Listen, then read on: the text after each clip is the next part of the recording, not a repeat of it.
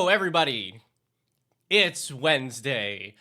And that, as always, except for sometimes and occasionally, means that we're doing deck techs. We got a nice lineup today. We have four decks already lined up, and then we may be building a deck after that for the show. Really appreciate everybody tuning in and doing the thing and blah blah blah. You know, if you want to get your decks teched, then just catch me live on Wednesdays, and you go to the link over there at Ko-fi.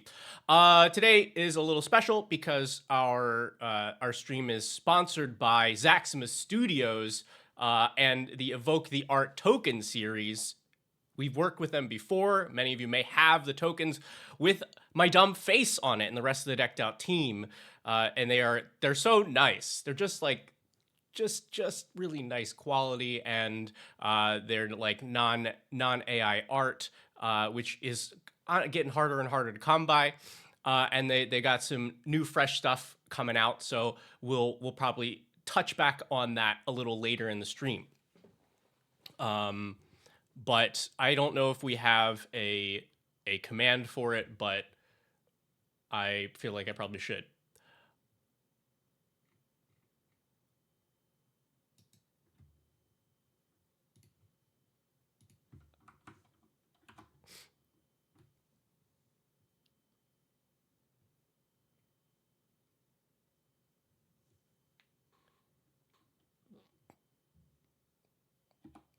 There we go. That's the thing.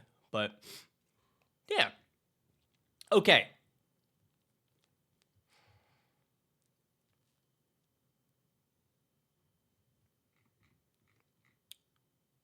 So first up, submitted by Cyborg. We have this is Kaith, famed mechanist. 4 mana. We're in Jeskai. It's a 3/3 with Fabricate 1, so it enters with a counter on it, or you make a 1/1 servo. And then your non-token creatures also have that ability, so they all enter with either a counter or make a servo. And then you can pay 2 and tap and populate or proliferate. Hey! And there's the man himself in chat, Mofo Silver. who many of you may know from a particular Nerd Girl clip.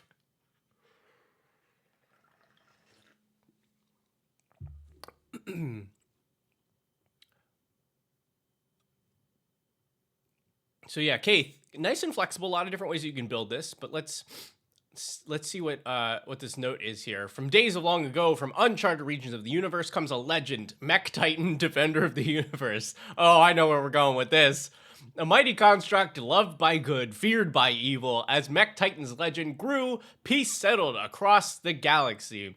On Kamigawa, a planar alliance was formed. Together with the good planets of the multiverse, they maintained peace throughout the blind eternities until a horrible menace threatened the galaxy.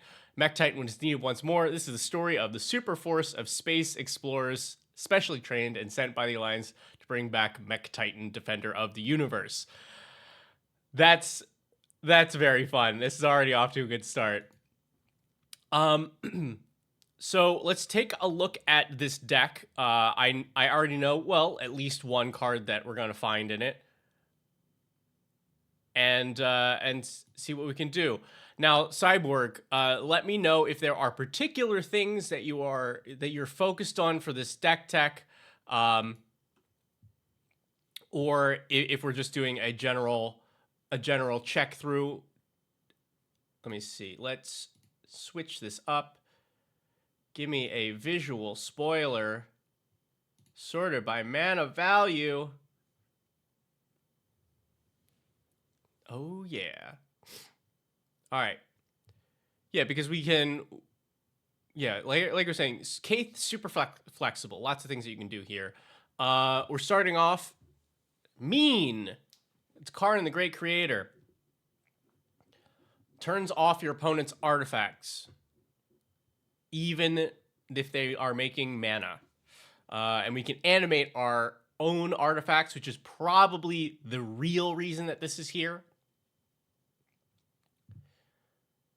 and then its last ability, tutors from exile. Okay. A lot of white creatures here with like little utility effects, drawing cards or ramping or gaining life. Which is nice because if you have cheap bodies, all of those are getting the fabricate trigger. Yeah. A little more card draw, a little more ramp. Delny is copying all of these triggers since these are all small. Does this, what size is Kaith? Kaith is a 3/3, so it does not copy, but I guess the only thing it would have copied would be the fabricate anyway. Tags are maybe useful. Classic white weenie strategy to assemble the resources to make Mech Titan. Aha. And then we use copy effects to turn all the servos into Mech Titans. Yeah. And card is needed to add the exiled Mech Titan core back to hand. Yes. Okay. I love that. Let's switch to tags.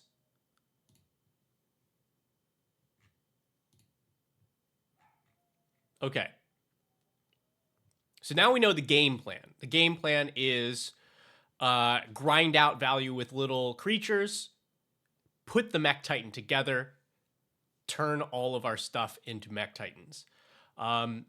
So we're copying it. We're making non-legendary copies because I believe that the token it makes is legendary. I should probably look at that first. Where's the Mech Titan? There we go, Mech Titan core. So this is the one. This is the card that the deck is centered around. Pretty cheap to get on board, but then you have to pay. You pay 5, you exile it, and 4 other artifact creatures or vehicles to make Mech Titan a 10/10 with flying, vigilance, trample, lifelink, haste, all colors, and then when it leaves the battlefield, you return everything that you use to assemble it. Cool. Yes, so it is legendary. So it is important because you notice up here where all of our clones or clone effects are also breaking the legendary rule. So yeah, legend rule doesn't apply. Copy that's not legendary. Legend rule doesn't apply. Yeah.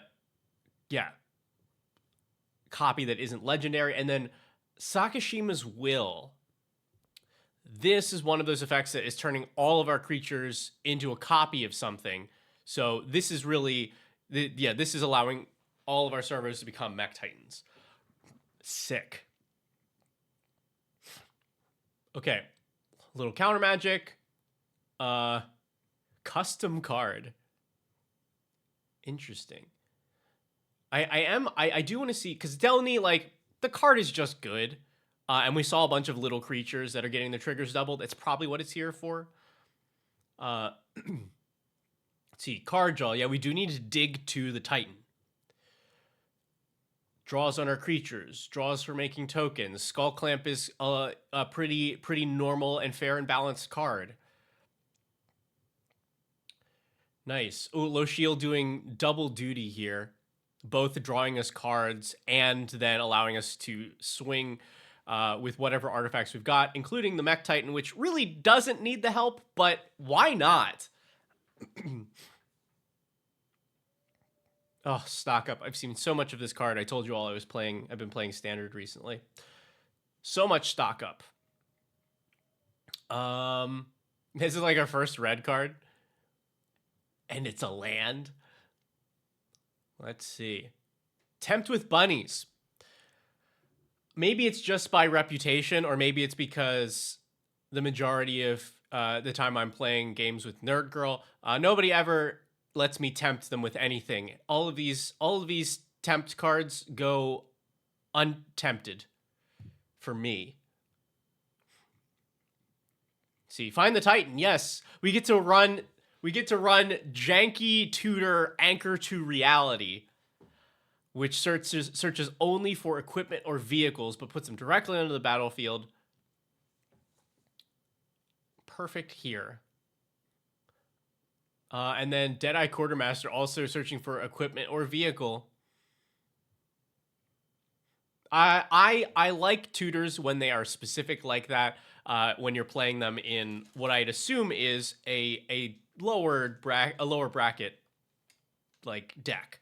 We've got a silly concept, and you want to be able to do the thing, but you don't want it to be like, well, my demonic tutor could get me the game-winning card, or it could get me the goofy thing I'm trying to do, and I have to actively choose to play worse. But this is perfect.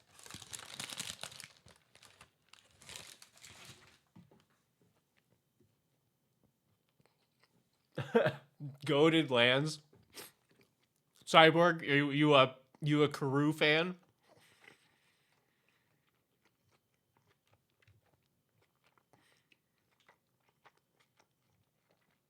It's very interesting that these lands went through a weird arc in Commander. They used to be like super staples. You put them in every deck that could possibly run them.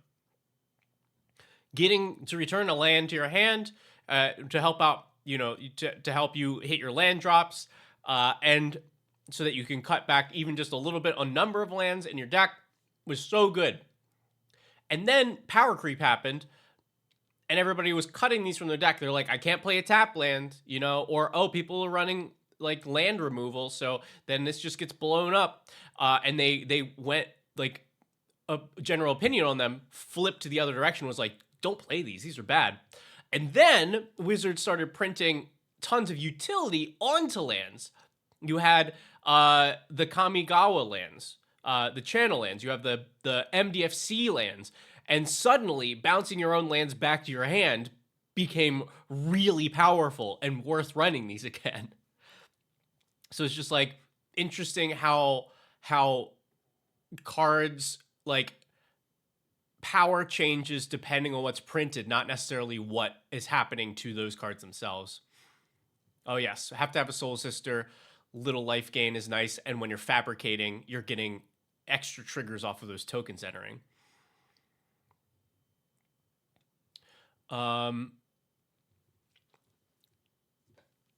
Yes, all right, lands. Do we actually have anything that's good for bouncing? Like, even sometimes just bouncing a cycling land, you just need a card.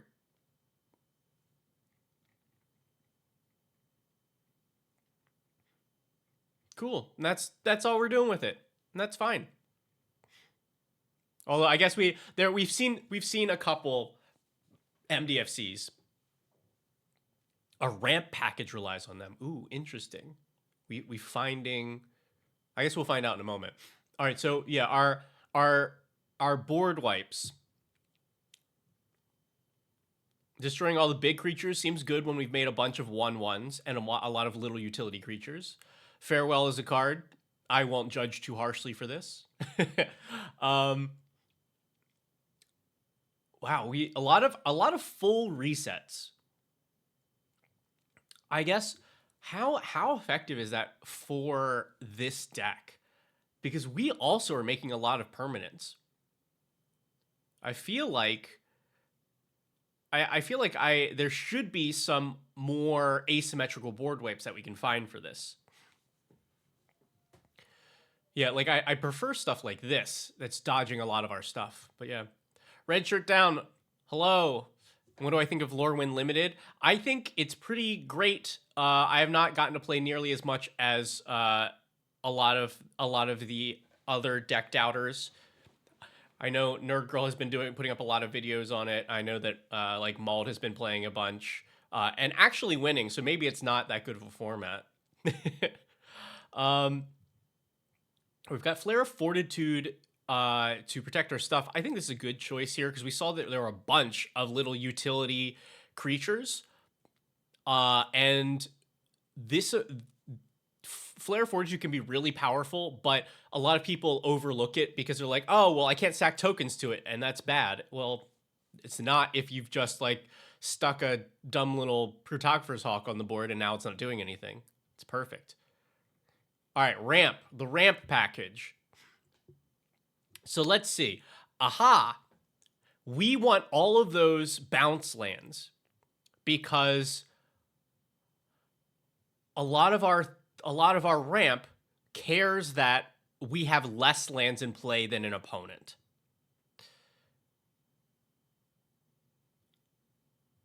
So bouncing our lands but not actually going down in mana is really important. That's all of these. All of these care. I get you. I get you.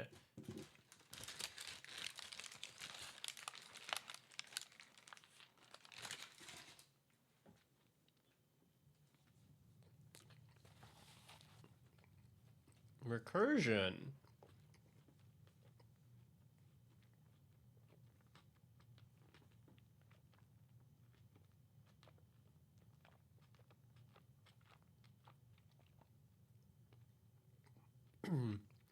I feel like I don't see Ascend It from Avernus played enough.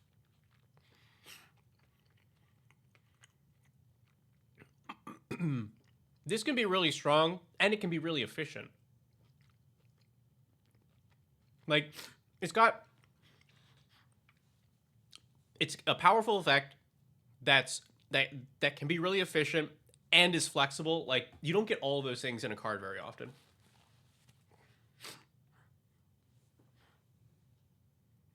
All right. Removal. This does seem a little light. We did have a bunch of board wipes. And the removal that we have does catch a wide range of stuff. Gift, Sync, and Stroke of Midnight all hit most anything. And then we have Lauren and Witch Enchanter. Hits artifacts and enchantments, which is a lot of things too. And then Sundering Eruption, which is just a banger. I love that. I love that card. Yeah, Timmy Toolbox. This does grab what? Like the majority of the creatures in the deck? All right. Cool. A lot of like artifact and token synergies here. Making a token. This is like the most efficient that you can for 2 mana. Hello, Otto. It's the hairdo, you know? We're making temporary copies with Saheeli. Oltec Matter Weaver. That's a nice choice here. Because we have a bunch of these little creatures, like a bunch of little creature spells. And once we've made a Mech Titan, like non-legendary Mech Titan copy, then this is, hey, every time that you cast a creature spell, then you're making another copy of that. That's great.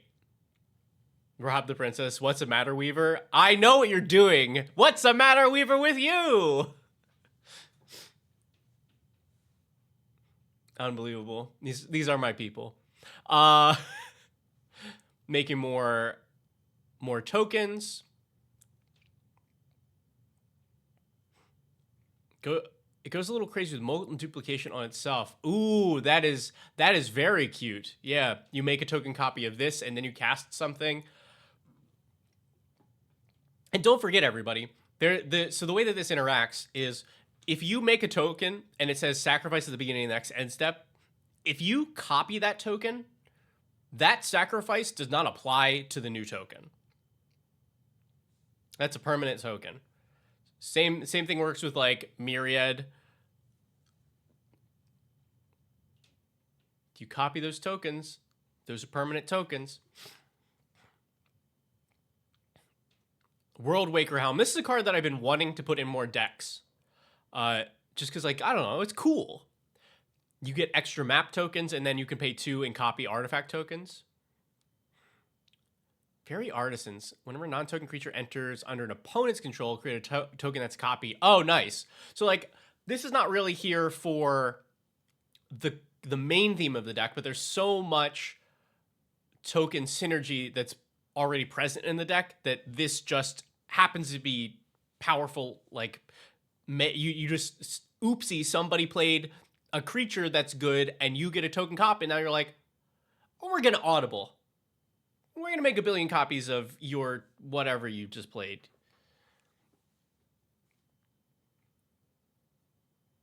Thousand Moon Smithy, very strong. What is it? The backside just continues to make more of these tokens, right? Yeah, anytime you cast an artifact or creature, you make another one of those tokens.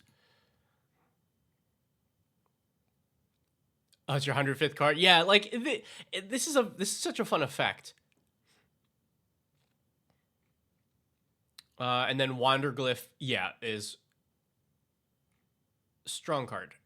Okay, this is great.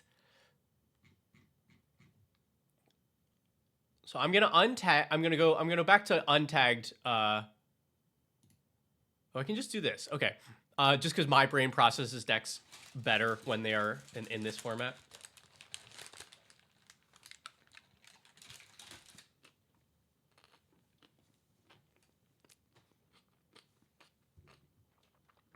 Yeah, I love a good theme.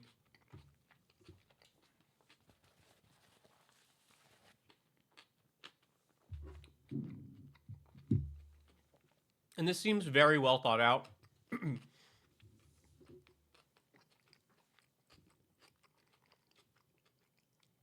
So Cyborg, do you have any particular things that you're focused on for this deck tech?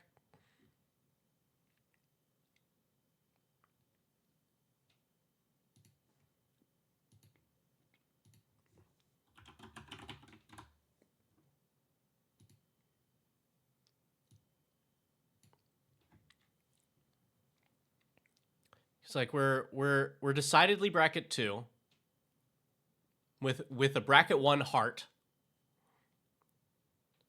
There's two main things. First, I do feel a little light on creature interaction sometimes. I feel you on that. And what's number 2? While I ask questions, it's a perfect time for me to enjoy my goon burger.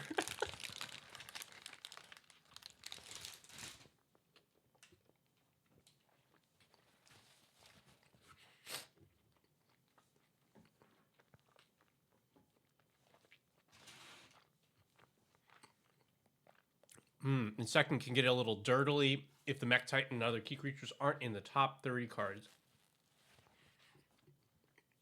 Okay.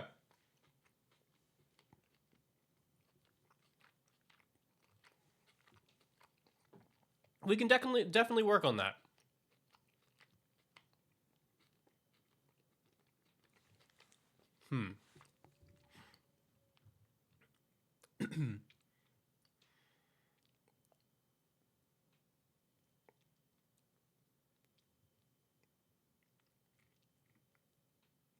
Yeah, finding room for removal feels like you have to cut the fun synergies. That's always the struggle, right? You're like, okay, well, the whole reason to build a deck like this is to do the fun thing. I don't want to then have to take stuff out for, like, you know, your bread and butter cards because they aren't doing the fun thing. Okay, well then let's see. I'm gonna give this a little play test. We love the Moxfield playtester here. I just want to see a little bit of how this runs. This seems like a real solid opening hand. We draw. I'm looking at this curve. I think I want, because if I draw another untapped land, I think I would do this. I would shock the Hallowed Fountain and play a Skull Clamp. On turn 2 means I can play a Plains and a Helpful Hunter and draw a card. Nice. We hit another untapped land. We draw for turn. Play a Flood Farm Verge.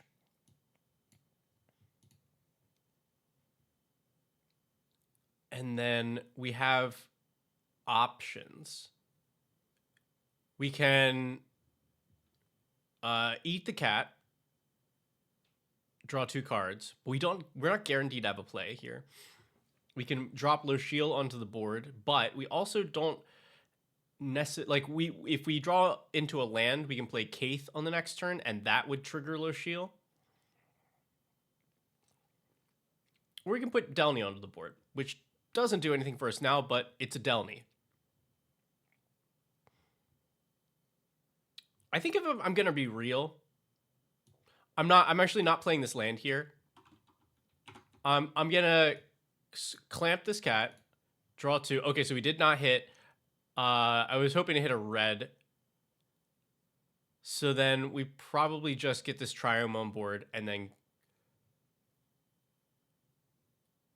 pass. Meaning we dump a card.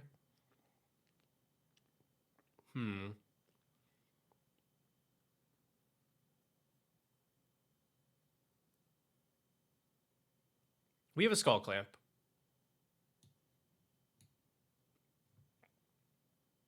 All right, draw. Hey, there's a Boiler Works. Nice. So this is turn 4. We can put Kaith onto the board. Or we can just Deadeye Quartermaster for Mech Titan.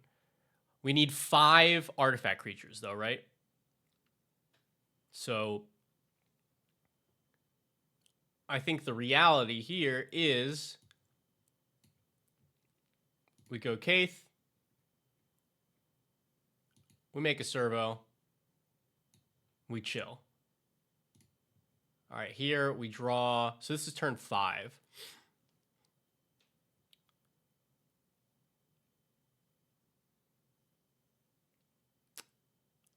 Turn 5, we'll have 5 mana.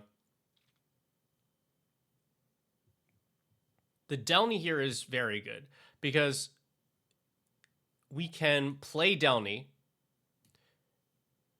It has Fabricate, so it will copy its own trigger. We'll make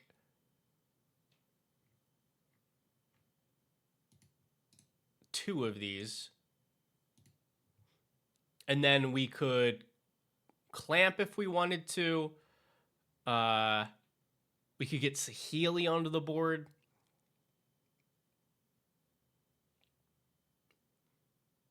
I don't think the Saheeli does anything for us yet.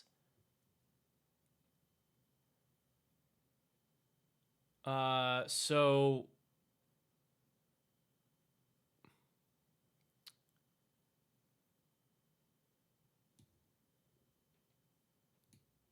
we can just use Kaith, make a 4th servo. I don't hate that option because we know that we can grab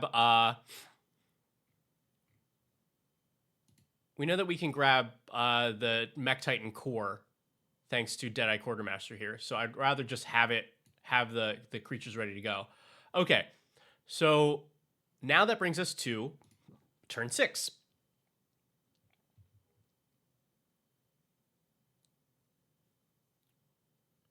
I think this one is pretty clear to me. You just go Deadeye Quartermaster, trigger double by Delny.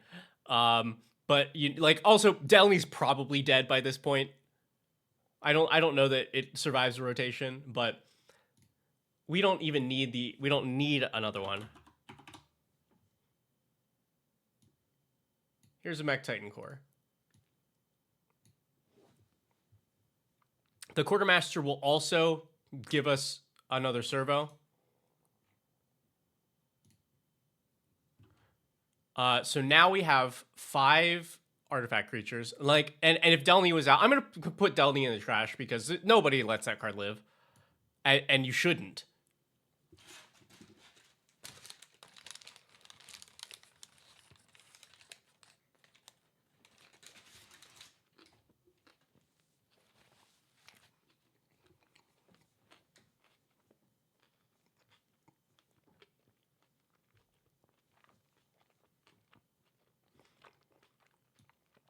We then play a Boilerworks, return a land to hand. Which means turn 7, we can Mech Titan core. We can do the whole thing. Oh, you need 4 others. Mech Titan and 4 others. So that we even did a little bit more work than we might have needed there. Turn 7. All right. Now I'm gonna do one more. I'm gonna do this one fast because I just need to.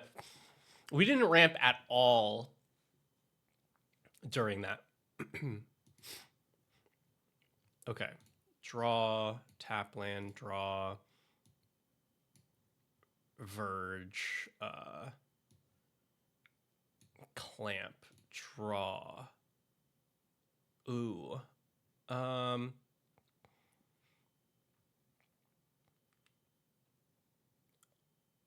guess we just do this and like tempt with bunnies. So we draw a card, make a rabbit. I think you. I'm gonna assume that it's my pods and nobody lets me get anything out of it. All right, so then draw. This is turn 4. We can clamp a rabbit. We can put a Thousand Moon Smithy onto the board. Or we can just play Kaith. Ooh, we can't play Kaith. We can play Kaith. We can play Kaith. We have to use the Sink into Stupor. I think that's the most important thing here. Play this. Okay, draw.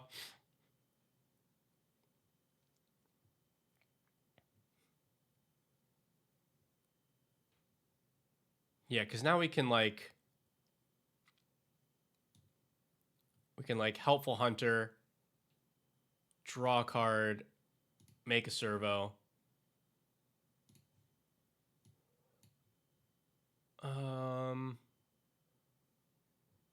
We have 1 mana left or 2.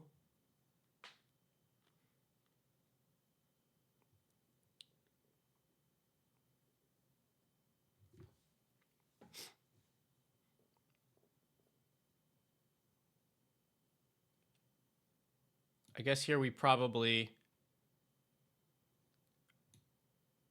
2 mana and our land drop for Innocence. That's true. Yeah, because I think if we clamp anything, we end up with just more than we needed. So here, oh, this is just X, right? Yeah. Use the planes here. Okay. Turn 5. Turn 6. Turn 6. Yeah, because now we're like, okay, we've got a thing going, but the only way we can get to the core is by start clamping.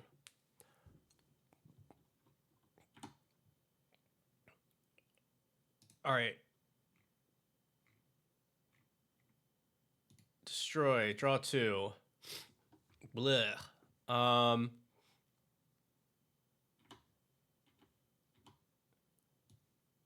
Graveyard. Draw 2. It's an Auton Soldier.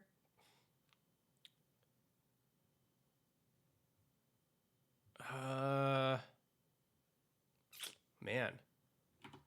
So we can go like 2. Play a Sun Pearl Kieran. That'll draw us off of Innocence. That'll make a servo. Like, that's pretty good. And we could bounce. I don't think there's anything we want to bounce here.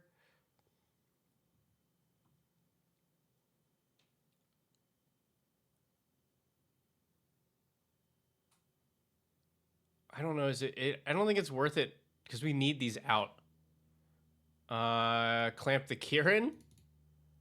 Draw 2 more. And then we still have a land drop, which does not matter all that much. Get red mana onto the board. Okay. We do have this Ascend from Avernus in hand. We've put like 2 2-drops in here. Kieran and Hunter. So I think I'm okay to... We'll pitch some lands first. 1...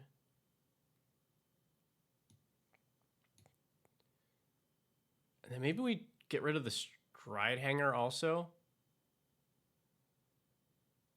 I don't know. We like kind of have a good thing going on board. It depends on like how committed are we to doing that thing. I think actually, yeah, I pitched the Stride Hanger here. 1, 2, 3. And then what, like 1 more land or something? Sure. Because then on this turn where we really need to be doing a thing. 1, 2, 3, 4, 5, 6, 7. This is turn 7.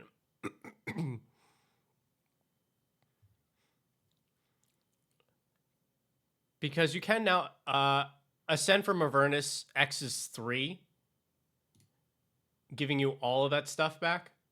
Okay, but this has been informative.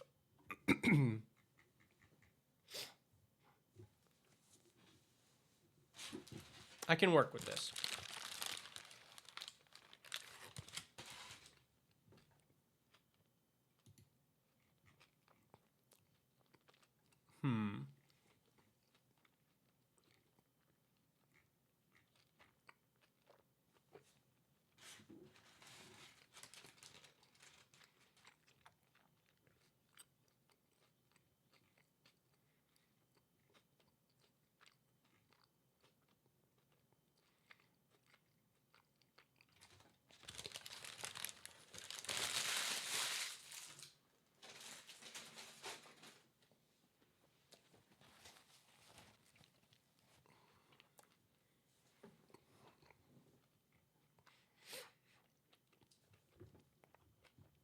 So, if we want to keep this, we want to keep the heart of this. What we need are little creatures that do the things that we're missing.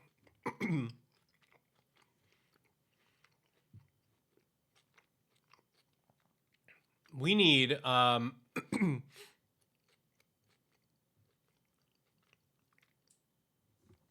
like creatures with ETBs that are doing what we need them to do.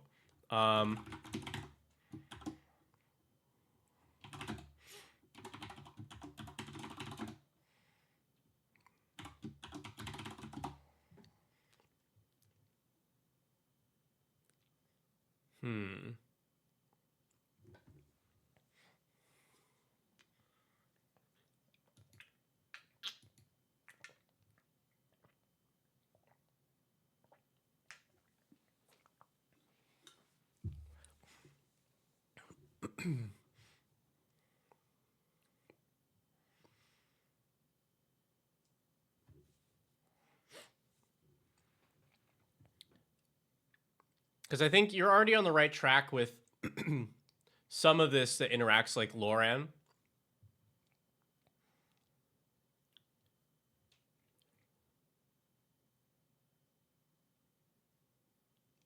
But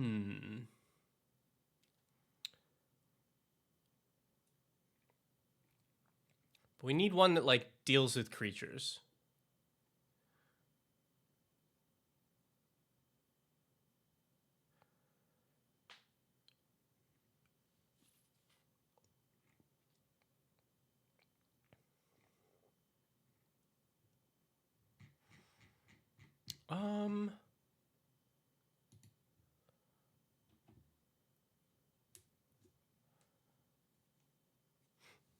I'm like trying not to recommend Solitude because that's really the thing.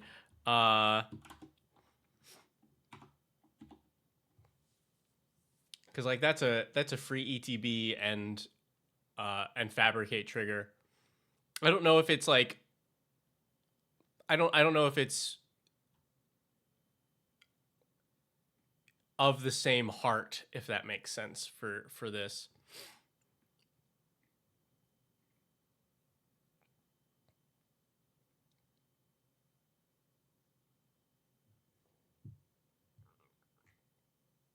Oh, you know what?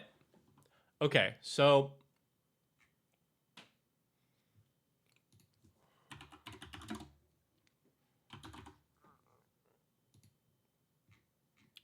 this deck definitely wants to be running Goblin Engineer.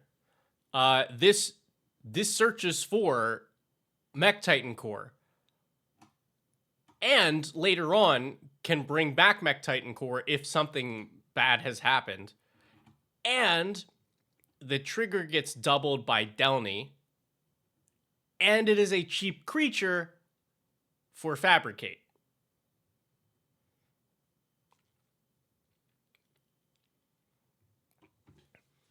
Um,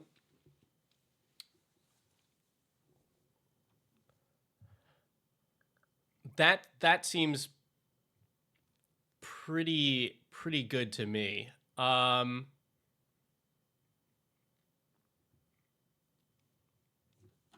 What's its name?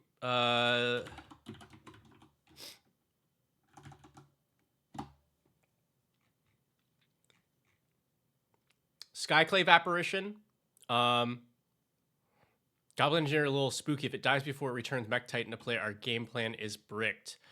That's true. That's true. Are there not any ways to bring it back?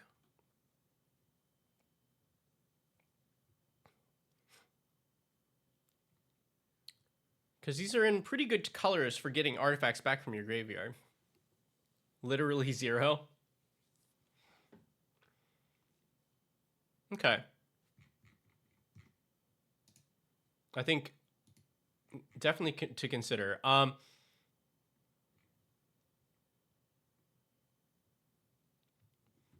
Skyclave Apparition. This seems like the kind of creature that deals with problematic stuff. You can hit creatures that are a problem or other permanents as long as it costs 4 or less. Doubled by Delny if you have that out. Gets the Fabricate trigger. Leaves even behind like a token sometimes if you do some weird stuff. And yeah, right. Airball has an XX Blue Illusion token in the Evoke the Art series that you could use this for.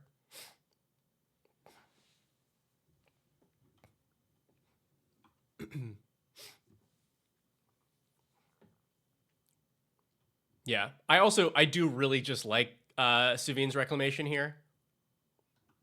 Like, all of your stuff is pretty cheap. It brings back so many of your important pieces. But I'm still like kind of on what other creatures help to fill the slot of I deal with stuff. Oh. It don't if you're we're Tribute Mage creature tutors for Mech Titan core.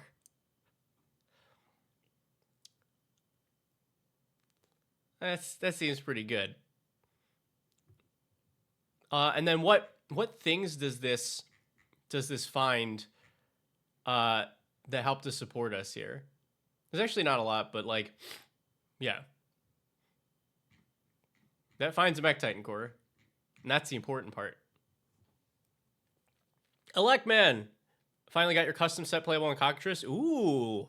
And nearly workable on Draftmancer.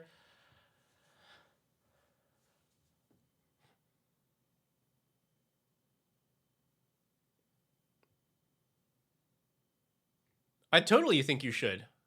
And like I said, as long if I can find some time to do it, then let me know.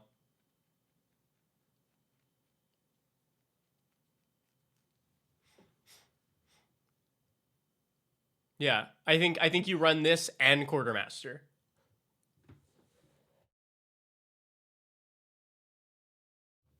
Because they're pretty specific. They don't have like busted things they grab in your deck. They just grab the core.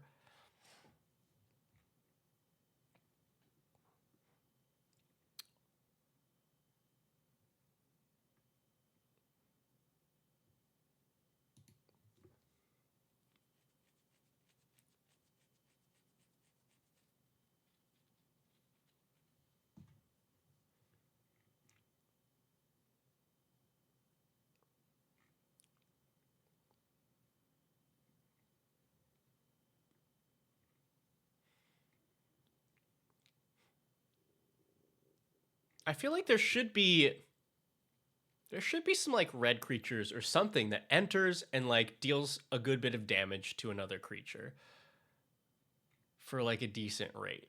But they're not coming to mind.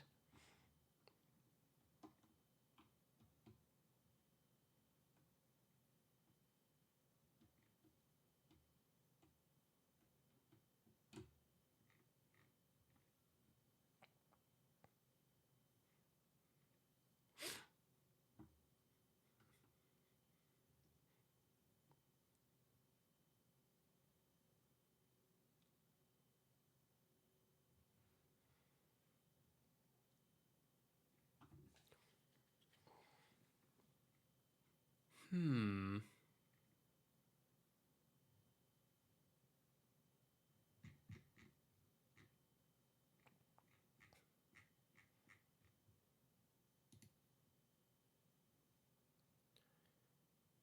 I All right. You will have to tell me because not everybody likes this card, but I really do. I think it's this one. Kiteso Larcenist. I personally am a fan of things that deal with my opponent's stuff efficiently, um, even if temporarily. And this is really good at that because this can hit a something for each player, an artifact or creature for each player, and then just turns them into treasures as long as it stays on the board. And so that can be a nice way to kind of to like slow some people down. And then you get the political tool of, okay, but if you try and blow this up, you're going to give two other people back a good thing too. My experience is that this works pretty well. And it fits the bill for all of that, for kind of what we're doing here.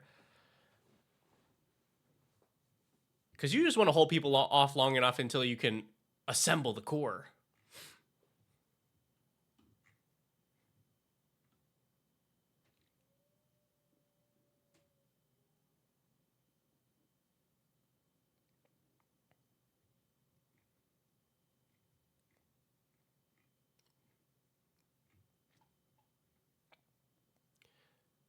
But I just want, like, I want a creature that enters and hits something with a hammer.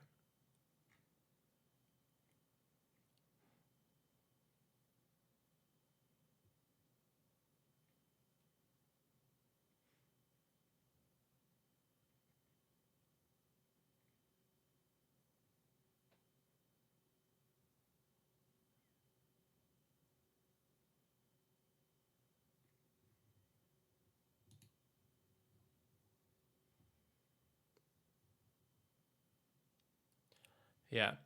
And like I said, this card is not for everybody. But I really enjoy what happens to a game when you play something like this. Something like this or something like Grasp of Fate. Because if your targets are smart, then you've solved like 3 problems for 3 mana. Uh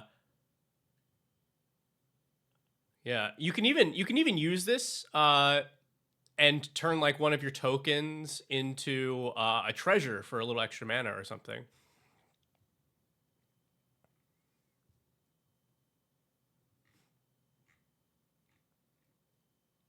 But like, what is the thing that just lets me blow your stuff up? What is it?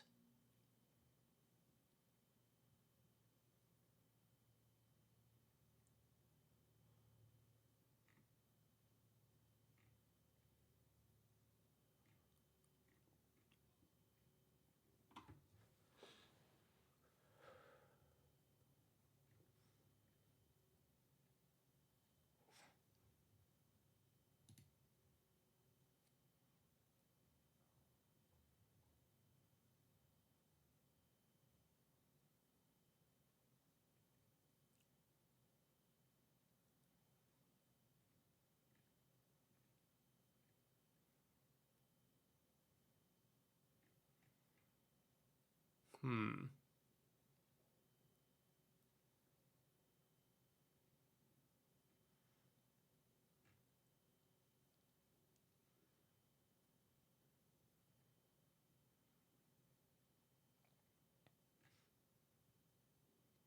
Yeah, I definitely thought this would be like a little easier to figure out.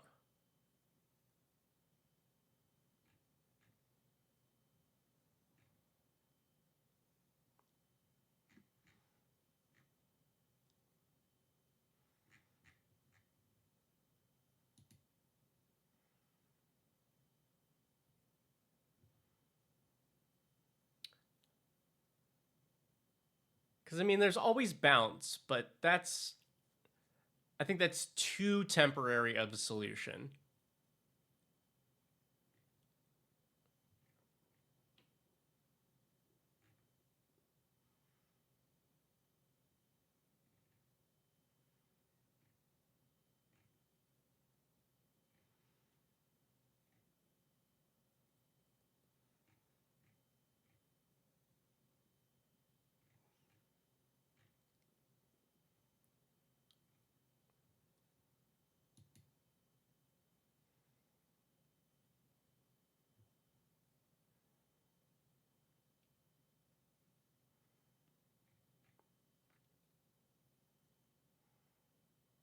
Okay, well, let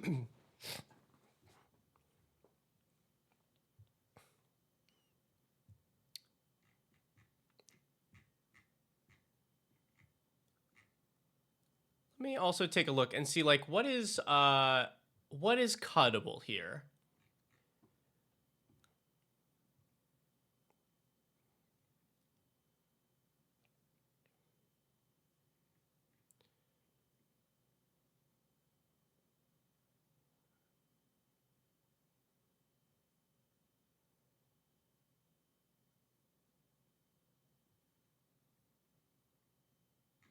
Oh, okay. Stock up, really good card. Really good card. But you can replace this with something that synergizes with your deck a little bit more. This could be like Thunderclap Trainer. This could be like Watcher for Tomorrow. This could be any little creature that digs through your deck as well. Yeah. Oh, yeah. Definitely attempt with bunnies. Like I said, nobody ever lets you do this, which is sad. Um, but yeah, this digs a lot, but I think if you put it on a body, that just like works with the deck better. And I think like probably Thunderclap Trainer is the best option in that slot.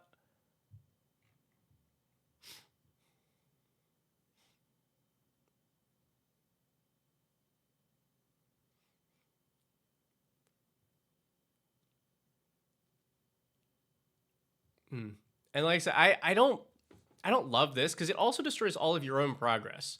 And like you really need a specific setup to be able to do this. I would not want to run this. Same for like Andu. Like not as bad because it's a land slot, but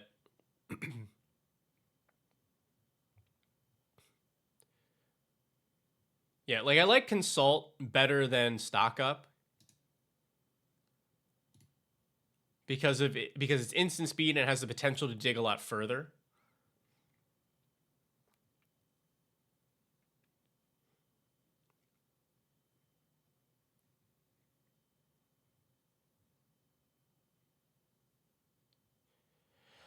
Dowsing Dagger.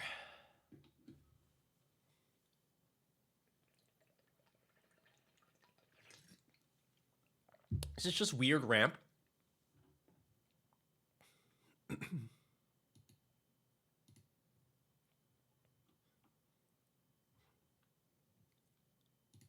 And then this gets to flip pretty easily.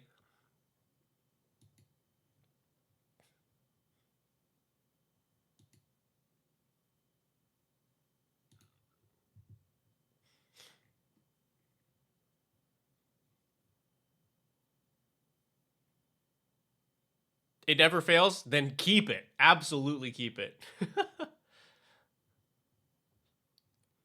I think Takacia's Welcome is probably better as do we have Welcoming Vampire in this?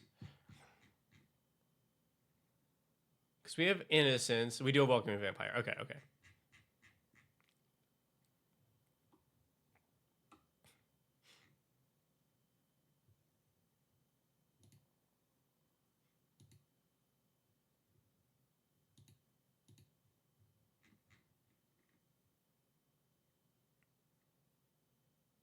Every copy of Welcoming Vampire. Yeah, see, I think it depends on your meta, because like I think in some play groups this is hot garbage, and in other play groups this is incredible. And if you're in an incredible play group, keep it. Um, hmm.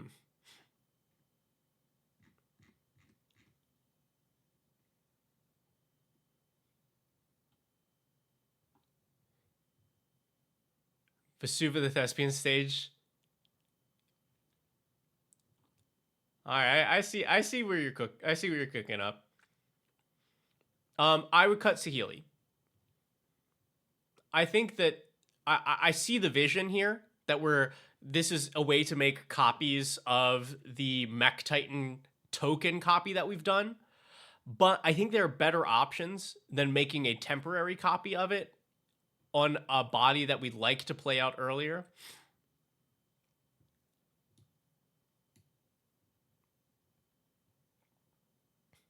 Remind me to come back around to that. I really didn't like this Sun Pearl Kieran.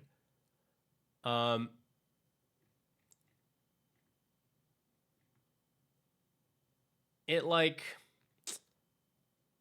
I don't want to bounce our tokens because we need those to assemble the core.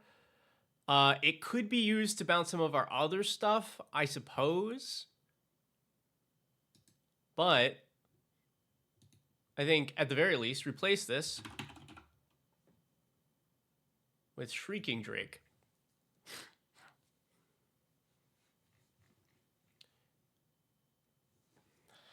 Shrieking Drake allows you to return your other creatures to your hand to get their ETBs again. Or if you have Kaith in play, Shrieking Drake can return itself.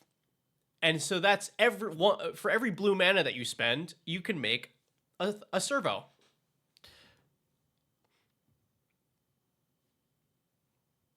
That's pretty good to me.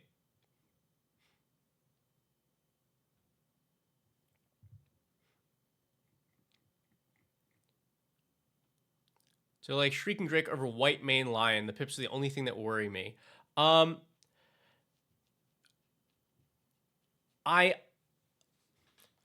For this, I prefer Shrieking Drake.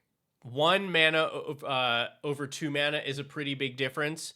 And even though White Mane Lion is instant speed, I don't think this deck needs that effect.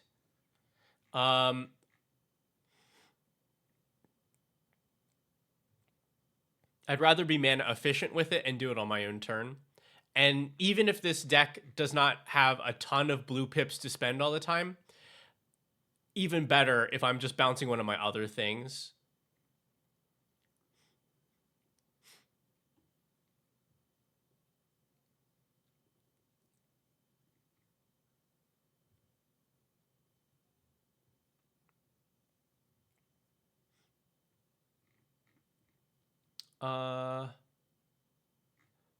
So Splitskin Doll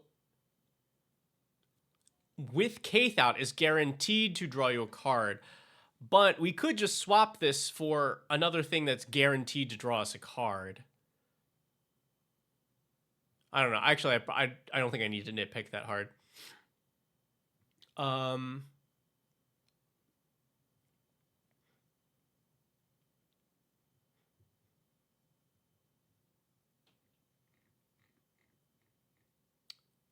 Weirdly enough, I think you cut Lochiel here. Here's why. The number of actual artifact creatures that you have in the deck is kind of low, which means you're only drawing cards if Kaith is out, which is fine. But and we don't really need to prevent all combat damage to attacking artifact creatures because the ones we'll be attacking with are Mech Titans. So I think this could be a better draw engine, or just not here.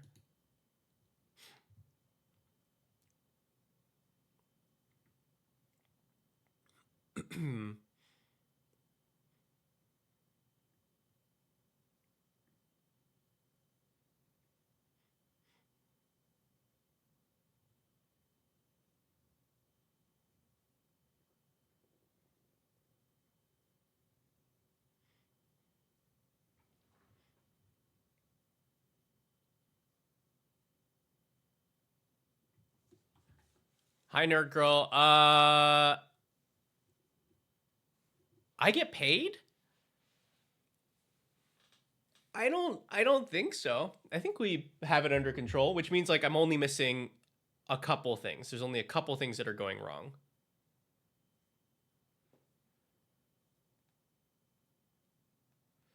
I just don't know what they are.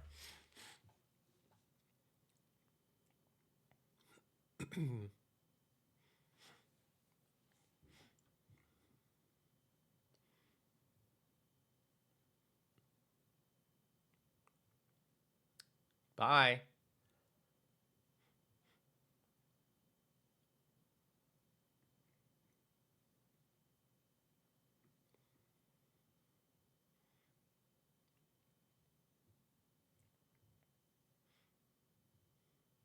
So what is this dowsing device here for?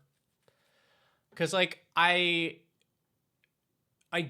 get that we are able to make a bunch of artifacts. Flipping it will be relatively easy. I guess like we're also counting this as ramp.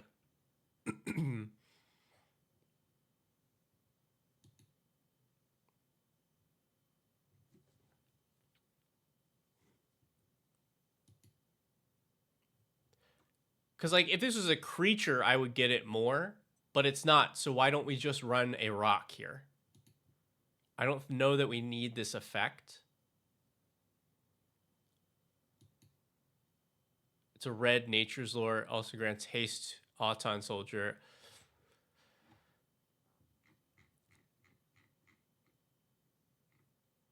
But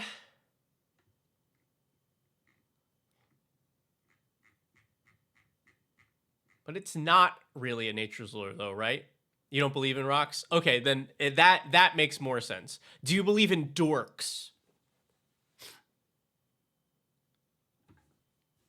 Do you believe in mana dorks in your deck? Because I still would rather this be like Ornithopter of Paradise. I want to be able to use that mana right away. Or like, you know, I want to be able to use it the next turn. Absolutely not. Absolutely not. Llanowar Elves are my favorite creature for my opponents to play. Fair enough. Okay. Then no rocks, no dorks. That does explain a lot of the building philosophy here.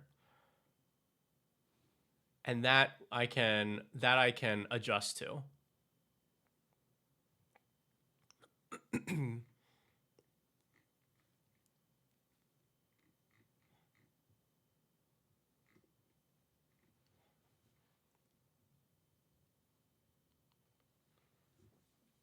Hour of Revelation Gamer, we cut that. I don't know. I'm just like, this deck still wants to put a bunch of stuff on the board. Like I would understand if this was more of a control kind of deck, but that hits so much of your stuff, even if you're not playing rocks or dorks.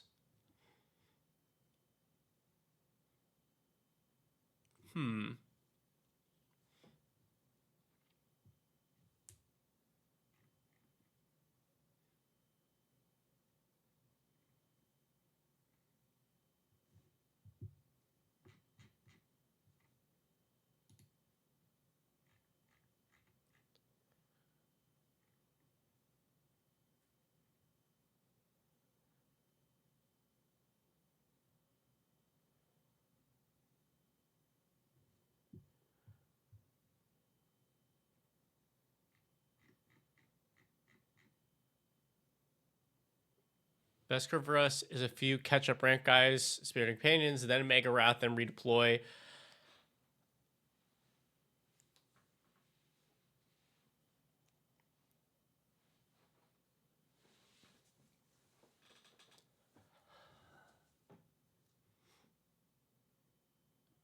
I don't like it.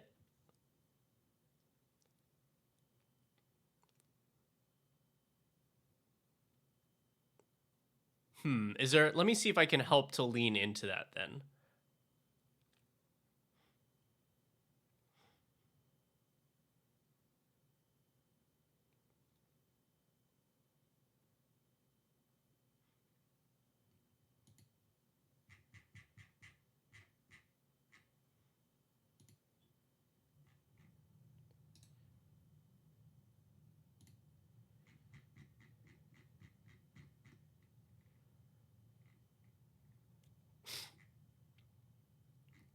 Because I am definitely not an Hour of Revelation gamer.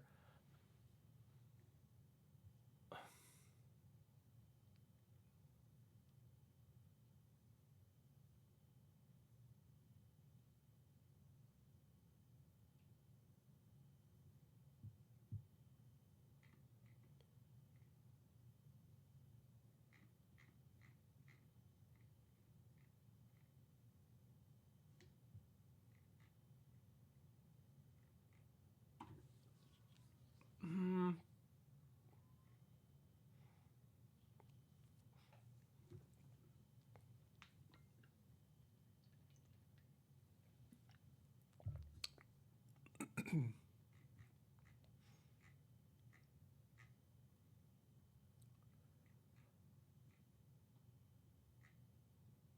uh,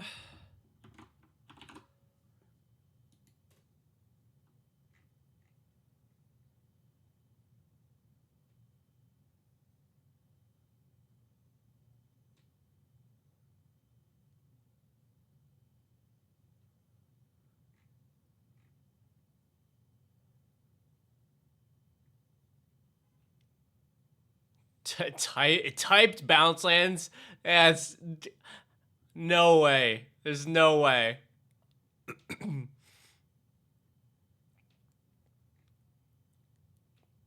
Yeah, it would break so many things.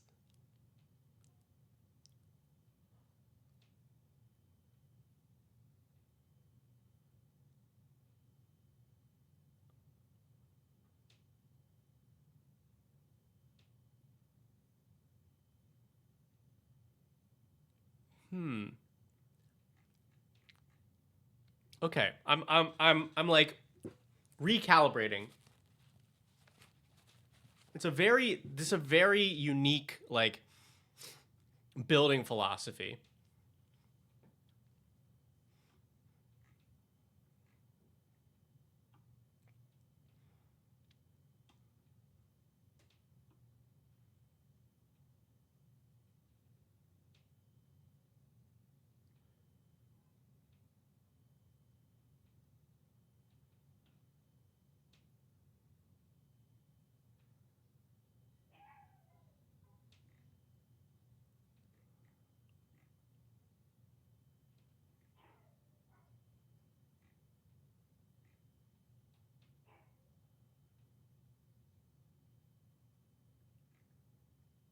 Hmm.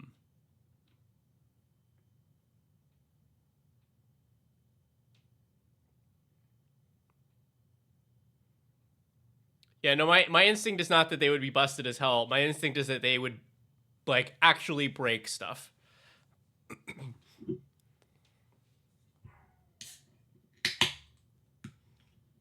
I think you can actually not print that.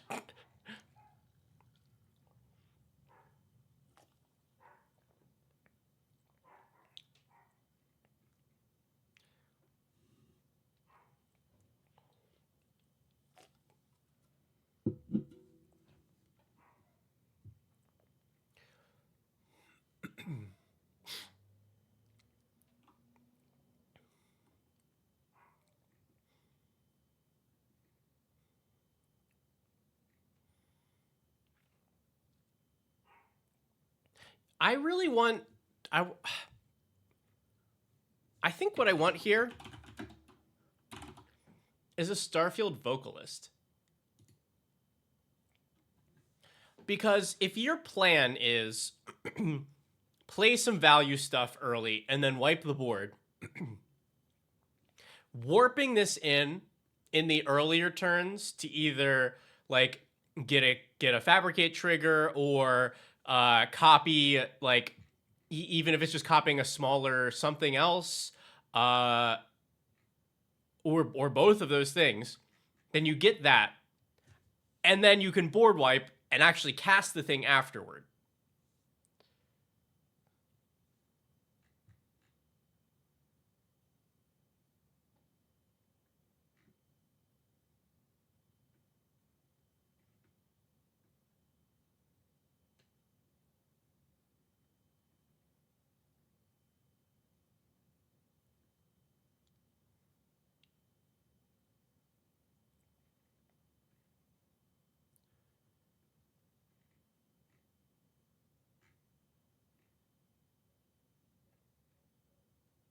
Also, the card's cool.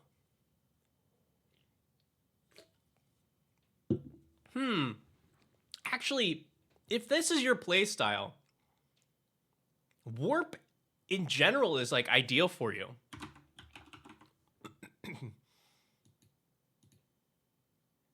If we look at like Halaya,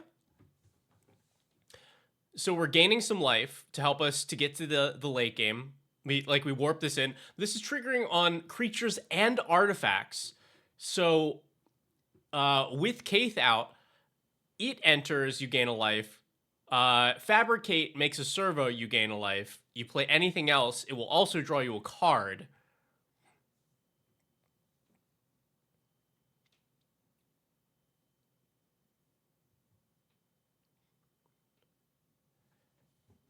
Like warp just makes sense as a I'm gonna get a little bit of value out of this earlier on in the game, and then my plan is to board wipe. So then it's just sitting in exile ready for me to actually cast it.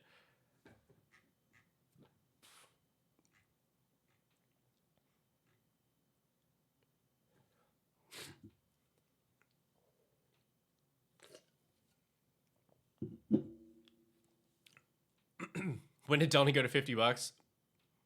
The card I should have picked up 1 million copies of it on day one.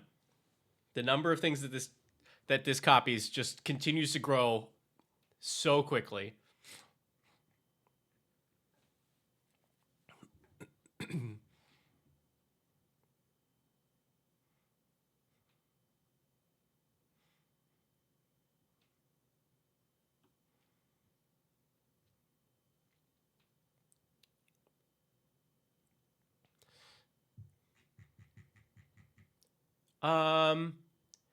What do you think then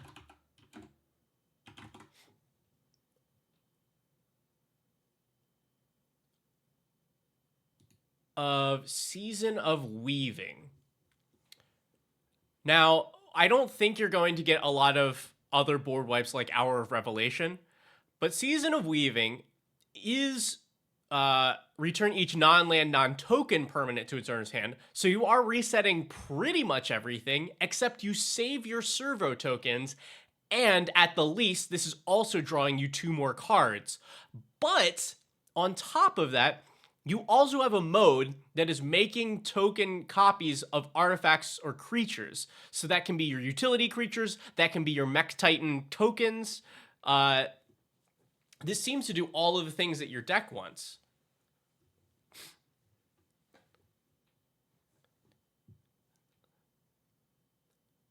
Like, if this is the game plan, then I really like that here.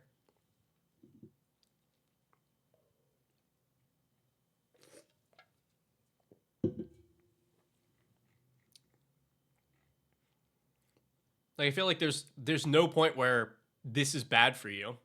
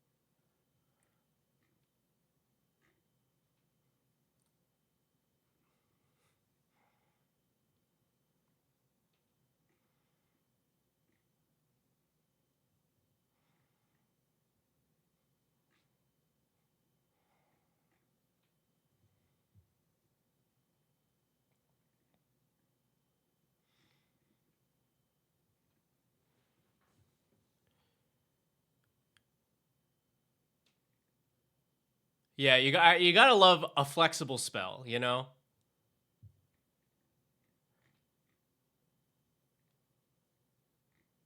It's funny because for a moment, my instinct was to recommend you cut 3 steps ahead, because this card is overplayed in Commander because of the different modes.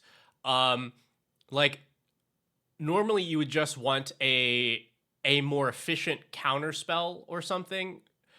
Like I would want these things separated out, but the fact that one of these modes is make a token that's a copy of something, that makes it well worth it in this deck.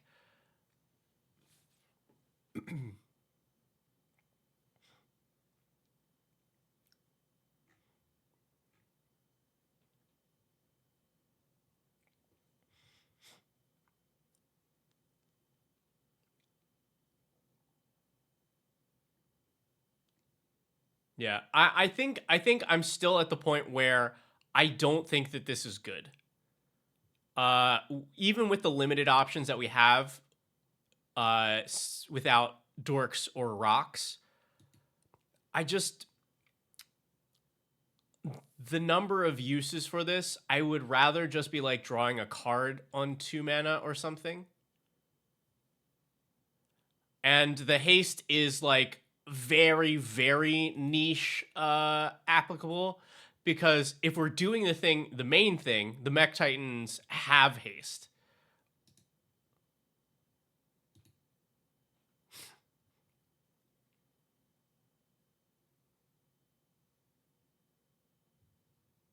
Elect Man, what kind of questions? Oh, because it's your post for after people have played your custom set.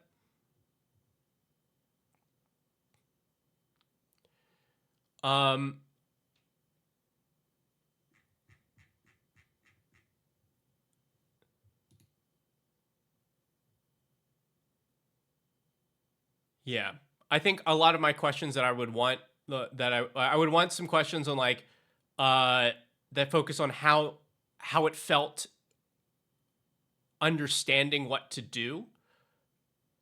Like because I don't know how much you're telling people ahead of time, like, hey, here's what the archetypes are, or here is like here's the focus of the set, or here's what here's how these work, or like here's combos and stuff. But if you're just letting people loose on it, then I want some questions about how easy it was for them to understand what to do, or how it felt figuring out like, oh, that's what the synergy is here. That's what I should be doing.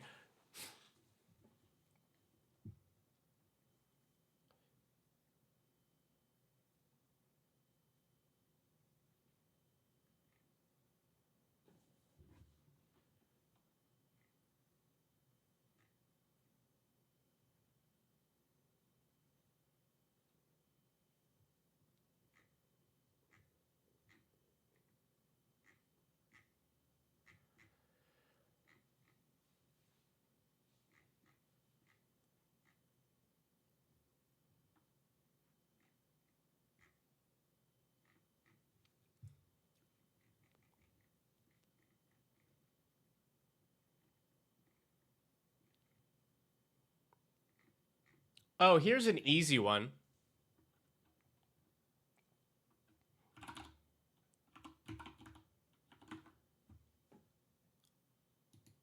I would definitely run on Monumental Henge here. Like, the number, you're not going to be using this every game, but it just seems like a nice quality of life upgrade, since it can dig for the Mech Titan core. Sometimes you just like you're in that position where, okay, well, I have not found the thing I want to do yet, but I need to let this board wipe rip so I don't die. Now everybody's like in top deck mode, and like it produces colored mana. It's usually going to come into play untapped, since you have planes and dual type stuff.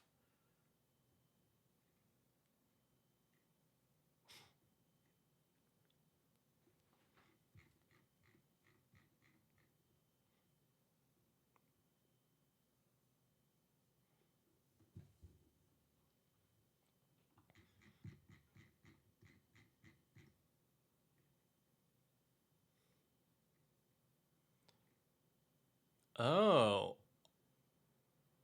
Also, we are missing one. We're missing the OG. Mentor of the Meek, creature you control with power 2 or less enters, you can pay 1 and draw a card. This is still very playable. Because this is not limited to once per turn, so it means that your Fabricate making a servo will also trigger this. Like, I like this better than Takasia's, since it itself is also a body. SFC. These are just Zenny. I wanted them in magic colors, but I felt like orange on the outside was a little too much.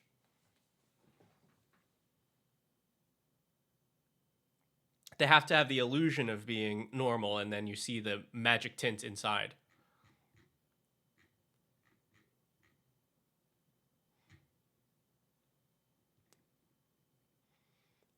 Oh, I think also, let me see. So we have this many of these.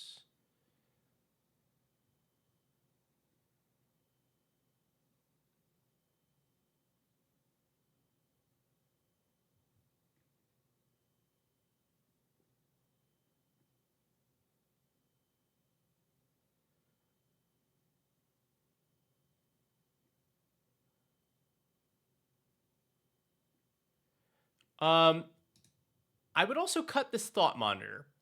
And here's my thought. This is another card that does not really function unless your commander is out and you've been also playing more creatures. In a dedicated artifacts deck, you don't have that problem because you just play all the stuff in the deck and it reduces this cost. But if we can't get our commander going, then this is just going to be expensive. Because like the number of actual artifacts we have is pretty low.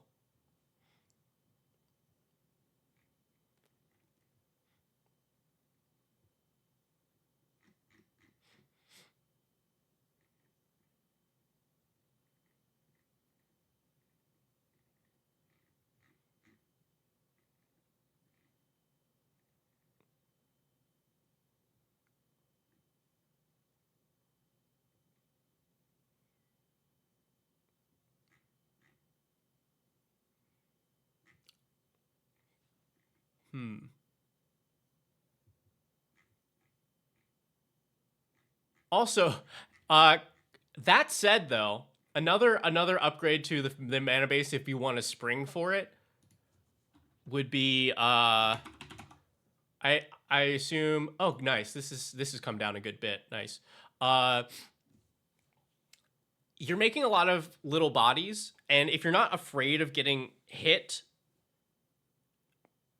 then kind of just dumping little bits of charge counters into Uthros means that once you unlock it, you have the potential to actually have the mana to really get, like, to just kind of rush assemble the Titan, Mech Titan all in one go.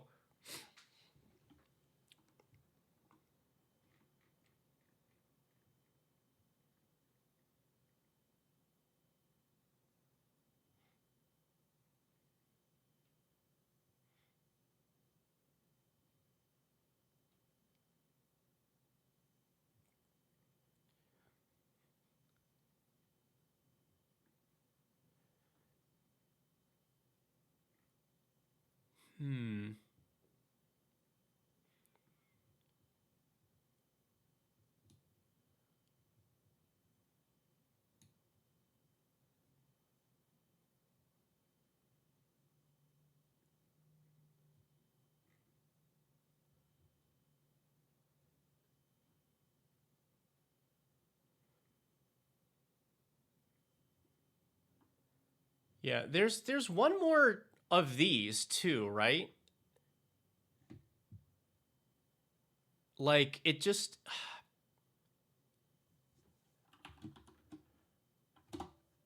it was in Avatar, right?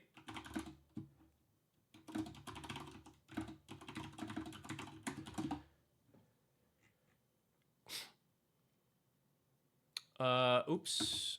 No.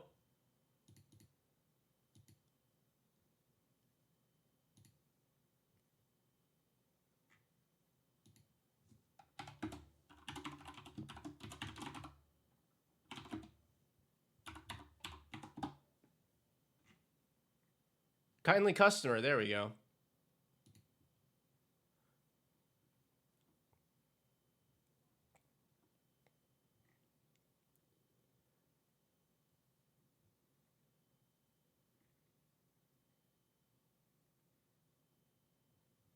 Yeah, you could like run Wall of Omens too.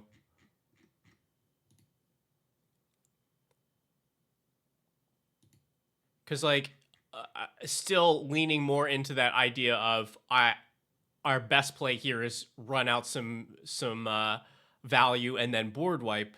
Is I want my stuff to be I want my stuff to be repaying me back the card that I'm losing.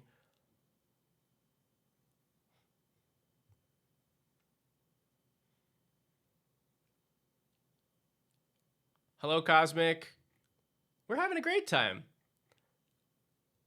This is a very unique deck. A fun flavor, a very specific philosophy.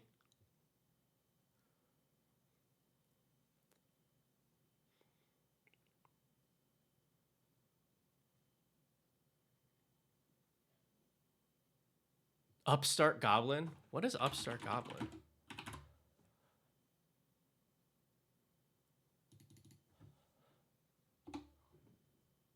I don't know what that is.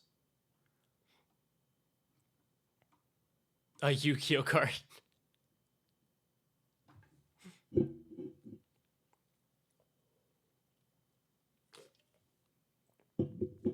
Your opponent 1,000 to draw a card. Oh man, I definitely would have played that.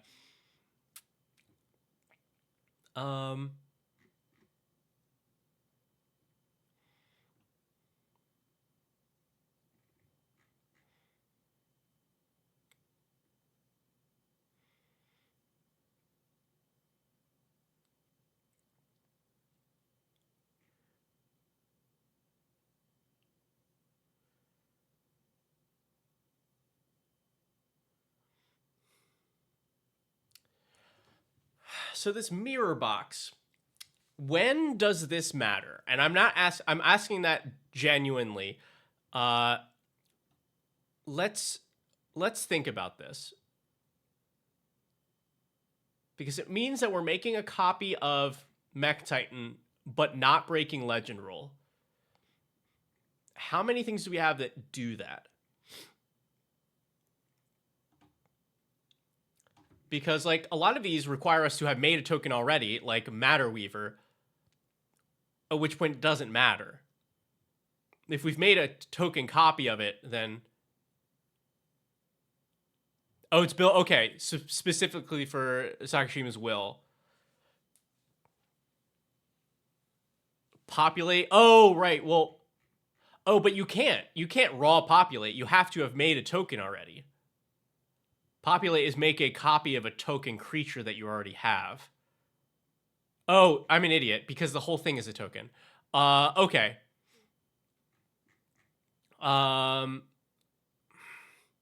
Okay.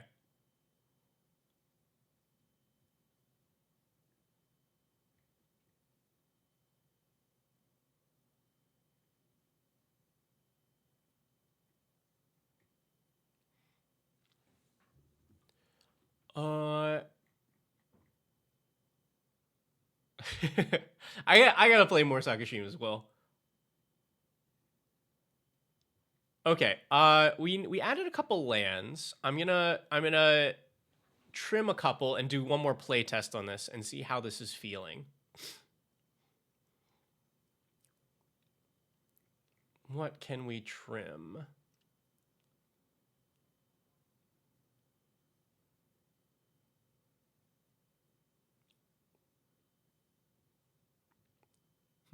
Why the Lotus Field?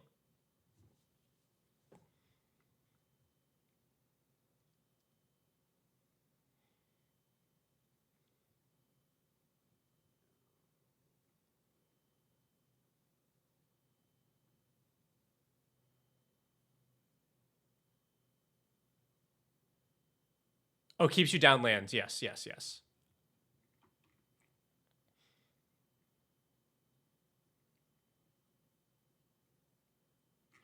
Are we actually drawing this many cards? What is drawing us enough cards that we need to worry about? Skull Clamp could.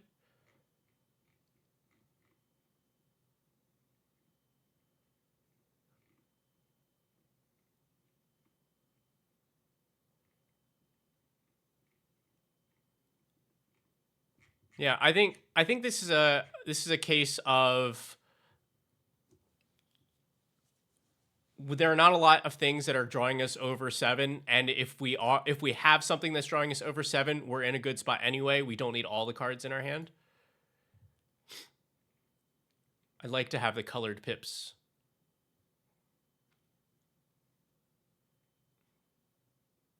Yeah. Oh, I'm not looking for better utility lands currently. I'm just trimming a couple lands out since we added like 1 or 2.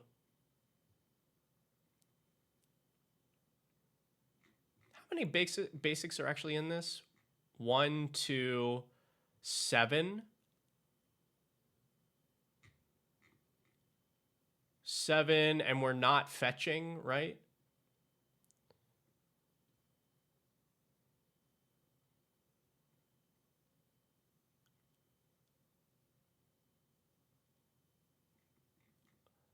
Yeah. Then I would sub these out. Yeah, no. I'm good with the basics being in the deck, but the lands that check for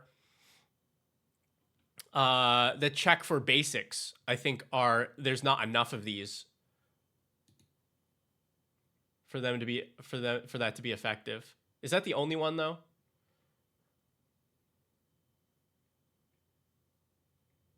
Yeah, that was the only one.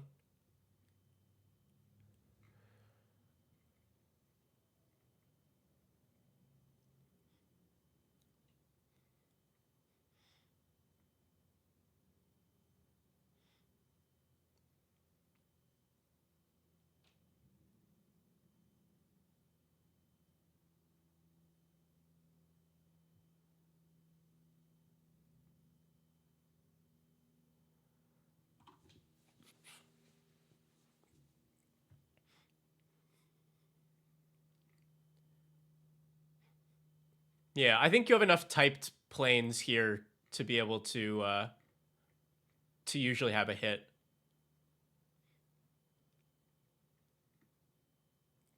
All right, and then your one guy fetches you deserts, right? So you have archway, pylons, scavenger grounds. Yeah, I don't think we should cut any of those.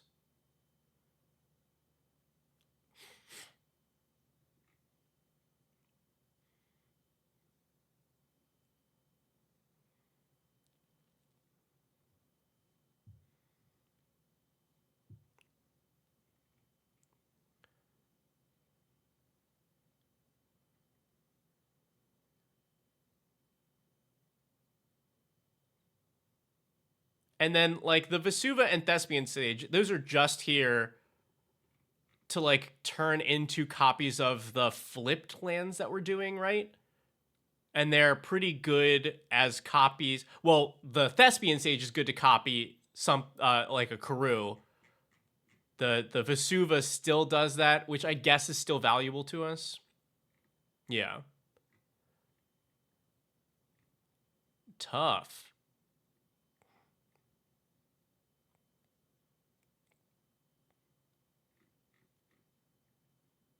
Hits a coffers pretty often. Yeah, because that player then definitely has Urborg on the field.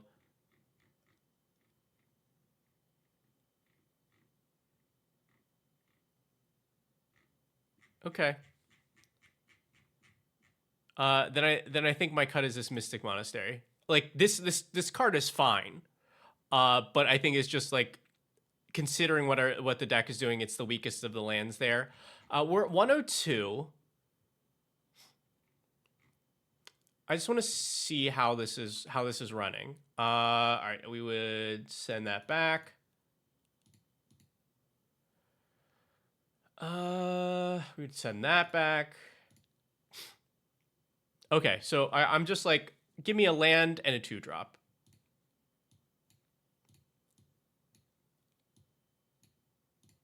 Draw. Turn 3. We can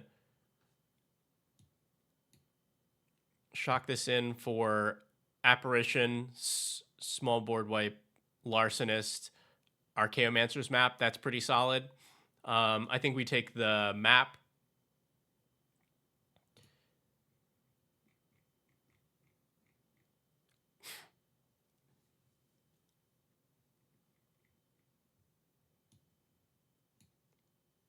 Plains. Cool. What ended? We will have to discard. I think we ambitiously discard this Karn and assume that we will not have to use it. Okay, right. So then we have 3 mana to work with, and we want to play the Lotus Field this turn. So this can, I mean, we still have the same options. We have lots of things that we can do here. We play a Lotus Field.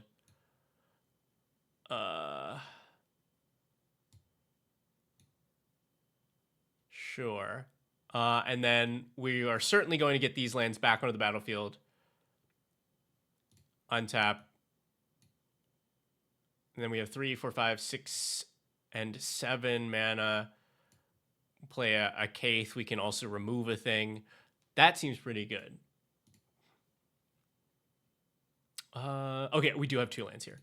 Draw, farmland, draw, island, helpful hunter, draw, turn 3. Ooh, we have a bounce. Do we care about that? No, not right now. We'll use it to bounce this back.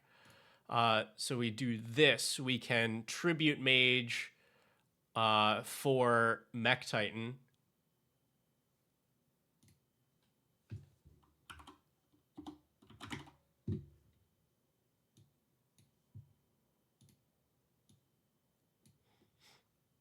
Okay. Turn 4, we're here.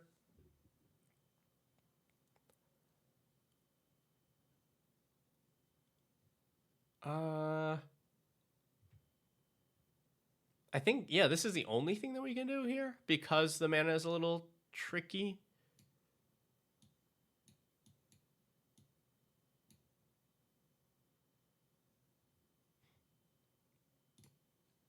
Draw. Man, we're painful. 3, 4, or 3, 4, 5, but no red.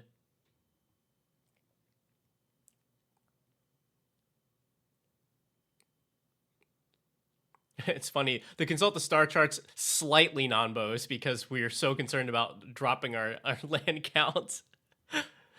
Like, the card's still good, but it is funny. All right, so let's just let that rip. Look at 4.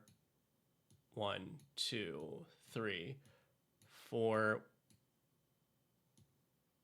I think we take this. I think I would have only played this for 2.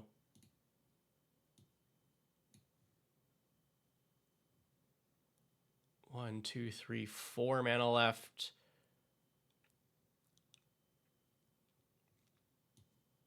Bang. All right, yeah. One more. Okay. Draw. This will put us a turn behind, but I think that is okay. Surveil. Yeah, I guess we keep this. Draw into it. Parlor. Soul Warden. Draw. This is our turn 3. Eek. Clamp. Will return. I don't think it matters here. I guess we have a lot more blue than we have red. Like, we could clamp the Soul Warden, but I don't think we do it at this point. All right, here we go. Nice. We can Vesuva the Boilerworks, but we're at 3 mana only. Here, I think I'm just putting this here. Farmland, also tap land. I think this is just going to the graveyard. All right. So on this turn,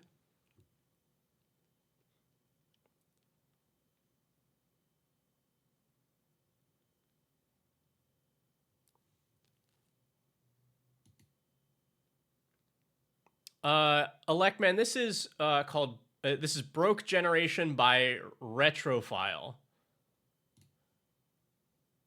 But yeah, this is probably just play Kaith, clamp the token. And we'll have to play an untapped land for this, for that to work. Cool. All right. Well, Cyborg, I feel like I could play around with this deck all day long, but I hope that this has given you some nice adjustments to it. I think it's a play pattern that I definitely struggle with, because I personally am not a fan of like the big symmetrical board wipes. But I see the vision, and I really love like this concept for the deck. And even if I'm not in agreement with like the no dorks, no rocks because of the wipes, that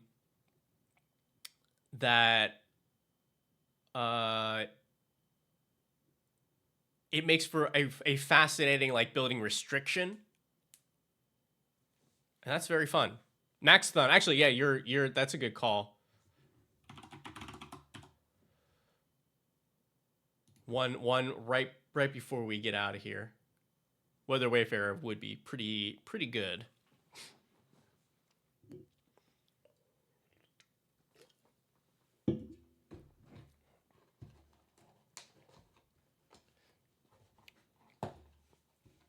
Man, yeah, I don't know. I'm a Weather Wayfarer enjoyer.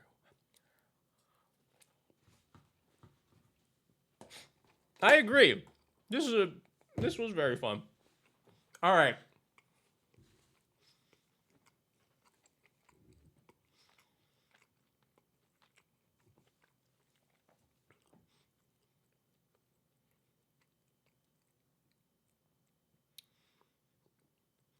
Are you here, mofo?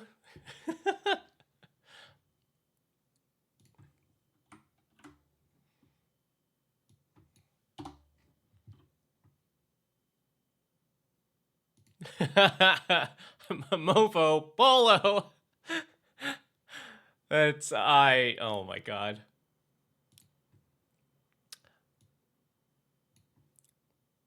But like I said, everybody, our stream today is sponsored by Zaxima Studios.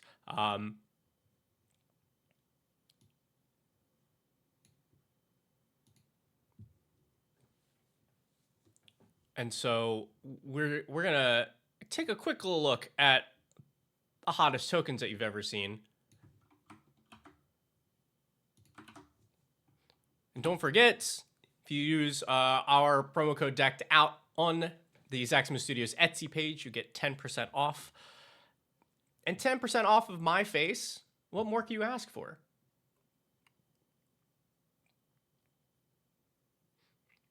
Hi, Elliot. I appreciate it.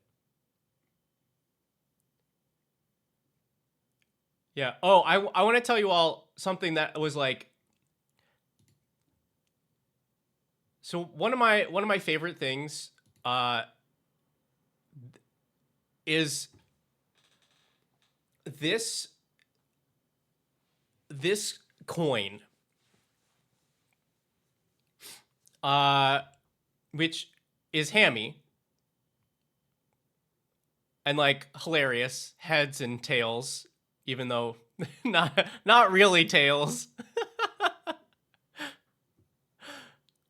But I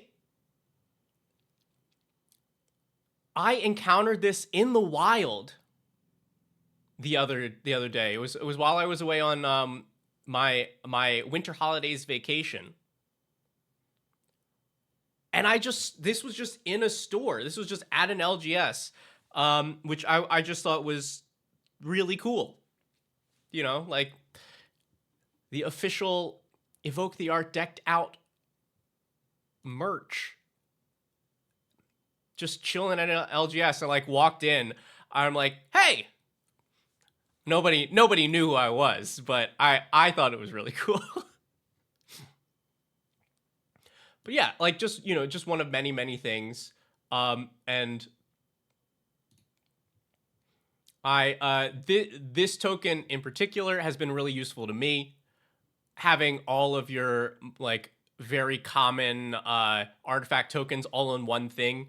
If you all haven't played me, I have a Third Doctor deck that makes an absurd number of treasures, foods, and clues. And so having something like this to be able to track all of that like really conveniently with also this nice art is very helpful while I'm destroying people with a massive old man. HD, yeah, Hammy's famous now.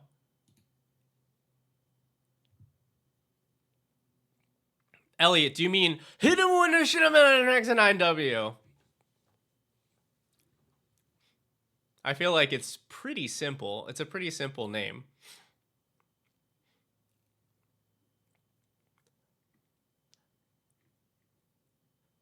But yeah, just like if you're fans of nice tokens or you're fans of decked out or you're just a fan of supporting us, then you should check these out. You should check out Zaxxon Studios and the Evoke the Art token series because they're constantly coming out with fresh new tokens for everything that you might need. They look great, they feel great, and sometimes they have my face on them, which is really the most important part, right?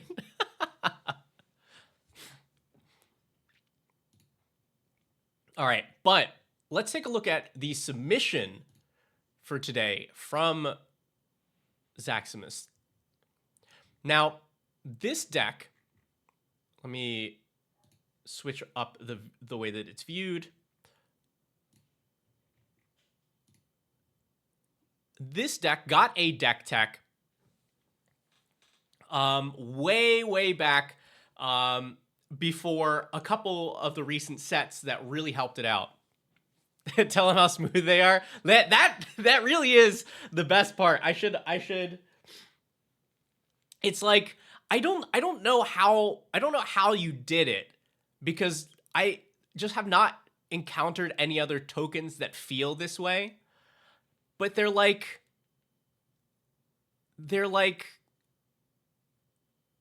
velvety, but they're not fuzzy.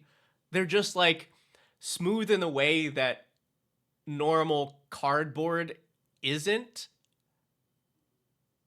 I don't know. They like feel fancy in a way that I don't understand. Is maybe the best description of them. I'm like, ooh, I can tell that these are nice, and I don't know why.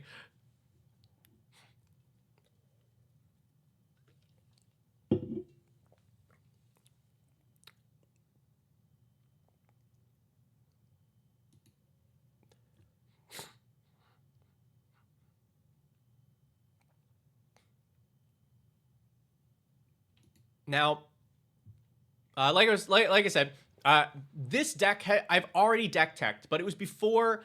I think it was just right after Final Fantasy had come out, so we didn't have Edge of Eternities, we didn't have Spider-Man, we didn't have Avatar, we didn't have Lurwyn, obviously. So it's Yuna Grand Summoner. 4 mana, a 1/5, taps 4 mana, and then when you use that mana ability, it sets up a trigger where the next creature spell that you cast enters with 2 additional counters on it. And then whenever a permanent you control is put into a graveyard from the battlefield, if it had 1 or more counters on it, you may put that number of counters on target creature. This deck is specifically counters focused. We're doing stuff with counters. The goal for it is to be bracket 3, but like we are not losing a bracket 3 game. This is a bracket 3 powerhouse. We're trying to make it as good as we can within those confines, and we're not worried about budget. And one required card, which I would not be taking out anyway, is Zach Fair, because namesake. I never built the last one that was deck teched. Oh yeah, because immediately you had stuff that came out. That makes sense that you didn't build it exactly that way, because then those sets came out back to back to back, and every single one of them had counter stuff. How are we feeling? Should you add more decks? Let's see. We've still got 2 after this, right? We've got Cecil's, which I have not put up here yet. We have Reds.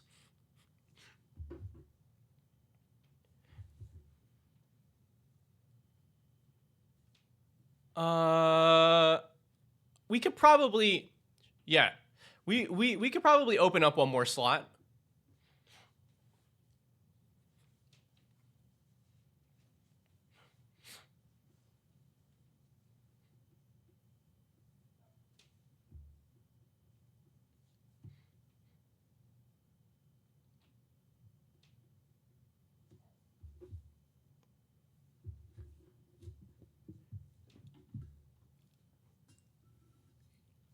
Yeah, this is only the second. I gotta get a real camera stand for this, because the random boxes that the camera is sitting on specifically block the clock on the monitor. So I can't see how long it's taking me to do things.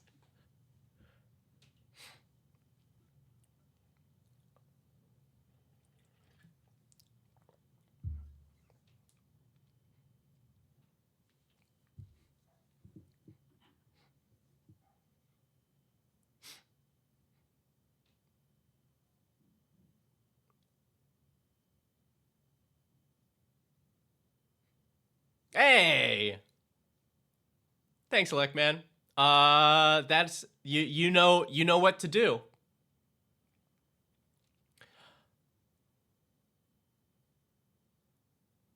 Yeah. Also, Nerd Girl, can you add like a medium-sized tripod to the wish list? Because it would help to have this thing on. It's just like sitting on like a $2 tiny tripod, and then on top of like some random cardboard boxes. But yeah, I can't see the clock.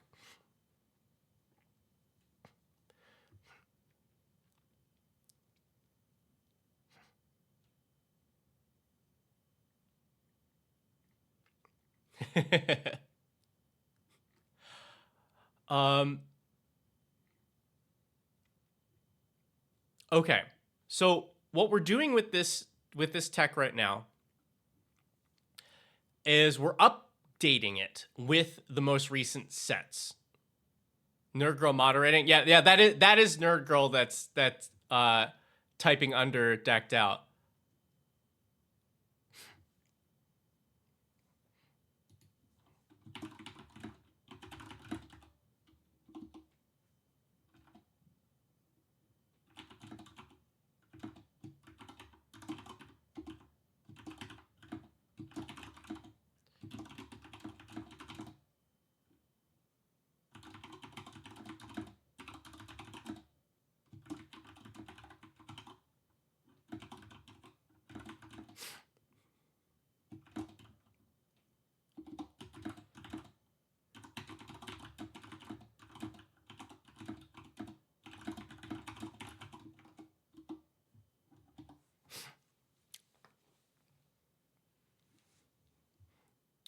Let's see. I'll give you some input, no guarantees, but Agatha or Mardu Graveyard. Ooh, okay. So like Agatha Commander or Mardu Graveyard. Man, I haven't thought about Agatha as a commander for a little while. I'm kind of fascinated.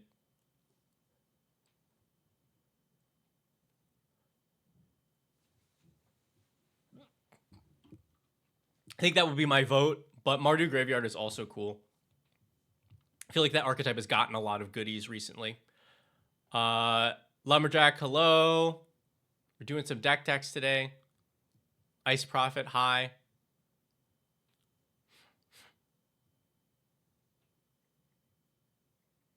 And I do think that that's some very kind words in the chat, Nerd Girl. Thank you.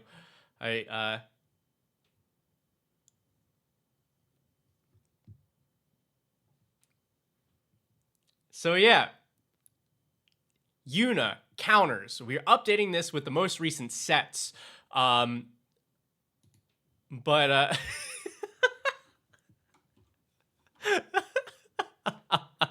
I don't know. That's then who is it that's typing right now?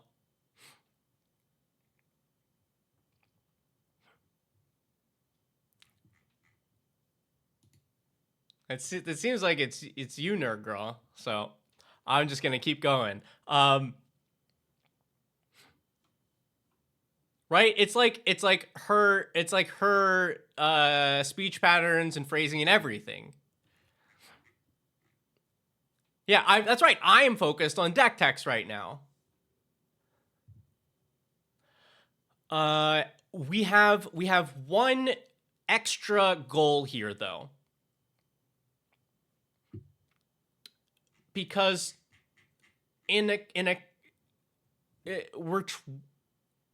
Agatha's Soul Cauldron is an absolutely busted Magic card and so much fun. I love this card, and we are going to try to add a little extra to be able to play it more consistently in this deck.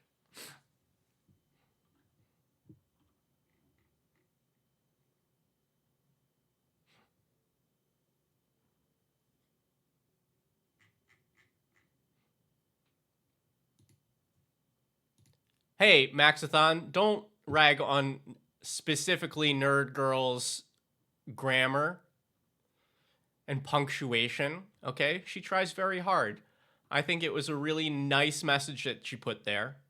We don't need to point out that she added an apostrophe in that shouldn't been have, or whatever.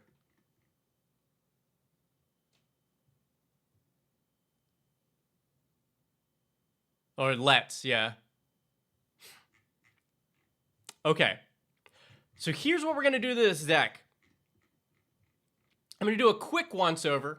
And then I'm going to show you what I think could be replaced here specifically, because there's so much. I also have a couple honorable mentions of things that, like, I wouldn't be upset if it were in this deck, but just barely didn't make the final cut for me.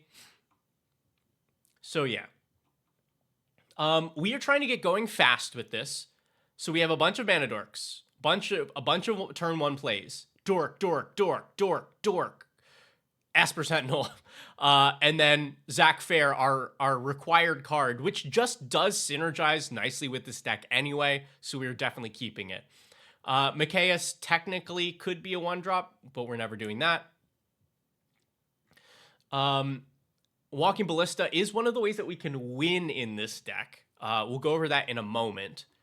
But also the card just nice and strong, especially even if you're playing it like quote, quote, fairly. If you can keep putting counters on this, then it's good anyway. Yeah, I also think Mikaeus is really strong, being able to like put a counter on everything, and as long as you're able to then continue to put counters back onto it, really good. We have some things that care about counters being put onto them, like Basking Brood Scale to make spawns, Dusk Legion Duelist drawing cards, Incubation Druid making more mana. Then some stuff that just likes counters being like Polywog Prodigy. The bigger that it is, the more cards that you're going to draw off of it. You know, Bristly Bill is just like a super overtuned card.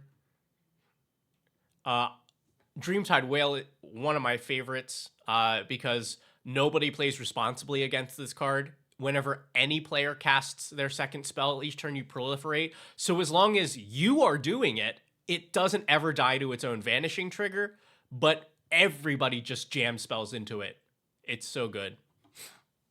Yeah, do you pay the 3? Exactly. So like that's I love when like generically good cards or commander staples actually synergize with what the deck's trying to do.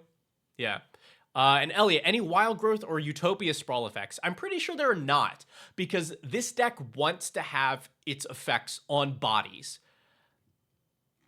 Because we have so many ways to add counters or proliferate or do, or, you know, that any little bits of stuff that we're putting onto non-creatures, we're losing out value where that could have been a creature that's causing problems for people.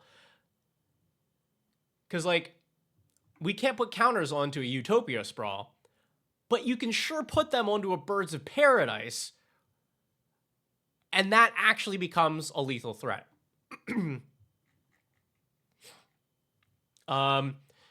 We have some stuff to increase counters. We can get our creatures through with Champion of Lambholt. We can ramp with counters. We have, you know, ways to proliferate. We have ways to draw cards. Like, counters really do everything now. We do have a little bit of ramp tied to lands, and that is only because this is efficient and helps to fix our mana. And we already did have some of the better 2-mana dorks for this archetype. Bloom Tender, just because it makes a bunch of mana. Incubation Druid. You'll notice that Gyre Sage is not here. I think it may have been in the original version, but even if it wasn't, I don't like Gyre Sage here because I want to be able to use that mana right away. And Gyre Sage does not actually tap for mana until you put a counter onto it.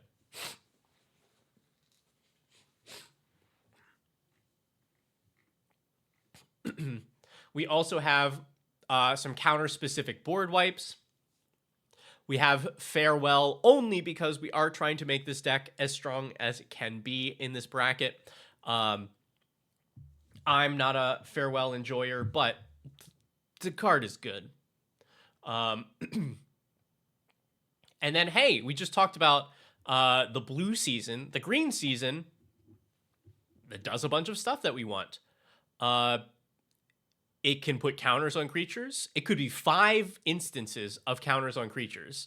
Or it can draw us a bunch of cards, and in a pinch, it can also destroy all artifacts or enchantments. We do run some pretty relevant artifacts and enchantments, but if you play against a deck that's leaning into one of those, this is good against that. All right, we have a solid suite of interaction, some cheap counter spells. One of our game changers is Enlightened Tutor, because we have a lot of artifacts and enchantments that are relevant, and this can grab Agatha Soul Cauldron. Legolas's Quick Reflexes is a personal favorite, but what is nice about this is you can do this to Yuna. And we have a bunch of other creatures that tap for mana, so giving this tap deal damage ability to something like that is like, hey, you can both generate mana and pop a couple creatures while you do it.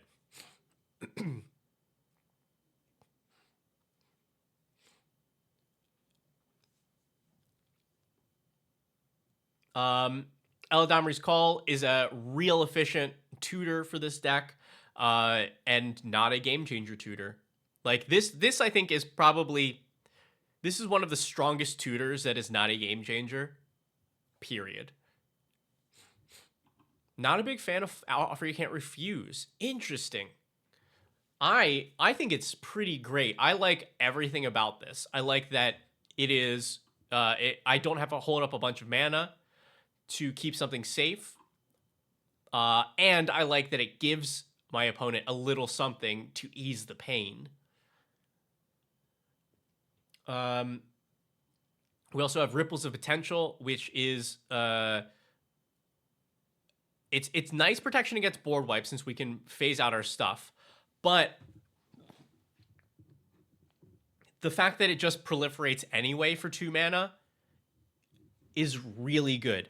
One thing that you should keep in mind when putting in things like Heroic Intervention or, you know, Flawless Maneuver is, do these deserve... I guess Flawless Maneuver is not a good example, but like anything that costs mana that just protects your stuff,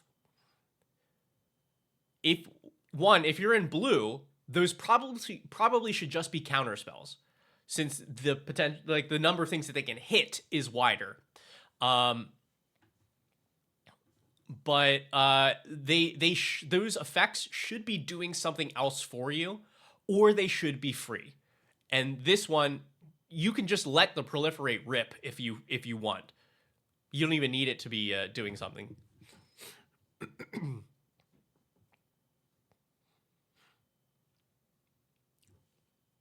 Yeah, Force of Negation, not a game changer, but the problem is we're in a 3-color deck, so you have to have a blue card in your hand to be able to cast it for free.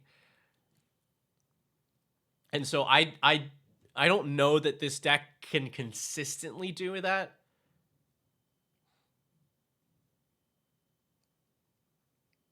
Yeah.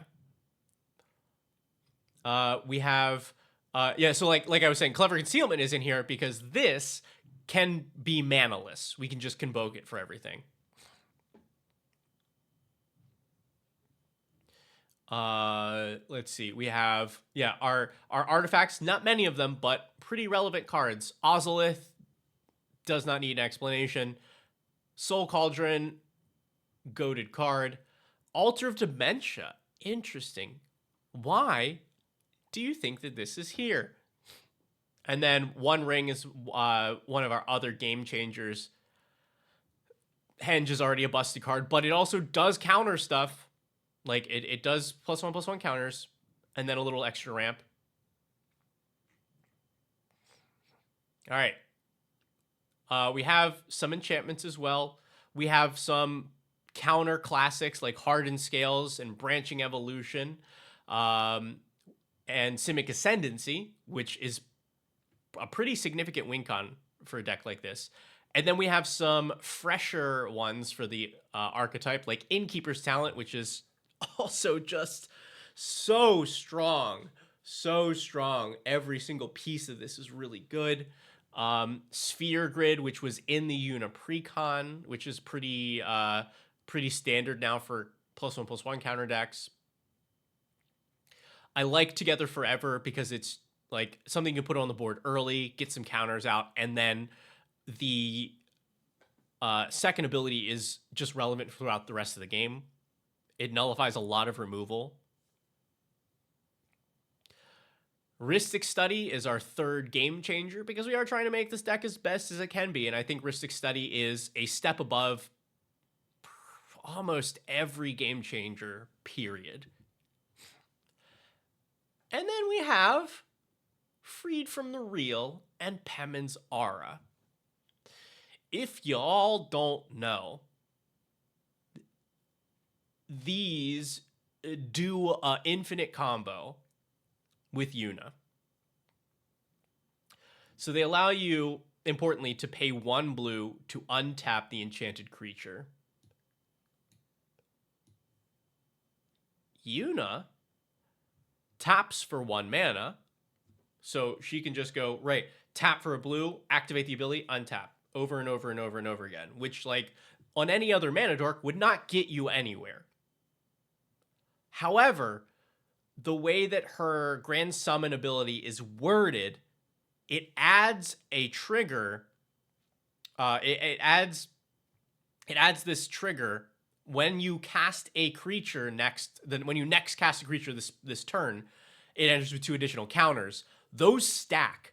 That is not like a lot of other abilities where it's like, hey, whatever you use this mana on will get a counter. It's just saying, hey, the next time you cast a creature, put 2 more counters onto it. So if you tap and untap Una over and over and over again, each time you do that is another 2 counters. Do those and Pemmons are not count as an early 2-card combo for bracket 3?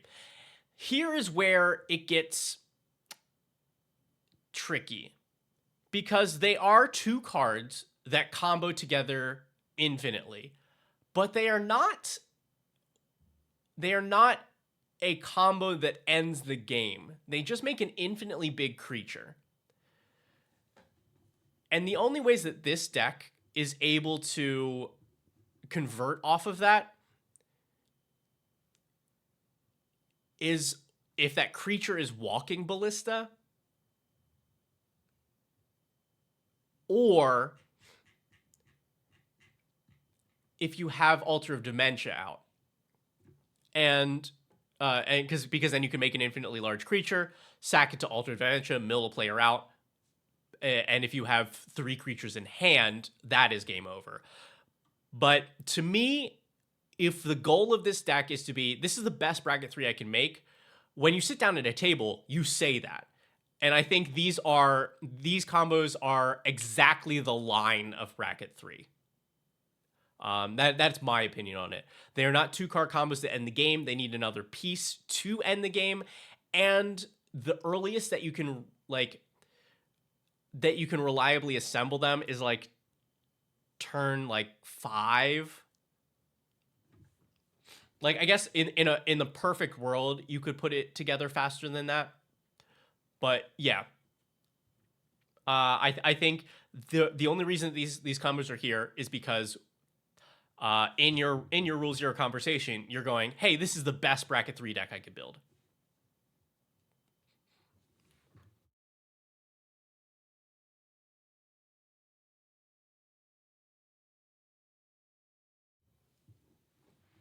Let's see. Regarding heroic intervention type of cards, should just be counterspells if you're in blue. Would that apply to a card like Strength of Will too, or is it different because Strength can potentially put a bunch of counters? Strength, I would say, is a different kind of thing, because that is like I said, if you're playing a protection thing, it should do an additional thing that helps your deck, like Ripples of Potential proliferating, or like Strength of Will adding a bunch of counters.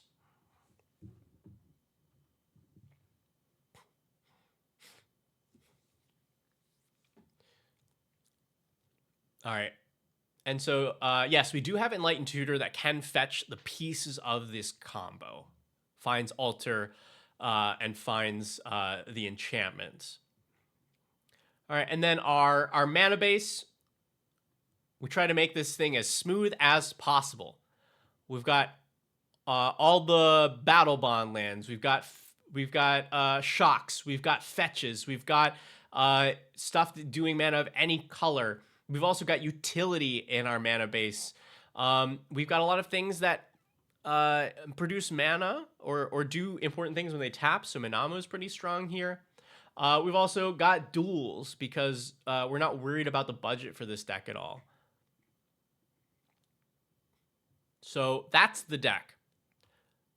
Let's talk about what we could start replacing here. Here's an easy one. Yeah, Manama also good with the One Ring.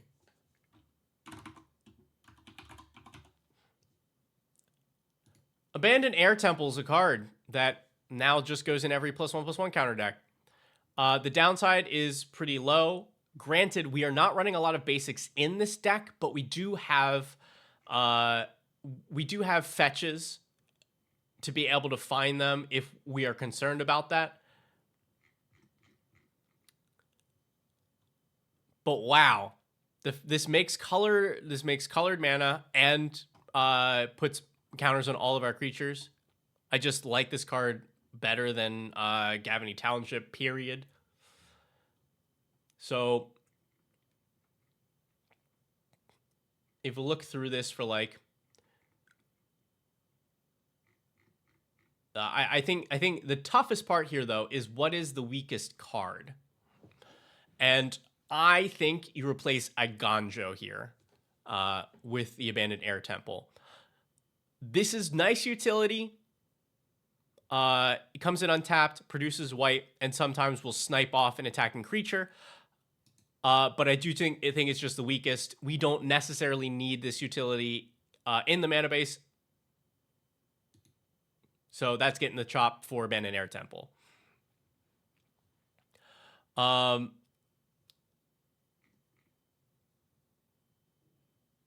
Yeah. Oh, you know what? I'm gonna show you my honorable mentions first.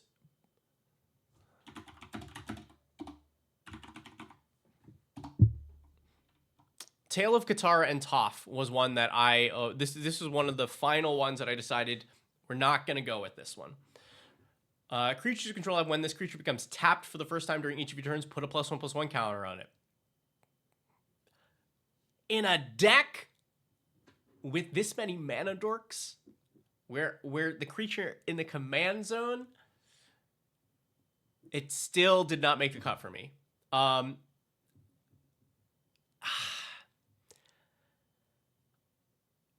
don't know. It's like, it's right on the line. It does so much, but you're competing for the competition is so tough in this archetype that I just could not find space for it.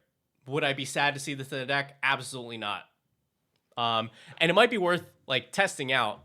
I think it would work really well here. It's just not as good as the other things I'm putting in the deck.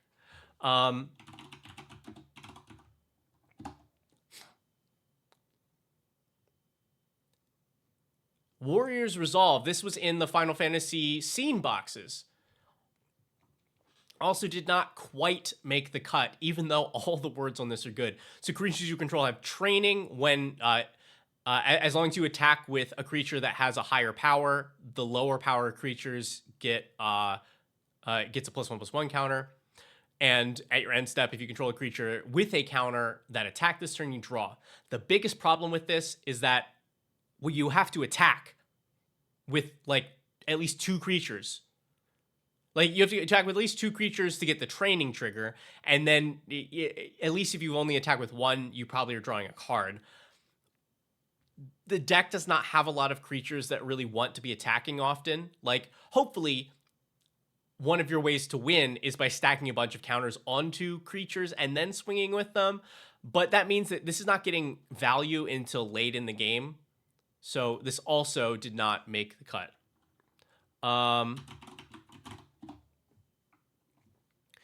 Ferrophort, brand new in the Lorwyn Elementals precon. Sorry, not the Elementals precon, the counters precon, obviously. When it enters, you make saprolings equal to the number of counters among creatures target player controls. And it can tap to double the number of each kind of counter on target creature. I mean, like, that's a lot of stuff that this deck wants. But yeah, Elliot in the chat, it kind of hit on it. It's a hot 7 mana. It's 7 mana. We are able to make a good bit of mana in the deck, but I think putting it all into this is not exactly what the deck wants to do. This is asking to get board wiped. So this also didn't make it, but I think it was notable as something cool that just came out. And then the last one is New Tezzeret. When an artifact you control enters, put a loyalty counter on it. You can pay 0 to untap target artifact or creature, and if it's an artifact creature, put a counter on it. And it tutors for 1 or less cost artifacts. That means that it tutors for Ozolith, which I thought was pretty relevant. And it does have counter synergies. It likes Proliferate because it's a Planeswalker. It can put counters on stuff. But we still have enough artifacts to make this work. So this also did not make the cut. Okay. Things that did make the cut. Let's talk about one that's super obvious. And thank God we are not worried about the budget for this deck.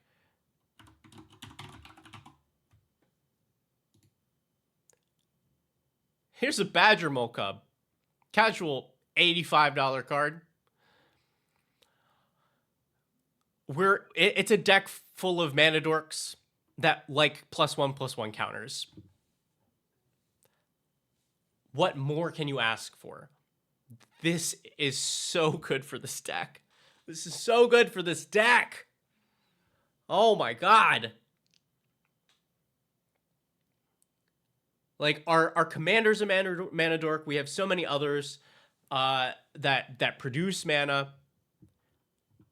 Even though we don't have other like landfall kind of synergies, we don't have other ways to put stuff on lands, and I don't plan to add really other ones. This does enough on its own. And yes, Elliot has a good point that if this is on board, it does turn that Free from the Real or Pemin's Aura combo into actual infinite mana. And that then works with any mana dork that can produce blue. So Noble Hierarch, Birds. I guess that's it, because Bloom Tender probably would have been infinite already. I guess an Incubation Druid with no counters on it. But yeah. Yeah, cards real good. The card that I take out for this is actually Kodama of the West Tree.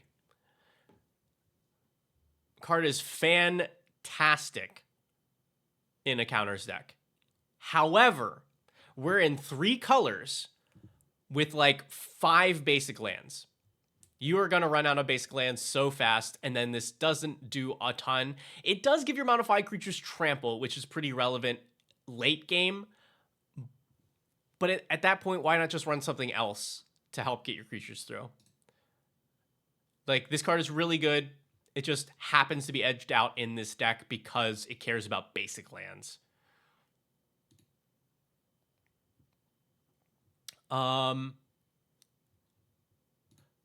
Speaking of other recent expensive cards, thanks to Standard, Ouroboros is the bane of my existence playing Standard. Who'd have thought? They managed to power creep green enough that you can play it in 1v1 and it can just do normal green things and it's good.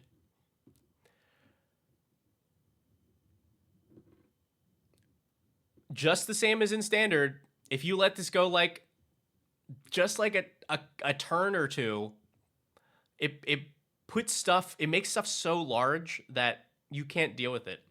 And then with any extra help, like, you know, a deck full of stuff that can put more counters onto it, it doesn't matter what creatures you're putting this on, they get larger than everything else on the board. It is really strong. What are we taking out for this?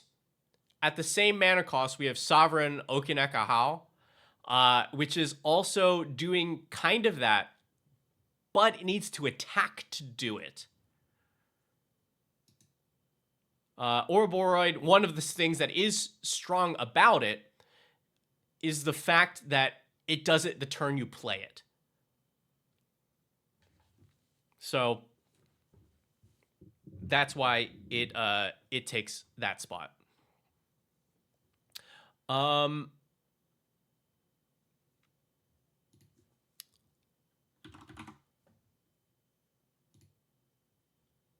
I did a short somewhat recently on this card.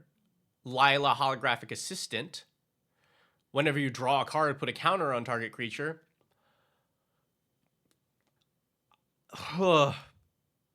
So like you can combo with Fathom Mage to draw as many cards as you want.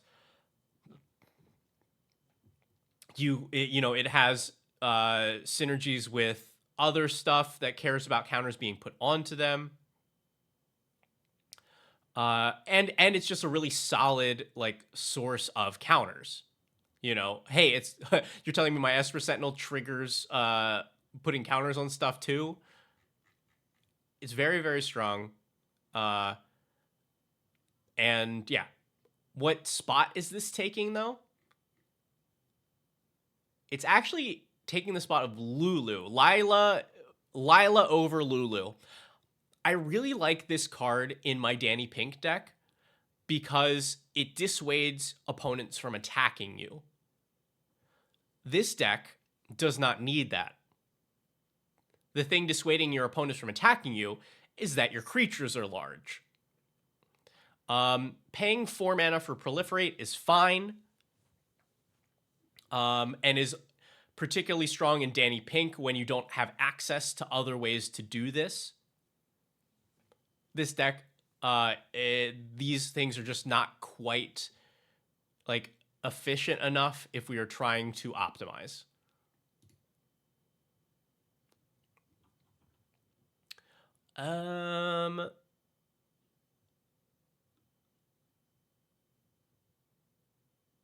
Let's see. Oh, all right.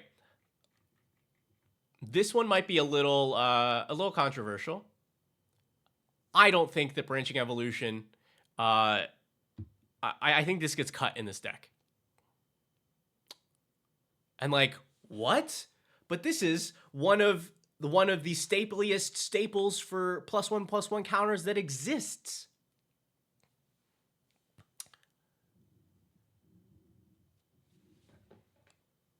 I don't think that it is supported well enough in this deck. Sure, we have so many things that add counters, but they all do it a little bit at a time. Everything that we're doing in this deck is putting on counters like one at a time. And so this is just a 3 mana Hardened Scales, which is still like strong.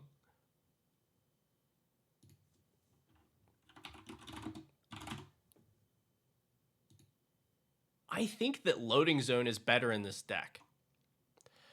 You can warp it in for 1 mana, do a round of countery stuff, and then like early in the game, and then later in the game, there's not much difference between 4 mana and 3 mana. I think Loading Zone is better in this deck than Branching Evolution.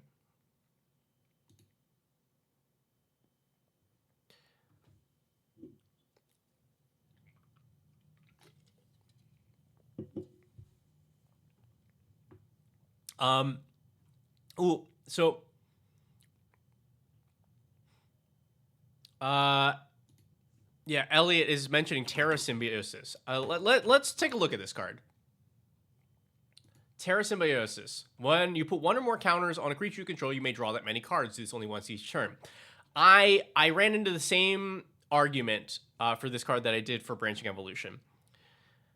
I think for the most part, this reads... this is a Phyrexian Arena. A little bit better since it's once each turn. So anytime that you can put a counter on at instant speed, you're getting an extra card out of it. But I think this doesn't need it.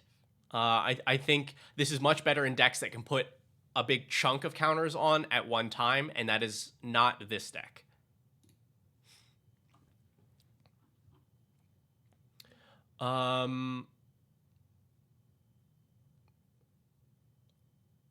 Okay, we did that one, that one, that one, that one, that one.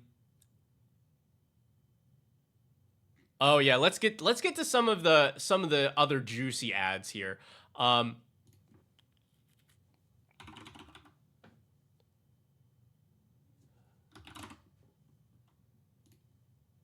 Good God.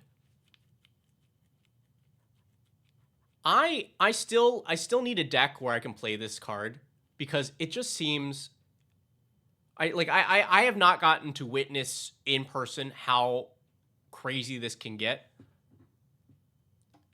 Whenever an opponent commits a crime, proliferate. Like, holy shit. That's so strong. And like that's not a thing that players can really play around. Like that just happens. That's target anything that an opponent controls. So this for sure does a ton of work in this deck. Yeah. At some point, I know I always talk about these videos that I'm going to make and ultimately know that it will never happen because Decked Out is very busy right now. But I do at some point want to talk about cards that are like removal magnets or like, oh, like this card's purpose is to eat a removal spell to clear the way.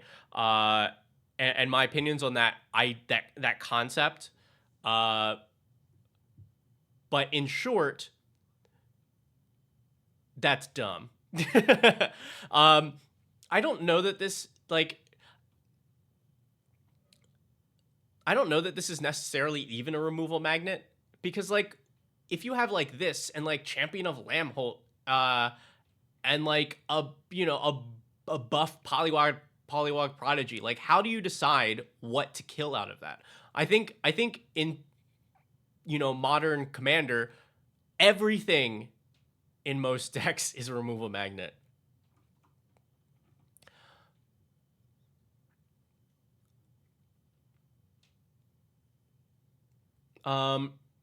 What did I pull for this? This is when things started getting a little tricky.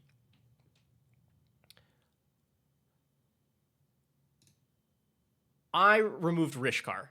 This is also a staple for decks like this. The thing with it though is a lot of our early creatures already produce mana. And we have plenty of ways to put counters onto things. I ended up every time I tested, like every time I tested with this card, it ended up being a redundant ability. So that's something you will have to trust me on.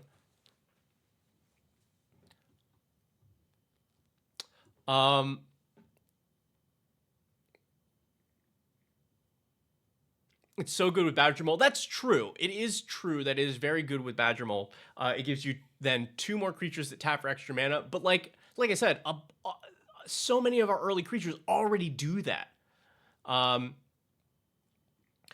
I don't know that this deck needs 1 billion mana. It just needs like 10.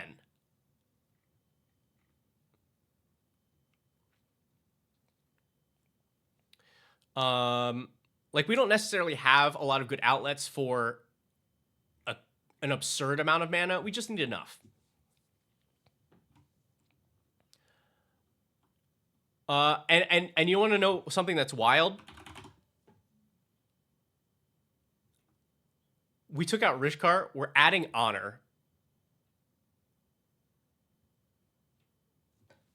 Our search is getting a little funky. Probably because like this is going to give me every card that has Honor in the name, but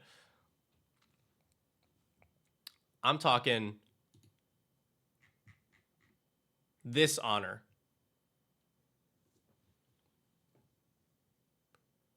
One mana, single counter, draw a card. The number of things that this can do in this deck for that single mana is so good. It's so good.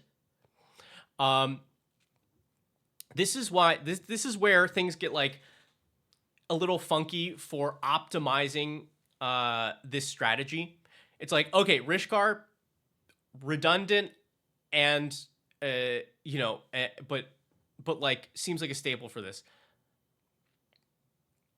Honor, single counter for 1 mana that also replaces itself. The fact, like, we have a bunch of counter doublers or counter adders. We have so many things that care about counters being put onto them. Sometimes you just need a single instance of counter do a thing.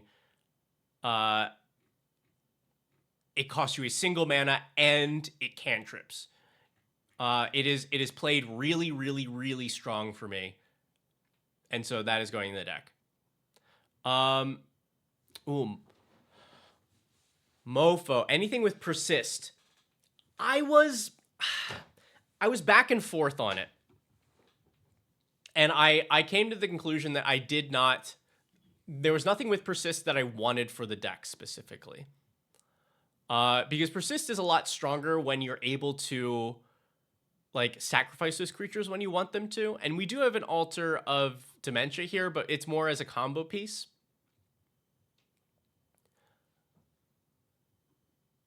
I considered the new Reese. It's this one, right? Reese Evermore.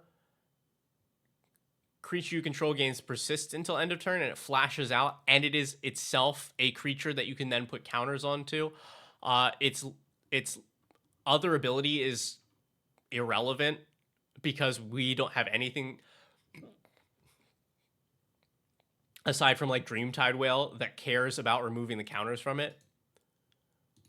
But yeah, I ended up not doing anything with persist. The other one that I considered was Cauldron of Souls. Not Soul Cauldron, but Cauldron of Souls. Give any number of target creatures persist, which is really nice. But it's just fancy board wipe protection. And it's 5 mana to not do anything. So yeah, I ended up not doing anything with persist. Yeah,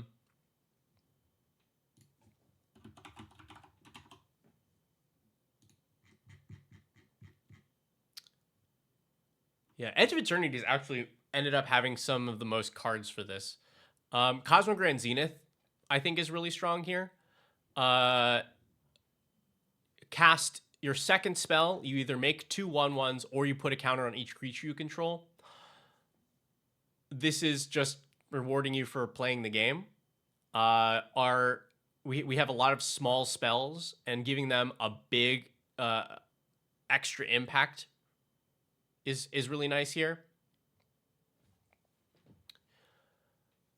And the fact that it does either thing that you need at a time. Like sometimes you're rebuilding and then you're like, great, let me just pump out some 1/1s. Or you've got your setup going.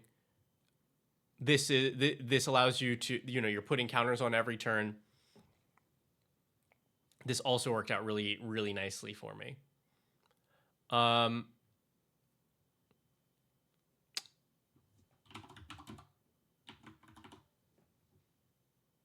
I believe that I talked about this in the first deck tech for this. And I think I was back and forth on it. I've come back around to it. 1, because that's me on there. And 2, because I think I'd rather have Reluctant Role Model, which the relevant part when it or another creature you control dies. If it had counters on it, you put those counters on up to 1 target creature. I think I'd rather have this over another staple for this archetype, Resourceful Defense. 3 mana enchantment. Permanent you control leaves the battlefield. If it had counters on it, put those counters on target permanent you control, and then you can pay 5 mana to move any number of counters from a permanent you control to second turn target permanent you control.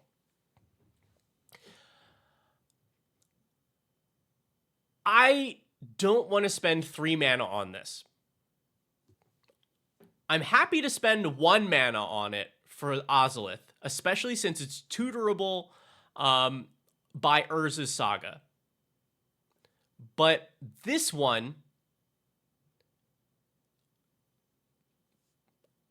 is 3 mana. And it again is like fancy board wipe insurance.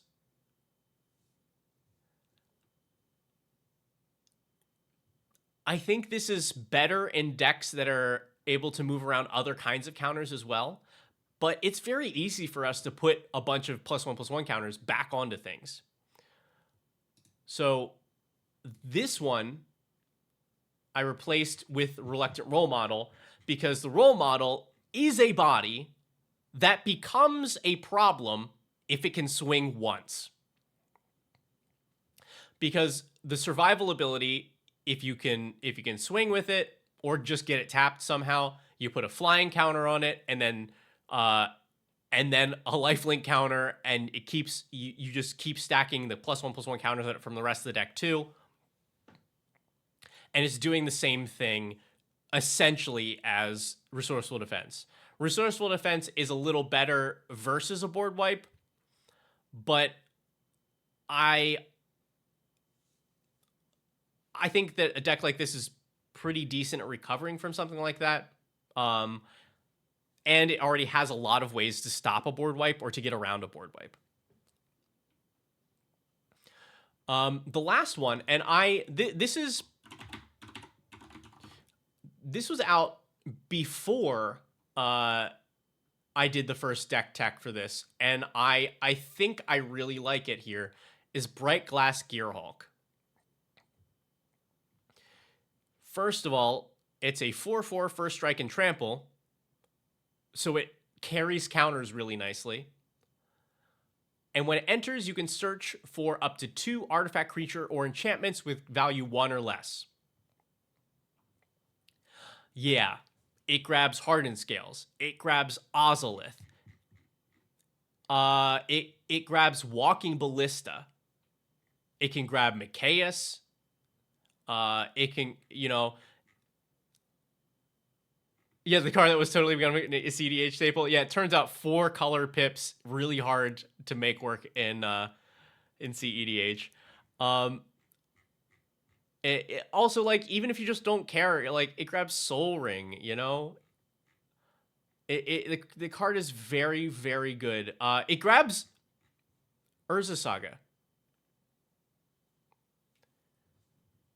I think this deck can easily pay 2 white, 2 green. And it is a beater that draws you 2 good cards. I cut Luminous Broodmoth for this. I do think that this deck was a little overtuned versus the board wipe.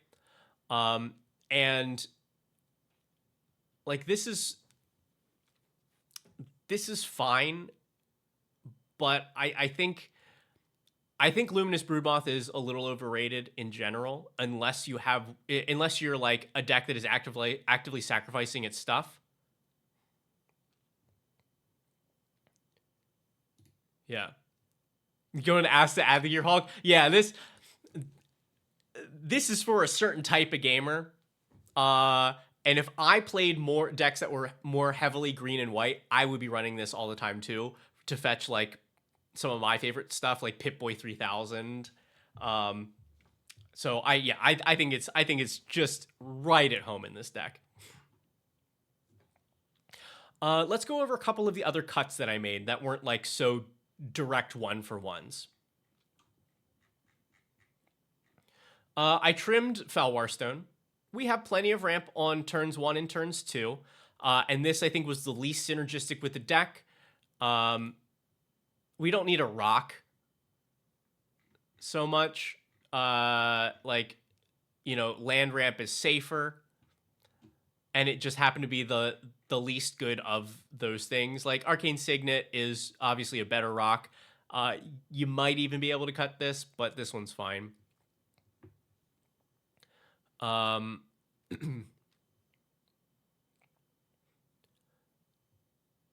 Let's see. We got that one. This was tough for me because the deck is now starting to run out of ways to actually get your creatures through.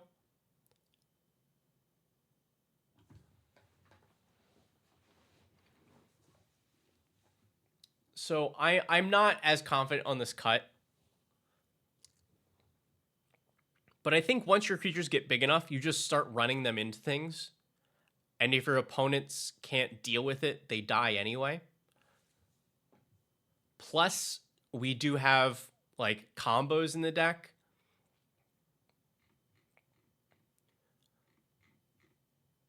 Like, we have enough stuff. We have like Champion of Lambholt as a way to get our stuff through.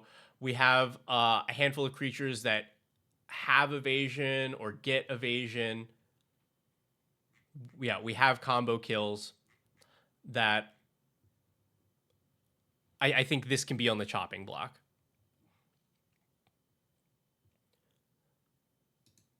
The one thing I do want to point out is what this allows you to do in this deck is eliminate like a player safely. Sometimes you don't have the juice to win it in one swing, but this lets you go, great, my stuff is vigilance and can't be blocked and gains me a bunch of life. So like I said, I don't know. It's a little tricky. I went back and forth between these two because as far as untapped creatures, we actually don't have a ton. Like we have an average number of creatures in the deck, 33, and a lot of them we're using to tap for mana to play our stuff. A lot of them have abilities that we want them to be tapped for.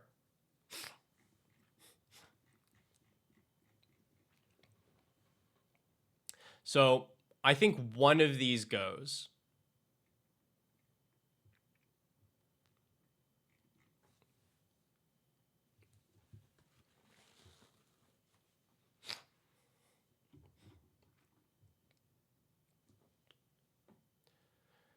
It ends games or protects wins. Yes, it does, but it's not great at protecting wins because it means you had to have 4 mana up on that turn. So either you presented a game-winning state and then untapped with that game-winning state, or you played something that could cause you to win and you have to have 4 mana still up. I think it's a tough call.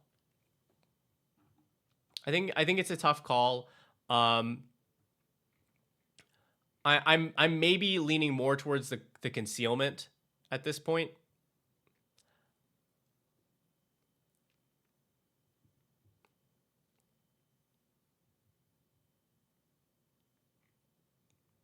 Because like the things that this gets around are also like pretty counterable. But it doesn't allow you to actually like win a game.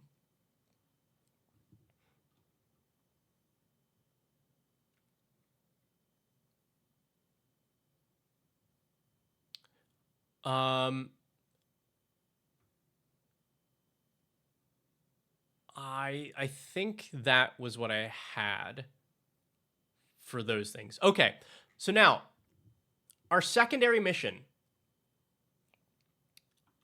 Play Soul Cauldron. We want to play Soul Cauldron more. But how do we do that? What are our best tutors for it in this deck? So I still think we have the best game changers set up for this. So we're not adding more game changer tutors. But we have some options.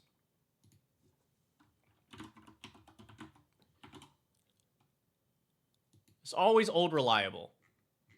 We can run Fabricate in this deck. Just search for an artifact for 3 mana. Because it's wide enough of a tutor that it gets like more relevant things. It grabs Soul Cauldron, but it also grabs the One Ring. It grabs Alter Dementia for combo piece. It grabs the Ozolith if that's the thing that we want. You know, it grabs Great Henge if we need cards or something. It's funny running that tutor in a deck with 7 artifacts, but now it also grabs Bright Glass Gearhulk, Patrolling Peacemaker. Like the things that it can grab are very good.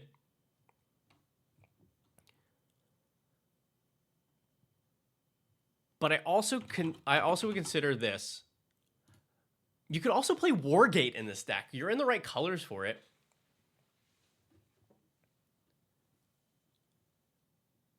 And this ends up having a wider range of things that it can get.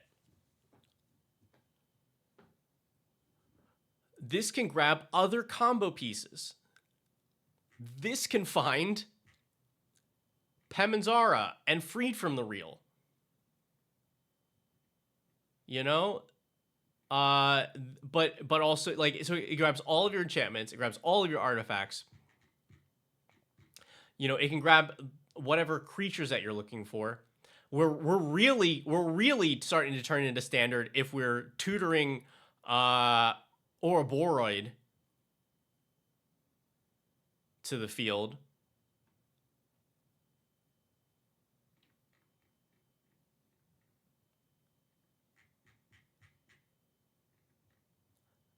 And the nice thing is, this helps to, like, if your opponents want to counter the thing that you're gonna get, they have to counter the Wargate, which leaves the thing that you want still in your deck.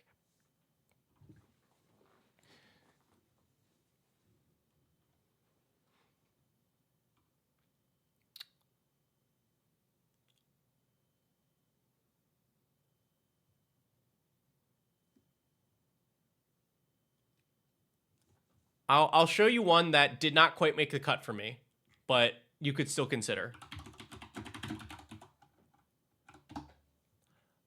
Muddle the Mixture.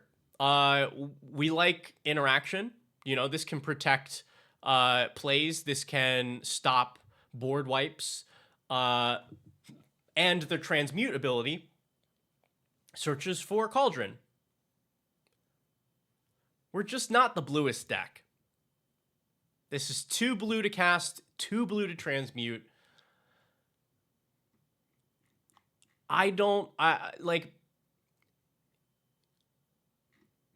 That's probably taking up all of our blue mana. It's probably playable. It's probably fine here. And then you could have this, like, replace Dovin's Veto or something. You know, you can replace, like, Swan Song, whatever. I ended up not going with it.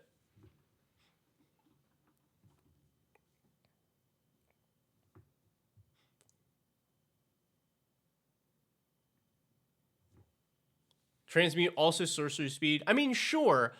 But the other tutors that we added were also sorceries. All right, so we need to trim 2 cards, and then we'll take this for a spin.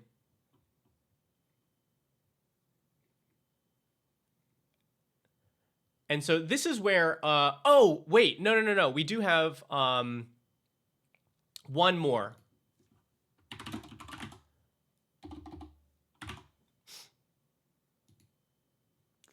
Well, bam. The Duke. I did also make a video about this. I think this is an incredibly underrated card. For 1 mana, enters with a counter. You tap and remove a counter to put a counter on another target creature you control, and it gains hexproof. So it is a one-time use, protect a creature, but it's so easy to continue to put counters back onto it that you get a counter synergy like Mother of Runes, essentially.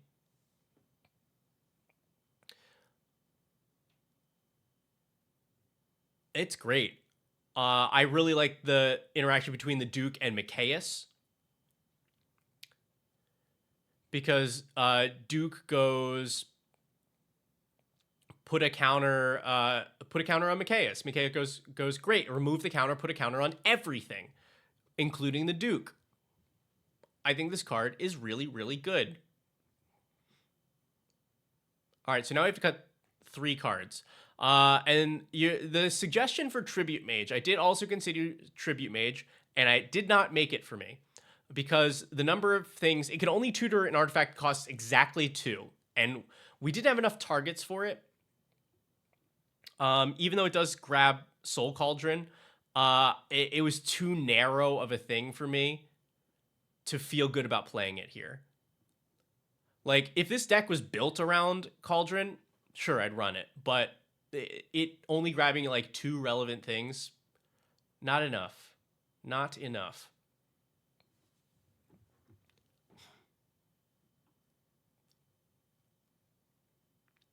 All right, we need to cut 3 cards.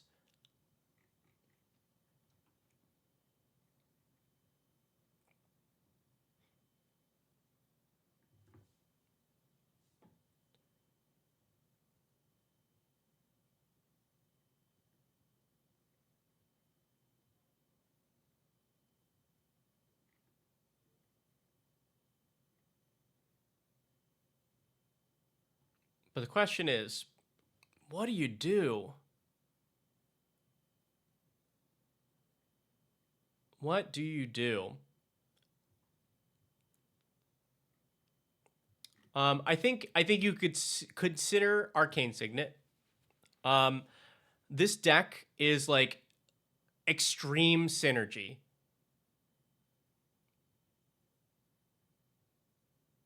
I think there like just so many relevant turn 2 plays. I'd almost rather this just be a spell that does something versus ramp on an artifact.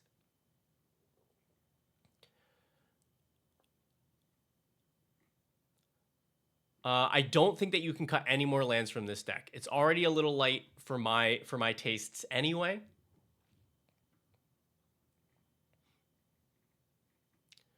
I considered cutting Damning Verdict, which is also kind of nuts as another staple of this type of deck, because the problem is, like, if it was destroy all creatures with no +1/+1 counters on them or something, that I'd like better. But man, if every creature these days has got counters on it. Everything has counters on it. Everything has counters on it. So like in the decks that I play this in, I always like I'm not dissatisfied with it, but every time it manages to miss like a couple creatures and I'm like, those are like really the ones I wanted off the board. You know, you could make the same argument about Wave Goodbye. It is 1 mana less, though.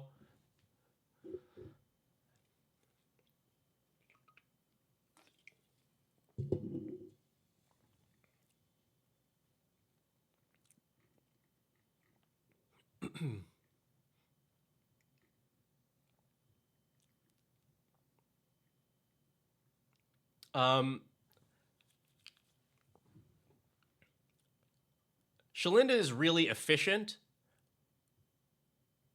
but not being able to control how its ability works is sometimes tricky. Because if it's smaller than Shalinda, then it gets a counter. But if it is larger than Shalinda, Shalinda gets a counter. Sometimes you're just like, but I wanted it to go onto my creature, and it doesn't do that. But it is like a really good rate for everything that it does.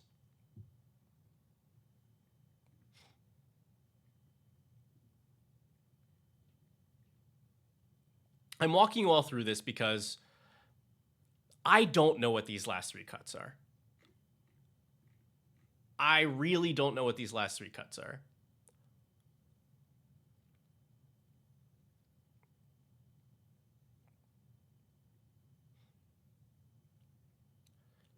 This deck list is lean and mean.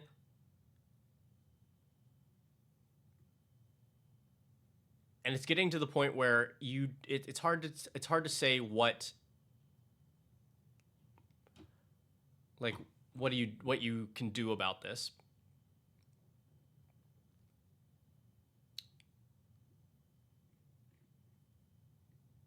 And it is green.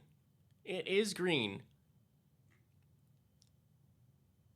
So I think for that reason, Signet gets the chop. Our ramp is already fine, and we would definitely like for it to be on bodies or on lands.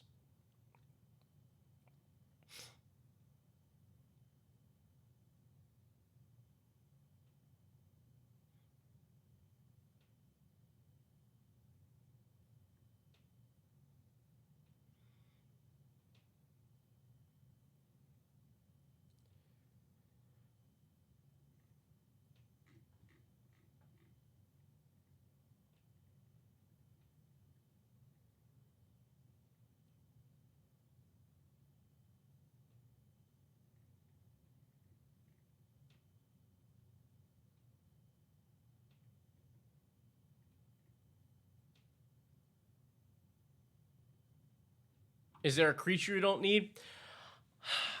I think that's also really hard to judge.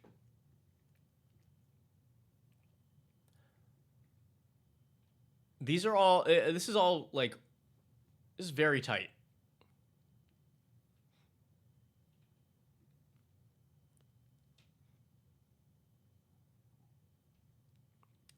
Like, if I'm gonna be real, I think that creature is Shalinda.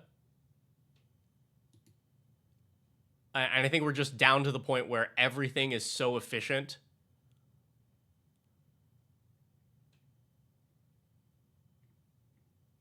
that it feels tough. Let's do a play test. Let's see if something jumps out at us that's like, I wish that was anything else. This is an interesting opener. You have Simic Ascendancy on turn 2.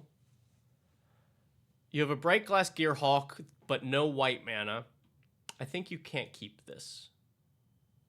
So we have no white sources at all. There's Soul Cauldron in the opener.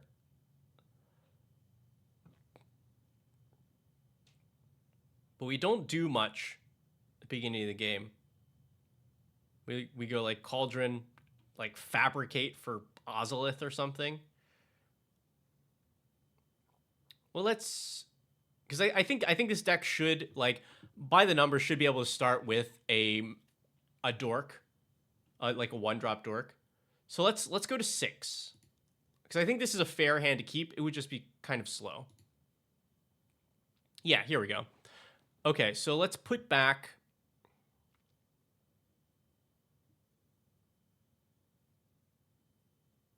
this halfling. All right. Turn 1. Oh, good God. Look at these people. Look at them all. Oh.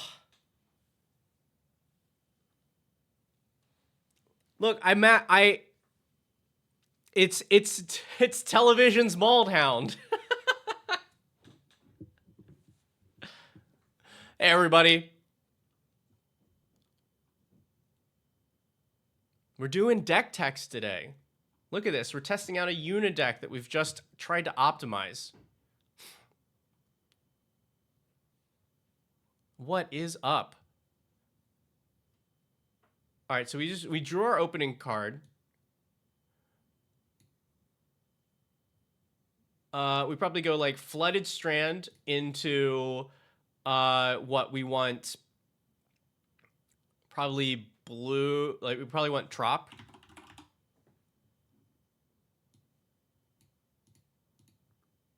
Bing. We go Avacyn's Pilgrim.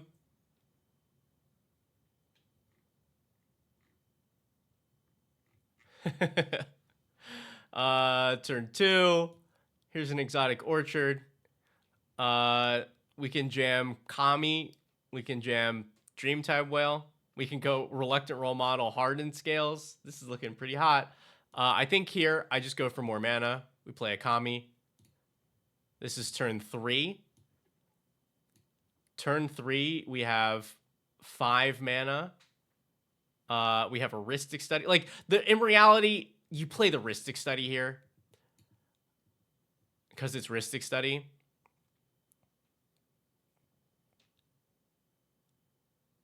Oh, no. Oh, and you were playing League? Gross.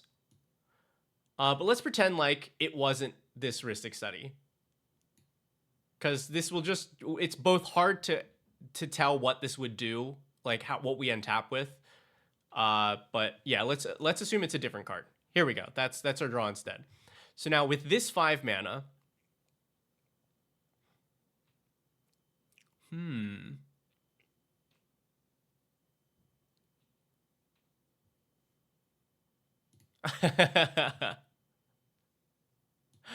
Let's go Yuna. And Ozolith or Hardened Scales. Great. On top here, this is turn 4.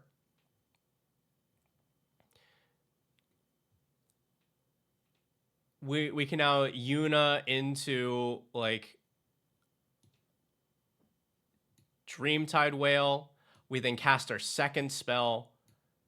Proliferate. Extra counters. Still have mana for Ozolith. And this is, like, assuming that we did not play a Rhystic Study.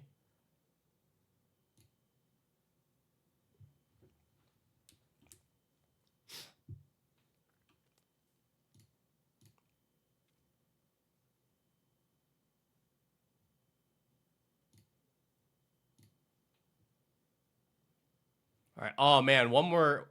Sub out anything in here for a land, and this is a hot hand. I don't think we can do it. Oops.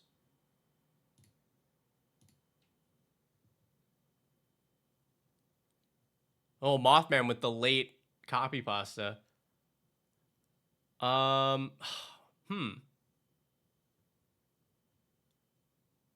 Very tricky. Does not want to give us more than one land. Okay, so let's say we keep this. We keep a no dorks hand.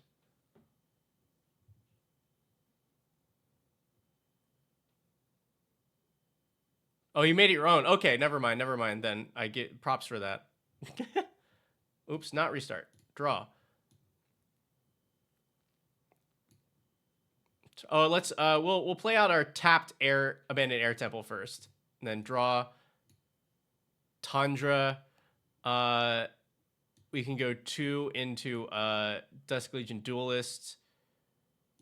Draw. I mean, the Esper Sentinel's nice here, but I wish it was just a land. We can go Esper and Duke, and now we have Duke can put a counter onto Dusk Legion Duelist.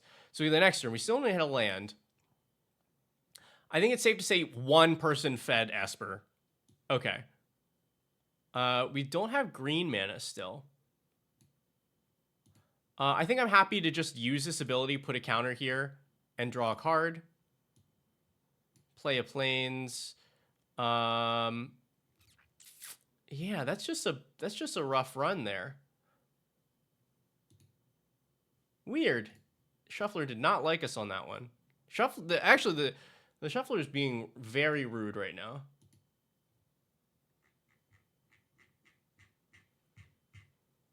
What we're learning is we cannot cut a land.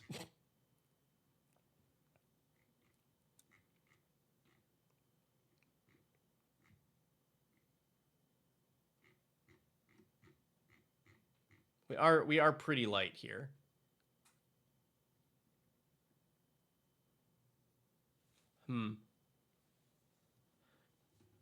I think if I'm going to be really, really honest, we actually just cut the loading zone. We have enough of these effects.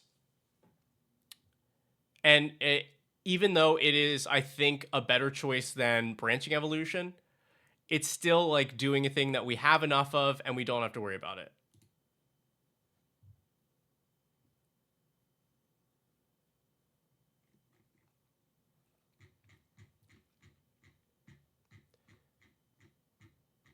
Yeah, I think we have enough because like for me, I want a relevant turn one play. Or I either want a dork on turn one or I want a play on turn one and a play on turn two.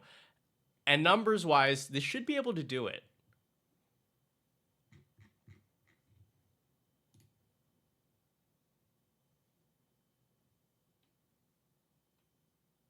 Like look at this. Zach Fair ripped the land like a professional. And then from here, so you could play like Micaeus for one. I don't hate that. Draw.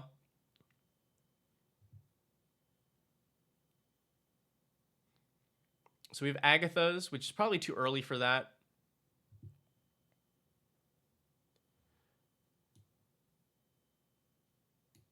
This will come in tapped.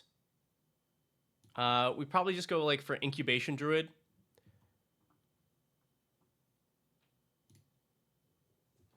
Draw. So now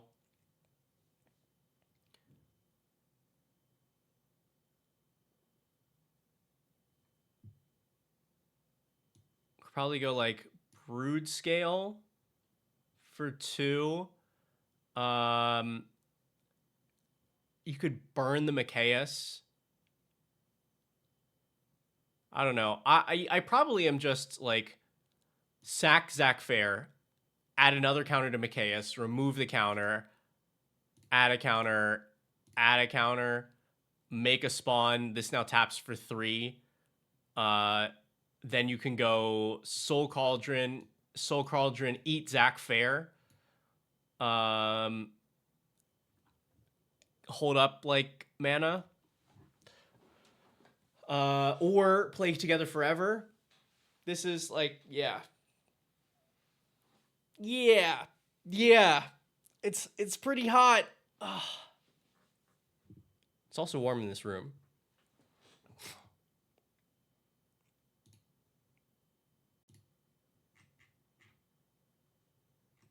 Beautiful. Trying to be hated? Do you mean like with what the deck is doing? Yeah, we're trying to make it real spicy.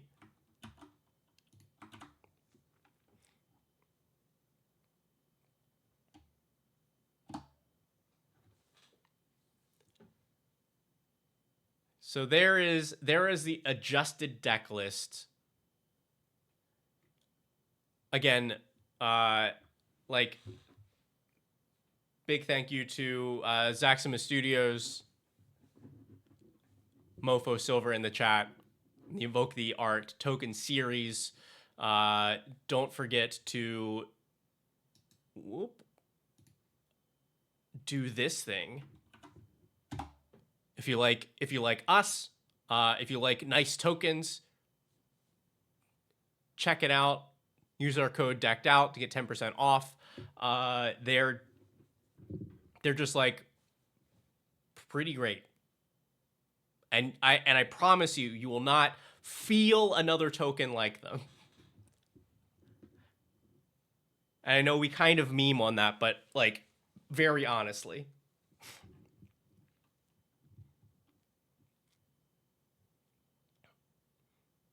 Okay.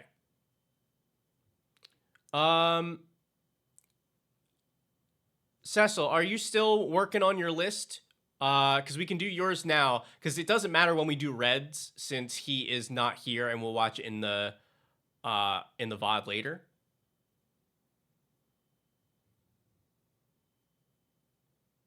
And then also let me check to see if Electman's got. I don't know if you have submitted yet. I haven't checked the.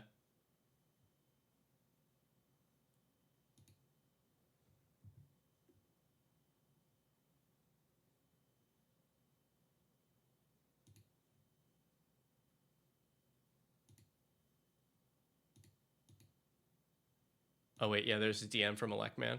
I got it.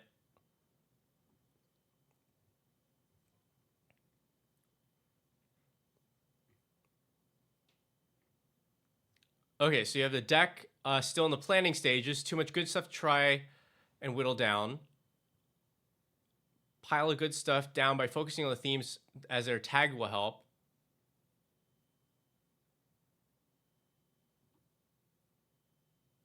List of elementals, regardless of colors, with meaningful effects that are made for the evoke. Deck theme is the idea to get Ashling out, then evoke all the things out while gaining value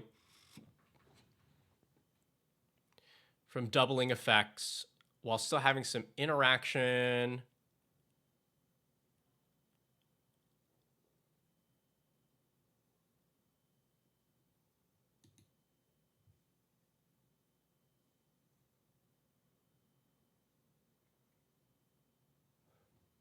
$176 cards. That's fine. We can work with that.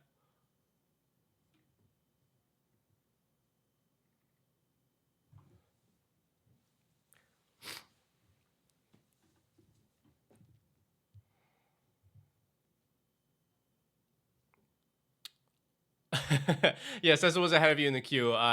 He got one like actually before this, like right before the stream started.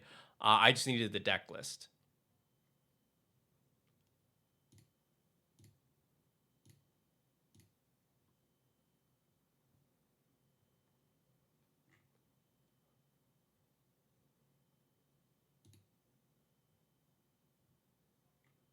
All right, so I think then our focus here is going to be trimming this down to a manageable amount.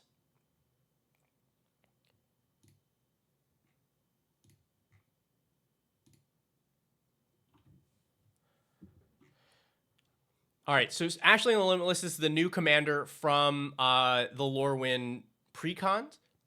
Elemental spells you cast from your hand have evoke for 4, so you can cast for 4 colorless, but then they are sacrificed when they enter as a trigger, which is important.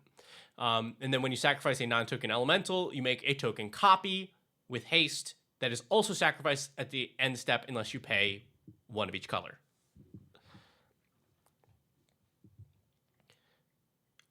So can you tell me a little bit about like where do you want the like what bracket do you want this deck to be? Are there any like hard lines for you, like hey, you got to keep this card in, or like I really want to focus on this kind of thing? I think probably the tags will tell me a little bit about this too.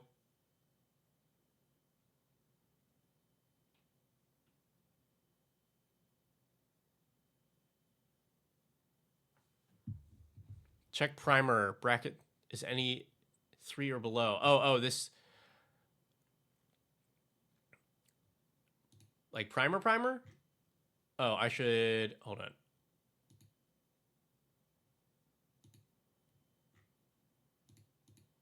on. Okay, yes.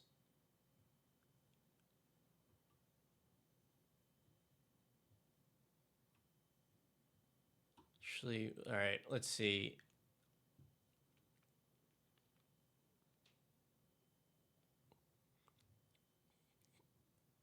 How much focus on cost reduction, token interaction draw, death sack outlets, ramp removal, everything. Yeah. Can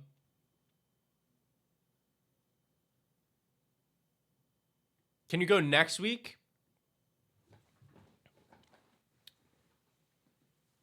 Yes. Oh, I forget that you are in a different time zone. Yes.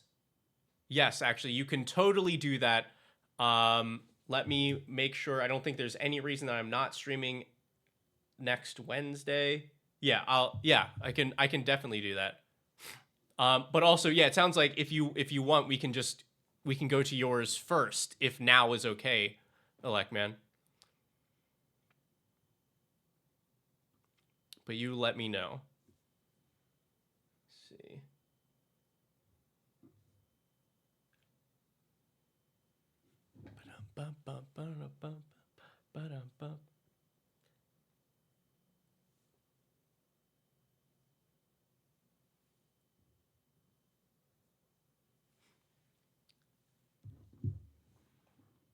Oh, I just saw a post. You all probably knew before I did, but Wizard spoiled all of the rares and mythics for Ninja Turtles because like it happened anyway.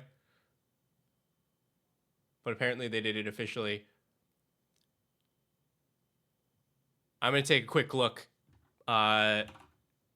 Give Electman a moment to figure.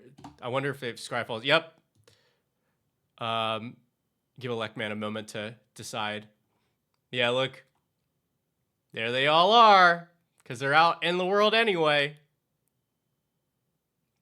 The pre-new label in Scryfall.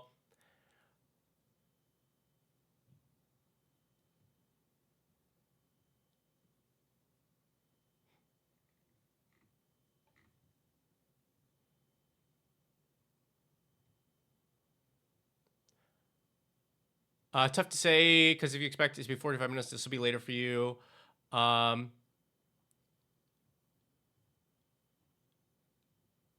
it's all good. I'm happy to make yours the very first one for the next stream if that works for you.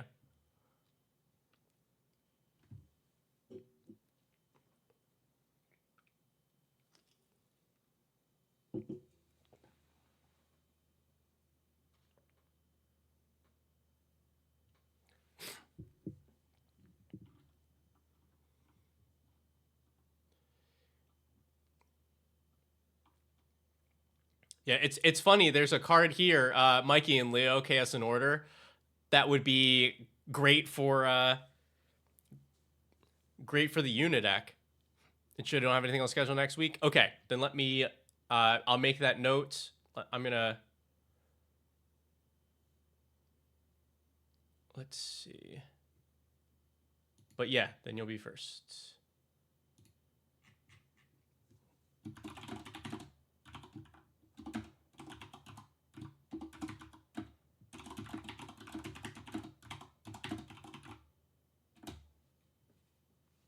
Good night, Alec man. Appreciate you. Thank you. That is. Let me. Yeah, I'm gonna make sure I have that link too.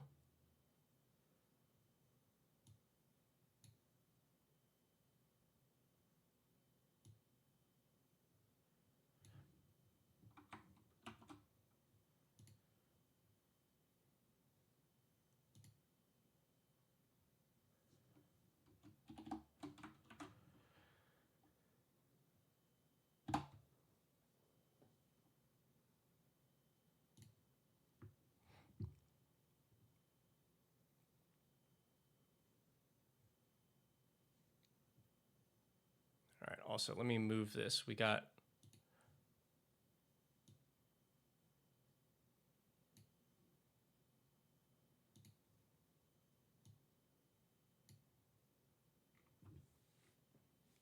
Okay.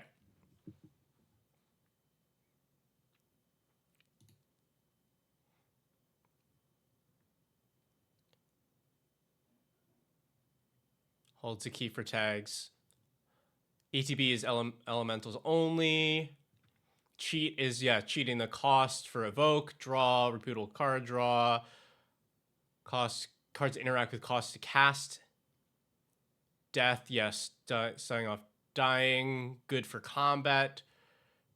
Ashling's tokens stuff, and neat. Sack outlets recur. Okay.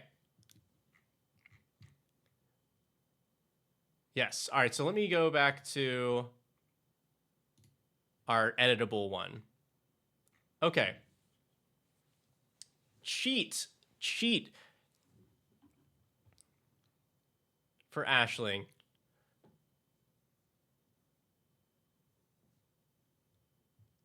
Yes, Death Render, very cute. A little expensive, but really like the Descendants Fury. Let's see. Oh, Persist. Yeah, that's cute. So it comes back as a 6/1.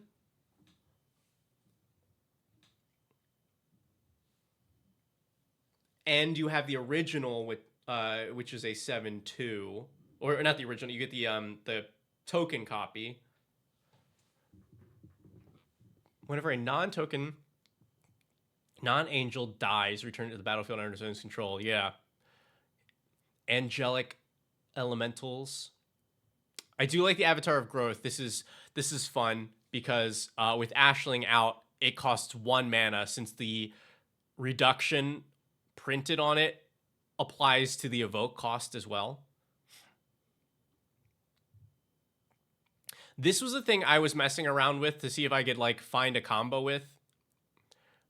I came to the conclusion that it's not quite worth it. Maelstrom Wanderer, absolutely.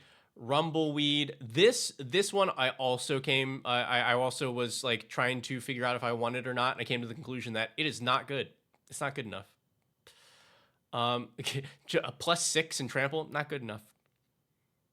The deck doesn't need it, I guess, is more accurate. It's not very good at going wide. It's also not the best at putting lands in the graveyard. It's never stopped me before. I guess that's true. It's not good enough and not fun enough. The thing that it does is not rewarding enough in power or entertainment. And also, I guess those were probably about Morsel Hoarder also, but costs nothing mana-wise, is free to cast in death. Yes, but like, who cares? Like, if it doesn't do anything, then so like I'll come back to Morsel Hoarder, but I can already tell you definitively that Rumbleweed you can cut. It doesn't do what you want. It's free plus 6/4. Yeah. But like, it's I was already on the fence about this one, but Rumbleweed I don't think it's worth.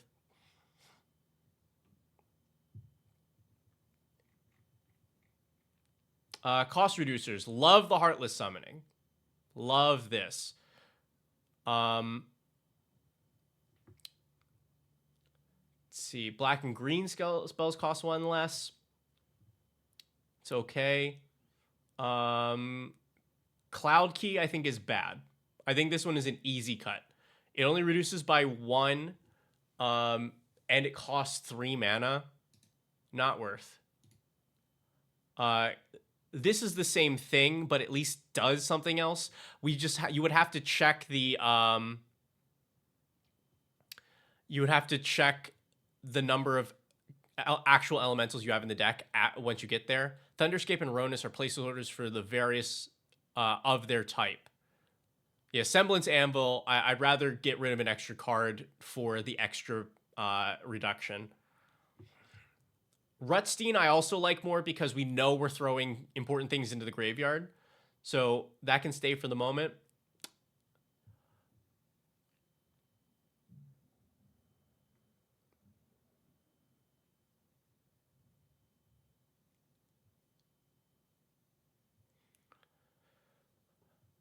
Gathering Stone is fun and new, and I don't think that it's worth it. This is a lot of mana for that thing.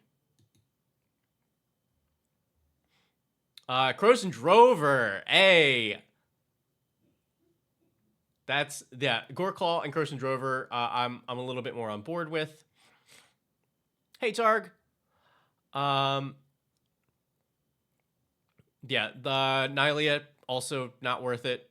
Does not reduce enough.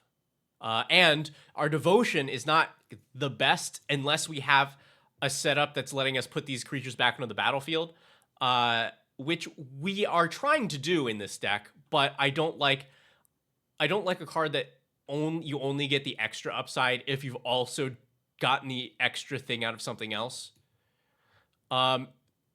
Irdu. So are you messing around with giving your stuff Convoke and also the backside is relevant because Persist? Is there Heartless Summoning? Oh yeah, there is. I assume this is the more relevant thing.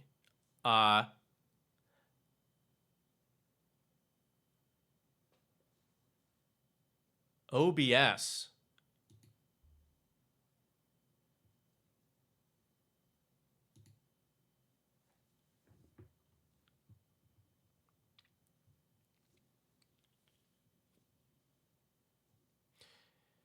This I'm conflicted about these flip creatures from Lorwyn because like Convoke is actually, I do really like the Convoke for the for elementals. But the backside, there's almost no way to cheat this. You have to wait a rotation for this to do the thing. And I don't love that. Actually, do you have stuff in the sideboard? Because then I'm gonna use the sideboard for like cards that I my instinct is not good. Let's come back to them. Yeah, no, there's no sideboard. Okay, so I'm gonna put some stuff in the sideboard that's like I might cut this later, and then stuff that goes into considering I'm cutting straight up.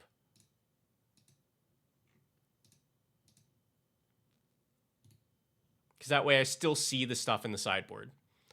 Herald's Horn also a sideboard card. Okay, Death, stuff that cares, because we are sacrificing things. Every evoke that we do with Ashling is 2 sacrifices at the least.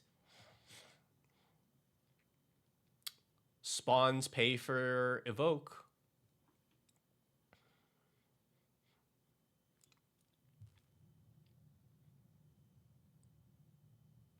The Mimic Vat is cute. The Death's Oasis actually, it's very solid. Sephiroth, I think that's an easy cut for me. Like, this is a generically powerful card, and we might be able to flip it. But I think there's better. I think there's just like better stuff that we can do. Like, we're just not sacrificing as much as like an Aristocrats deck. And I think if we're at the point where we've successfully evoked 2 elementals in a turn, I don't even care that we've flipped Sephiroth. Spinners nice. Bounty Hunters, yeah.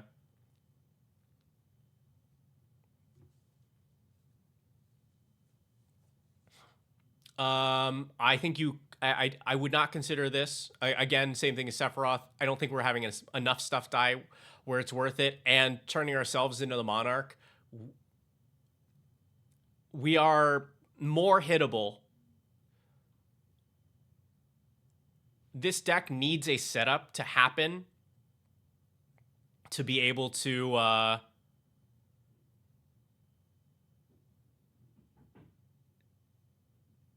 yeah, 2 creatures die per evoke. Like I said, if we've evoked 2 things in the turn, which is not how much you would need to flip Sephiroth, then it's like I think we don't even care that we've done a Sephiroth thing. But yeah. Taking a small break from Magic. How healthy of you, Targ. I don't know what that's like, but I applaud you for it.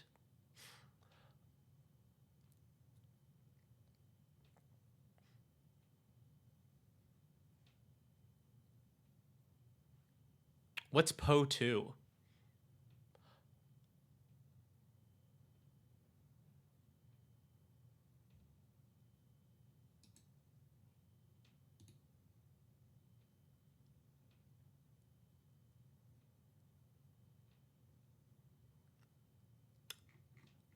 Yeah, this is a little bit better spot for Broodmoth. We have it's a cheaper Valkyrie's Call, which I like. Path of Exile. Oh.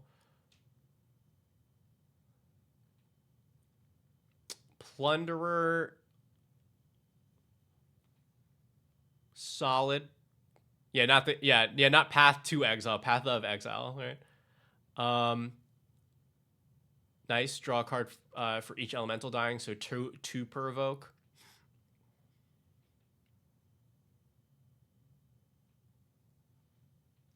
That's interesting. Another non-token creature you control dies exile if you do create a token that's a copy, and then when the token leaves the battlefield, you return the card to your graveyard. It's pretty good. Yeah, Lisa, Similar thing. Creature put in graveyard and a creature is in play. Return that creature from graveyard to play at the end of turn. Yeah, so we'll have to come back to how we feel about these effects at 5 mana. Yeah. I'm pretty low on Moldervine Reclamation unless it's unless we're really doing an Aristocrats thing.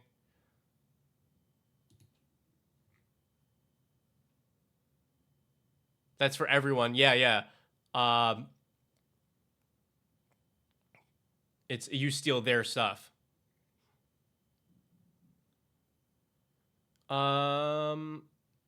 Okay. This at least has the unlock to return all creatures from graveyard to battlefield, but I still don't think that Aristocrats types effects are where we want to be for this. I'll move this to sideboard.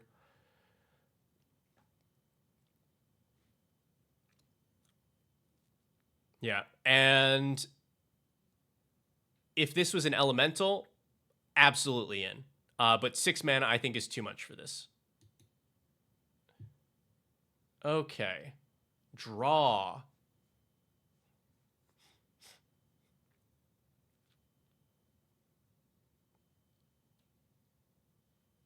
The Caretaker's talent is cute. You can make a copy of the temporary tokens to make a permanent token copy.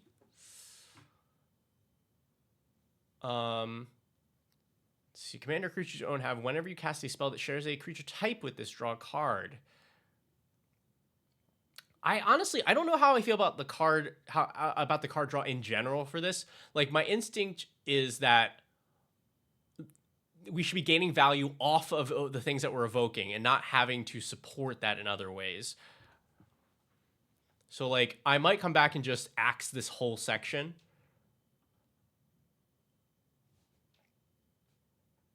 Chronicle Victory, too much.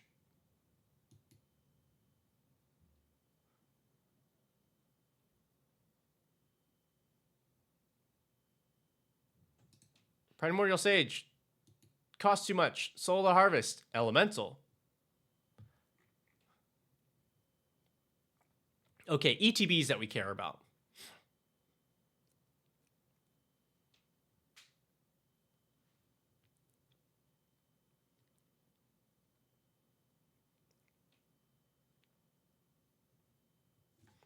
Flicker Wisp. What are we flickering? There's not a window for us to be able to do this with things that we're evoking.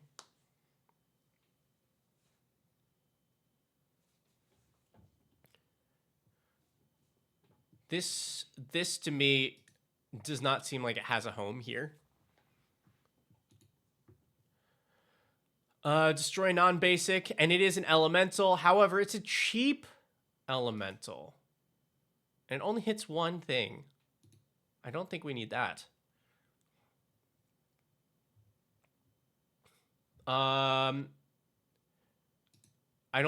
It doesn't feel like we have targets for this. Our deck is mostly going to be things with large power.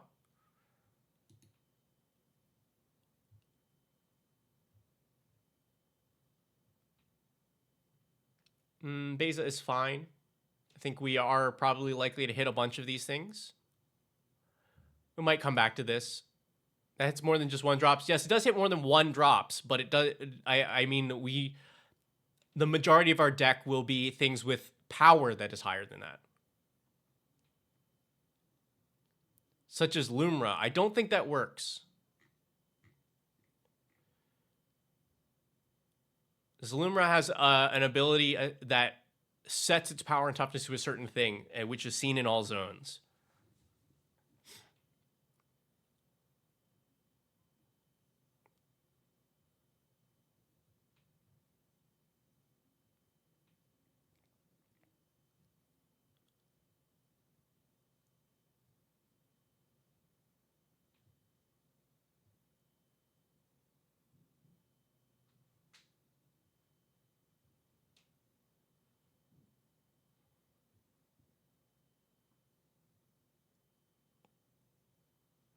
I don't think I like Omnath here.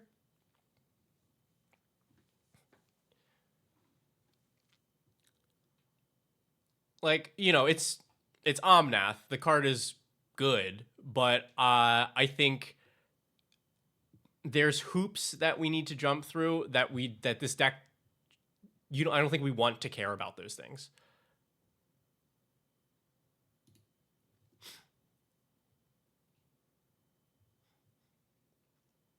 Yeah, I like the Cavaliers here.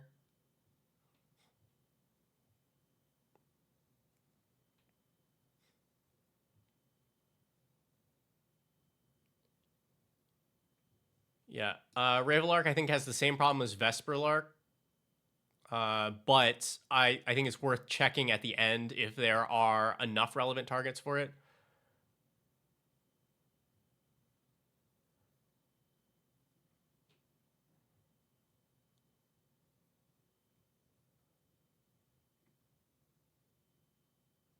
Deck text weekly or bi-weekly? It should be weekly, but it depends. Hopefully things get, because we're still in the middle of kind of restructuring things and getting back to daily streams, and we should have a little help after this weekend, and if that pans out, then it's for sure weekly. Right now it is aiming for weekly, if I can get my other work done.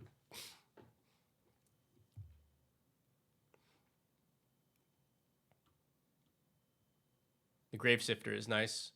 Ooh, Kiro Goblins, yeah, that sounds like a good time.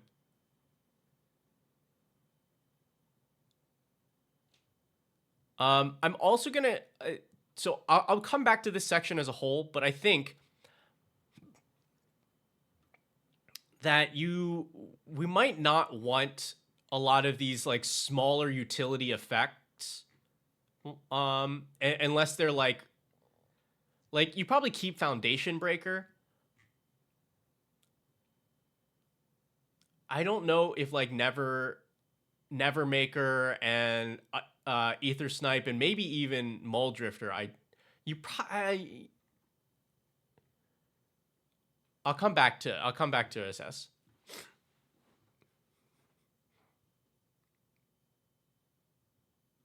Oh, double Jesus.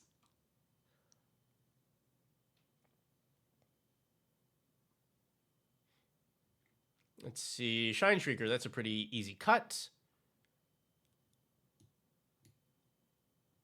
Or Shine Striker. I don't know. Because I think like Vivid is a good thought, but we have so many cards that just do the thing that we can filter out all the ones that like need a setup to do a thing.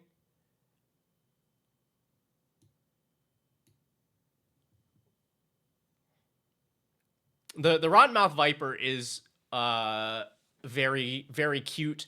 I was considering this when I was upgrading this deck. I don't remember where I fell on it, but it's hard to tell because the sacrifice thing,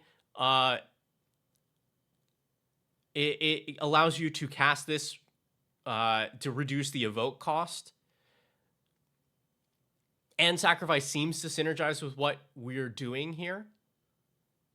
And then the double ETB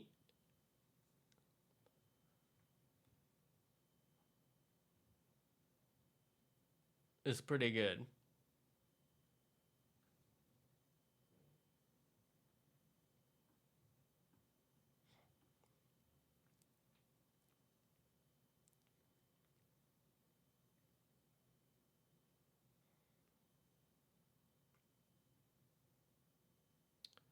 Oh man, good pull. Tornado Elemental.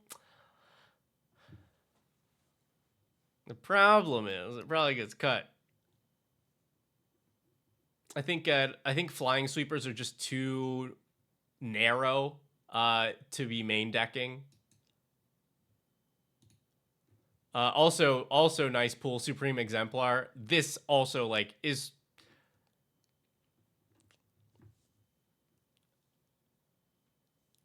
I think not what we're looking for here.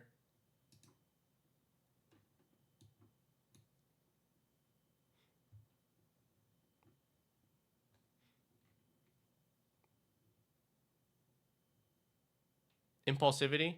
It's here. I think all of these, the elemental incarnations are here, like this. Barakos, Apex of Forever, turn all your tokens into non-tokens. Oh, I see what you're saying. Like, but is mutate onto them from graveyard. It costs a lot to mutate though, doesn't it? It's like 6.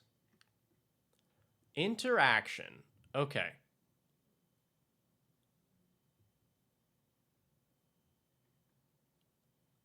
This seems pretty solid. I think also Meat Hook, like it's again the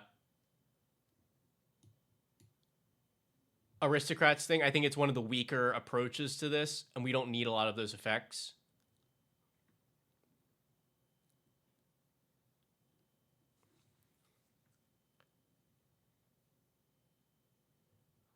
Yeah, I also considered this for the upgrade, and I decided against it because it can be very mean.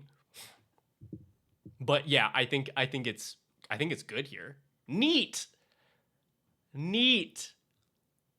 I like the Masquerade Nexus for what like the potential of it, but we've already seen that the majority of this deck is elementals, so I think this is a different deck. I think you build. I think you could build a janky like I have Ashling in the command zone and I tutor for Masquerade Nexus as fast as I can, and then I do weird stuff. But I don't think that is this deck. Muldrotha almost works, but I believe Ashling only lets you evoke from your hand. Yeah, elemental spells you cast from your hand. That would be sick as hell if you could use Muldrotha to evoke from graveyard. It's still probably good here since we are putting a lot of stuff into the graveyard that we care about. Life of the party. Do I care about you? Because like the big thing is we give it to our opponent.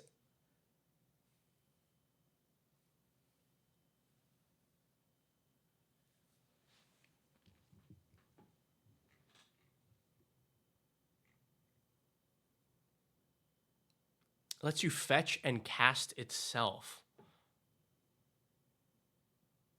Oh, you mean you evoke it, it dies, you make the token copy, the token exists, so now you can recast the actual Muldrotha from your graveyard. I mean, it's cute, but that is a lot of mana. Hello, Raven. This is neat.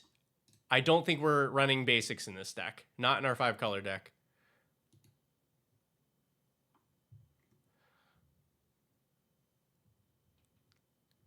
Protect. I don't know. I don't know if we protect. It's doable. It's 3-color. Yeah, but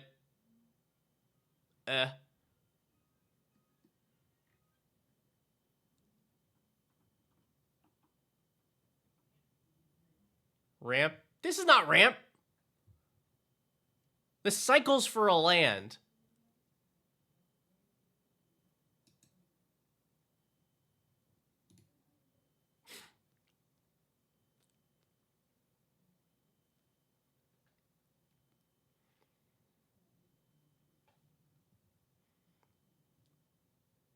Oh, you're like, yeah?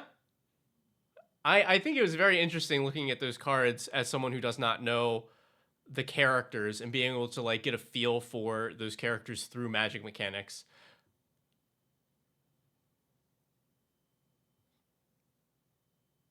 I think in the end, at the end of the day, we probably end up cutting this too. It's like, it's an elemental, sure, but I don't think we ever care about this effect being an elemental. If it was untapped, that would be something. Rawr, big stuff. Spawn Writhe, this makes me very happy. I like this better in a Massive Mysteries deck. but it's still cute.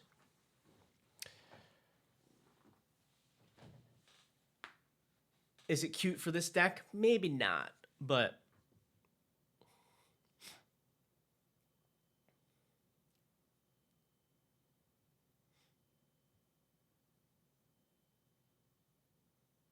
Seismic Elemental. I don't know that one. Keep that in mind, because when we go through tags, it's a lot harder for me to look at other cards. Primal Crux, we can remove. I think number of green mana symbols is not good for this deck. And Thorn Elemental is not good enough.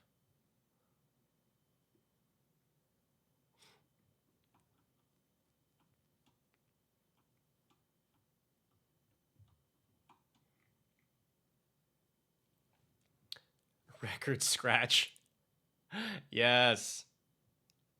Rare section can be cut entirely. I mean, probably. I think hit hard is not good enough of an ability.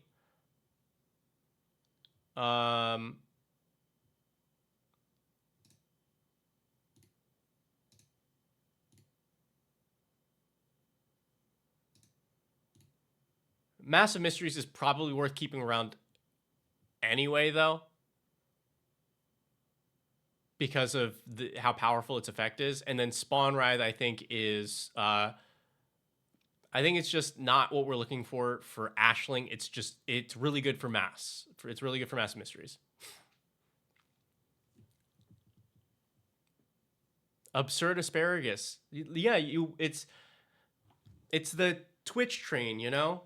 You just get shuttled to back and forth to different places. Okay, so now we have, hey, return all the stuff. This costs too much for this deck. I don't think we get to play this in a position that we're happy with.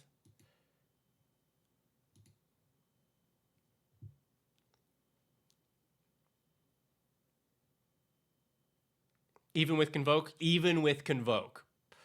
Like, this deck does not put a lot of bodies onto the board.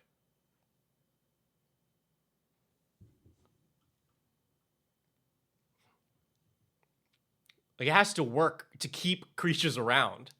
So I think truthfully, we also try to find better options for these. Because the Convoke won't matter that much. Because if we have spare bodies to Convoke with, then we're in a position where we probably don't need to play these cards.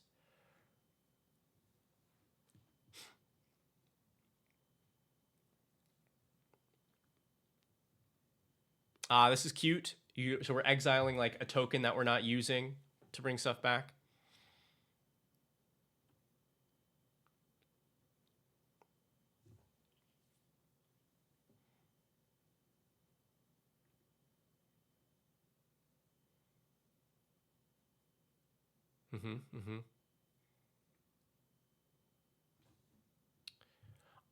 I like the thought with Cauldron of Souls, but the problem with this is it's almost always just going to get one creature per turn, because we just don't have multiple things dying at the same time.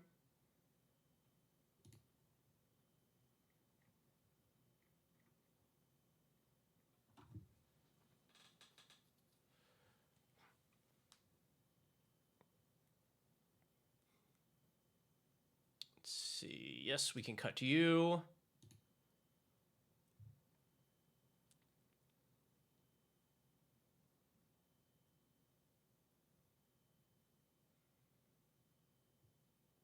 Evolving Door. God, I wish this card was good.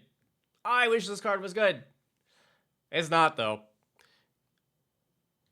This card would be great here if we could evoke those creatures that we searched for, but we can't.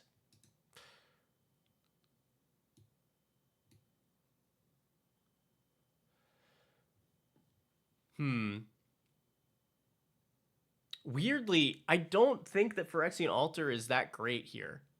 The difference between 1 and 2 mana is pretty big, since Ashnod's Altar out allows you to just convoke everything in your hand, since every single one is going to make 2 bodies and therefore 4 mana. But I don't know that Phyrexian Altar is worth it.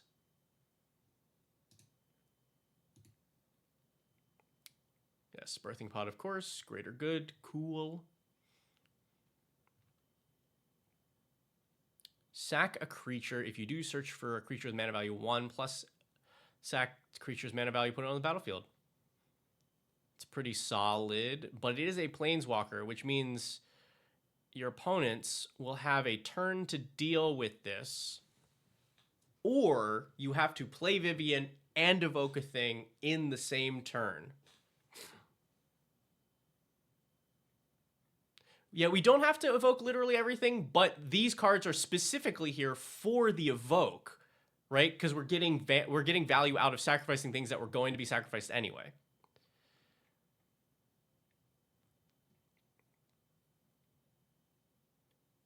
Tokens.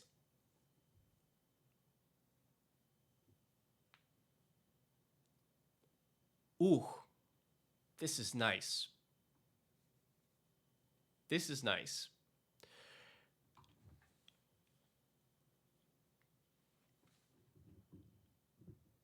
Because you can stack triggers. You evoke an elemental out.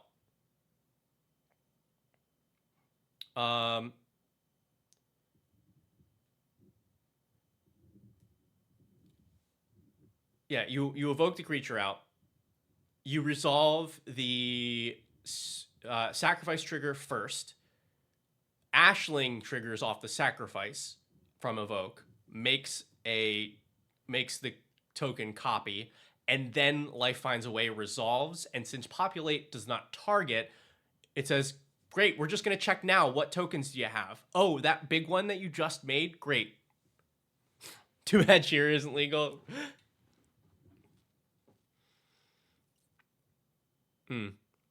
Delny does, how big is Ashling? It's okay, so Ashling's 2 power, so it does copy. That might be overkill, but we'll leave it for the moment. Being of your end step, a creature died this turn, populate, and that does trigger in time. I like that.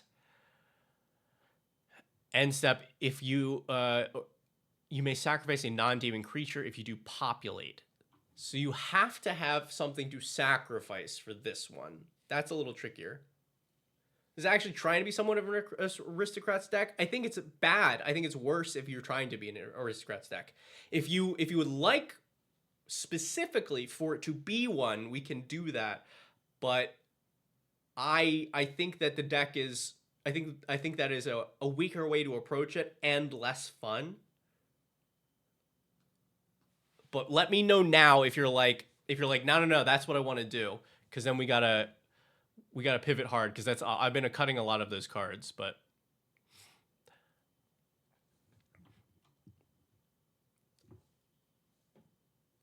double sack triggers for each evoke would be worth it. Nah.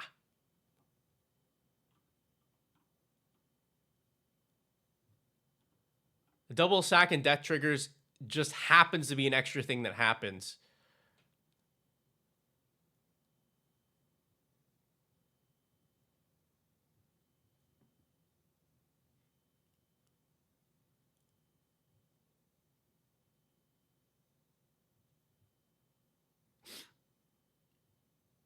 It's like, I have this nuke, but check out the cool art that I put on it. You're like, yeah, but it's gonna blow up, right? And that's the thing that it does. Yeah. But like, I drew a really cool picture on the nuke. Like that's what I wanna focus on. It's like, but it's gonna blow up, and that's the big thing that it does. Is Abzan just as bad color pie? I think you're I think you're asking, is Abzan a bad color choice for this thing? And I wouldn't say that. Because you get a lot of like the populate stuff is really strong here, which is really only happening in white and green. Black has a lot of ways to capitalize off of things that are dying or would die. I just think that an aristocrat's approach is not the only thing that Abzan does, and I think it's not good if you have like a few big things dying.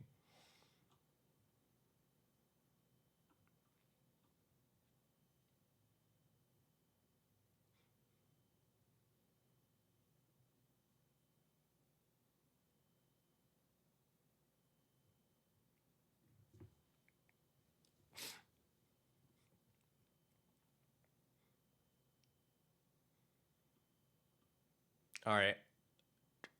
Let's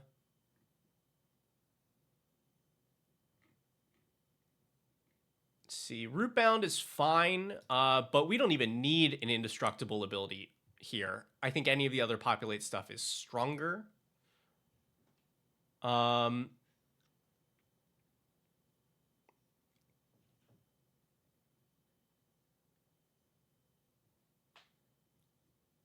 I do think that doubling tokens is maybe overkill for this. Me personally, I would just like to spend that 4 or 5 mana on evoking another big thing.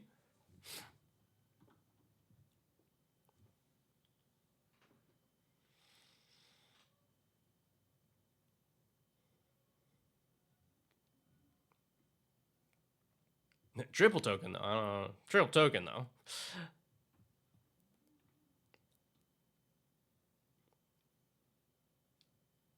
I think I like Elspeth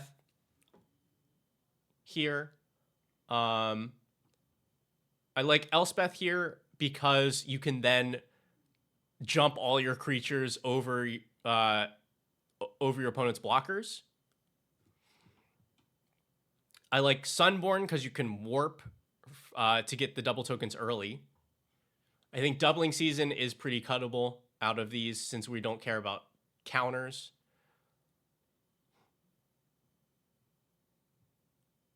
The additional tokens don't have the end of turn clause, right? They do. They do actually.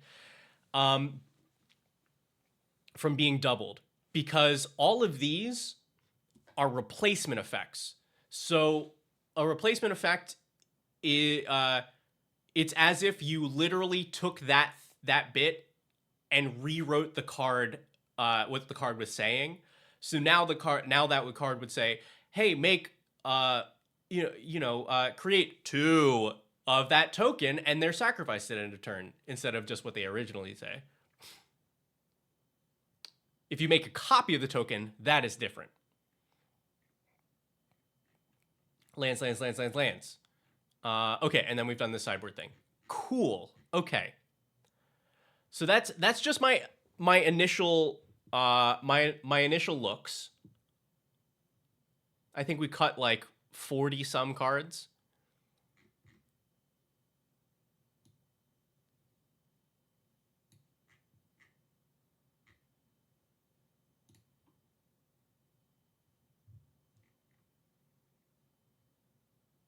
All right, this is pretty solid.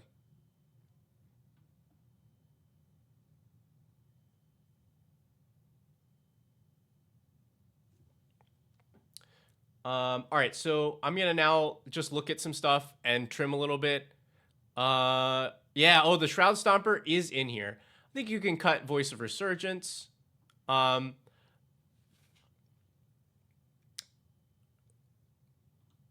think we can actually cut most things that care about number of creatures that we control. The Wayfaring Temple is tough because the Populate is very good. Populate is very, very good. But I think the fact that this doesn't have a good way of getting in, and the only way that its power and toughness are good enough are if things have already gone very well for us. It does get haste. It does get haste, and that is nice. But that still requires a player to be open after we've played Ashling. So that's like you need an open player on like turn 4. I think I'd rather have just a big honkin' elemental.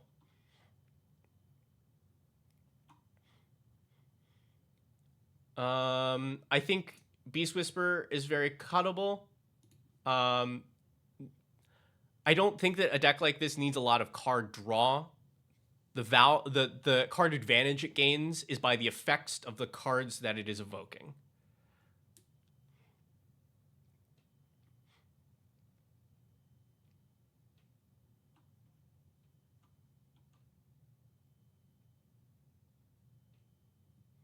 I don't think that this does enough.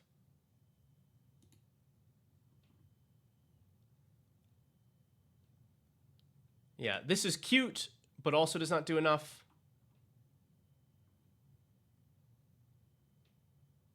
Tyrant of Discord. Oh, it's in here. It's in here. And I talked about it. I was like, I considered this for when I did upgrades for these decks for the show, and I think it's very good in this deck, and I could not do it.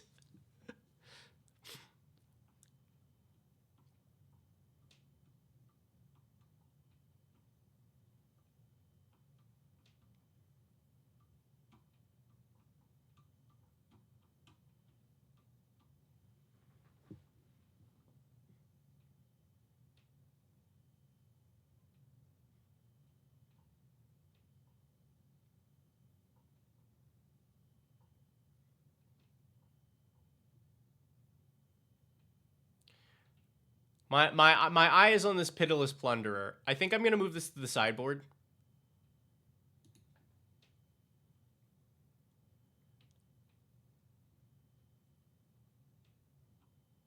Only on players who remove Ashling. Exactly.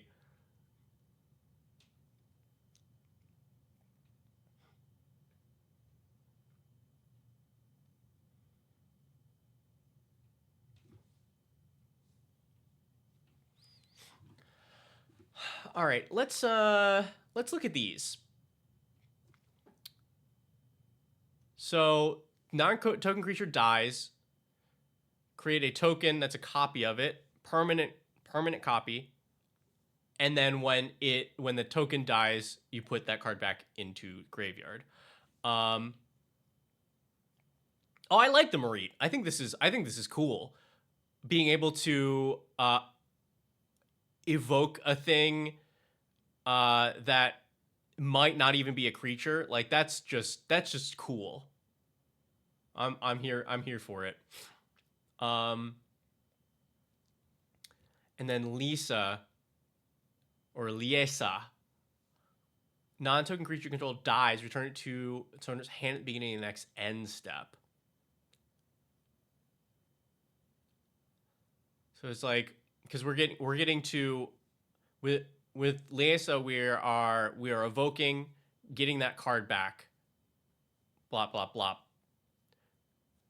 And both of these are good. Like, I'm happy to have them on the board. I'm now just trying to decide, do I want to spend 5 mana to do this before evoking a thing? I'll come back.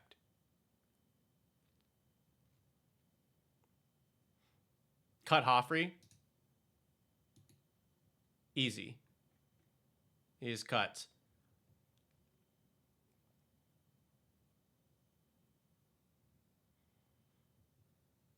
This also does not do enough.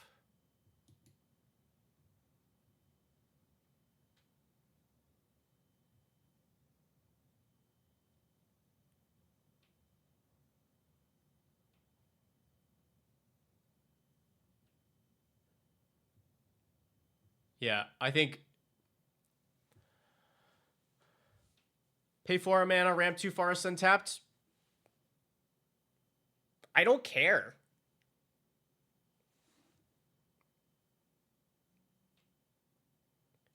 Because once you start doing your elementally stuff, it better be it's got to be really impactful. Because somebody's gonna see you evoke one thing and be like, "Oh, right, right. We need to shoot Ashling in the face right now." And 2 untapped forests is not it.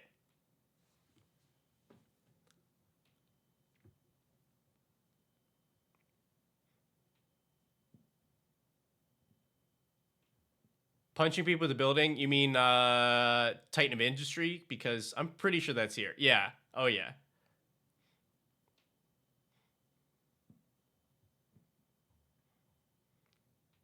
Yeah, I think you can cut this. It's like it's a cute interaction, but it's also only ever going to work with Ashling out because you're not getting 3 red pips in this deck, and it's still just here is a large creature that gets chumped and dies.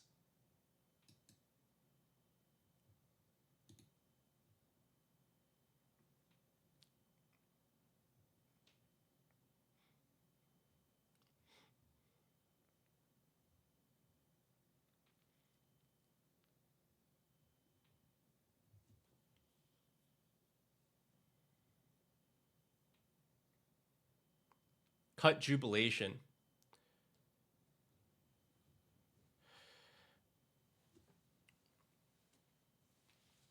Yeah, because it's gonna have a similar problem where we don't really care about an overrun effect.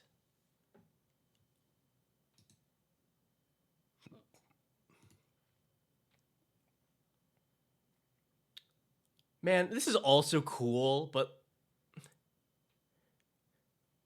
if it came back in time to be able to swing on the next turn, I would like it way more. But this is every 2 rotations. Evoke, dies, returns at your upkeep, wait a turn, swing again.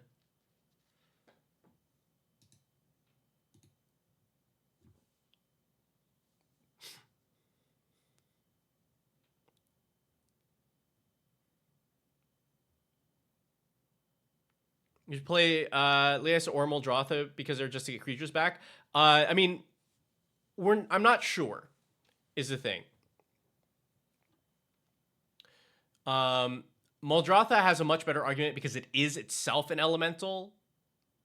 So like there's the possibility that you like evoke it in for 2 with a reduction and then cast a bunch of stuff out of your graveyard.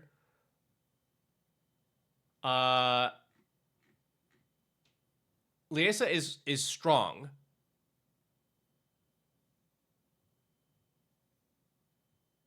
And it has the opponent's creatures are exiled instead of dying, which is generically good, but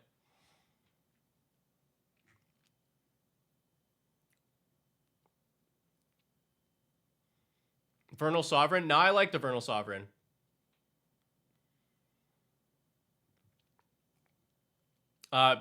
Because you get so many of those tokens. Because like we cut the other things that cared about number of creatures you control, but you've hit it exactly. Like you get 3 tokens off of this.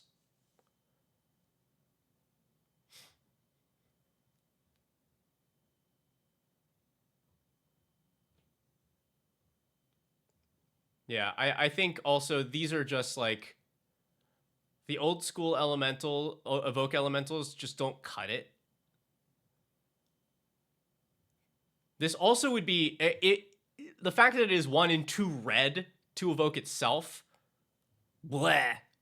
At least if it was 2 in a red, you could use like the 2 mana reducers would be nice for it, and it's in a one of our off colors.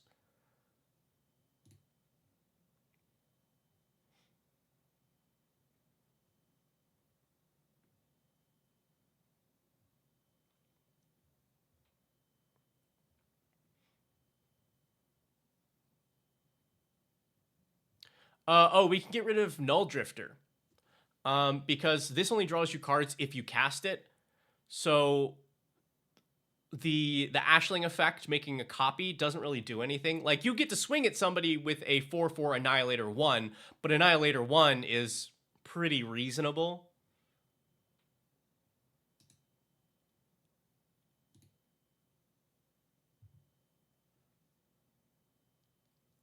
Oh, this was the other one that like I wanted to include it in my upgrades because the Convoke was very cute and the fact that it had like an ETB was good. It just like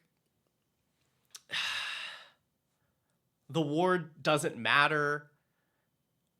It feels like it should fly or something, but doesn't. It draws you 2 cards, like, and it digs 8 deep. Like I'm not auto cutting it, but I think I ended up not adding it.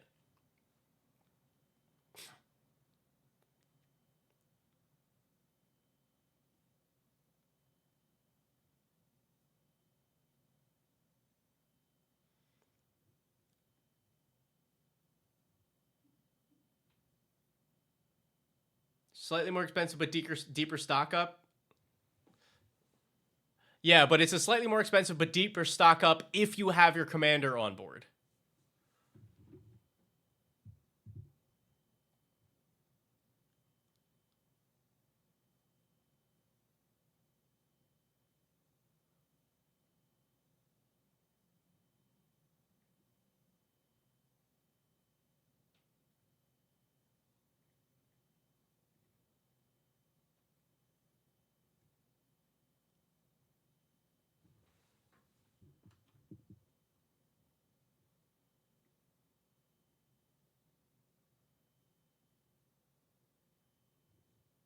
I forgot an artifact. What artifact?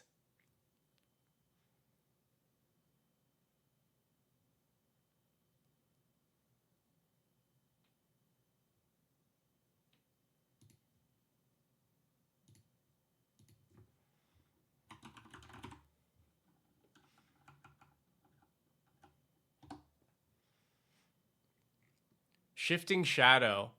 Oh, that like makes copies, right? Or it becomes a copy? I don't remember.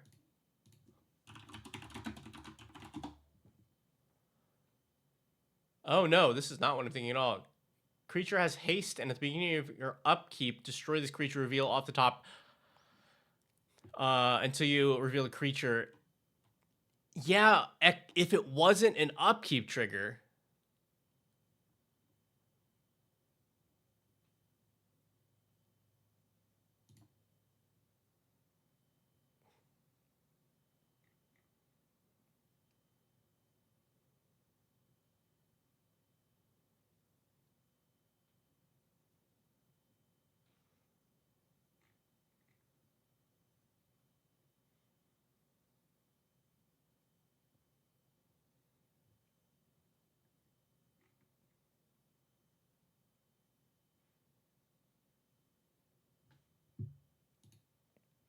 Four-mana artifact that clones a creature, but it's just an artifact. Oh, yeah, from the Urza Mishra precons. Machine God's Effigy, yeah.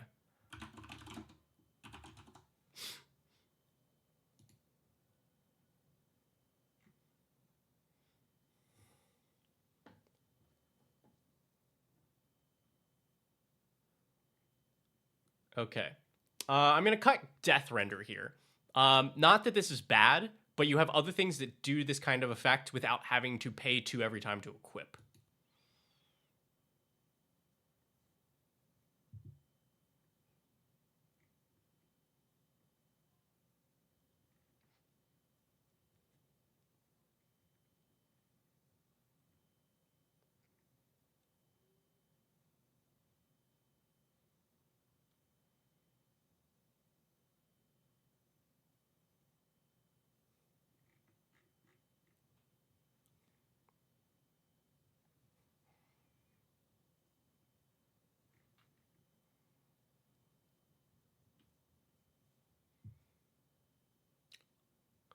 Lifeline, yeah, because this is one of the more expensive versions of this.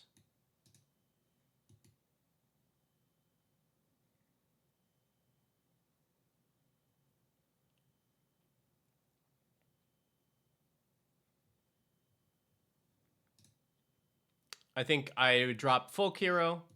That's only ever 1 card draw per turn, and only if you're casting a thing and your commander is on board.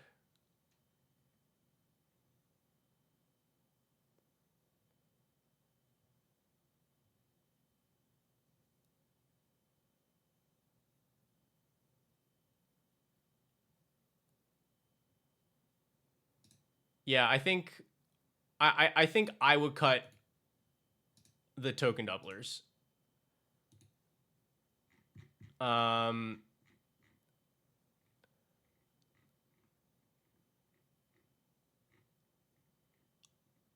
I think a good way to approach this is like the stuff that I'm doing. Actually, this one maybe I think Mondrak makes the most sense to keep if you're gonna keep one, because you can then use its ability, sack 2 tokens that were gonna die anyway to make it indestructible, and that's a lot more appealing. But yeah, I like I said, I kind of like the Sunborn because you can do that for 2. But I think if we have a spare 6 mana for this, then like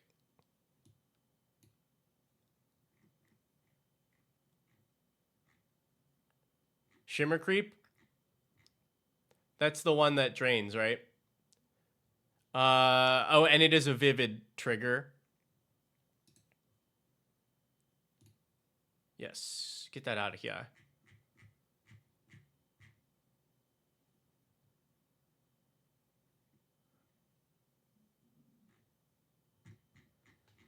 We're at 116.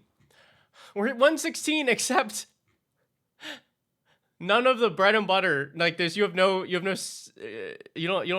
your veggies in here.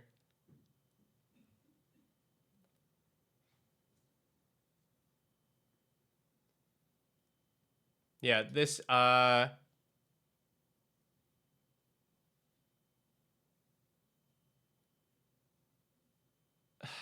it's just an aristocrats piece. We because this cares about non-token, so you're only getting 1 off of it. Cutting all the non-elementals, I don't know about that. Like I really like Delny is super powerful here. I like some of the like cost reducers, like Spinner of Souls and Beifeng's Bounty Hunters end up really strong in this deck. It's just like you want the majority of your expensive things to like really hit.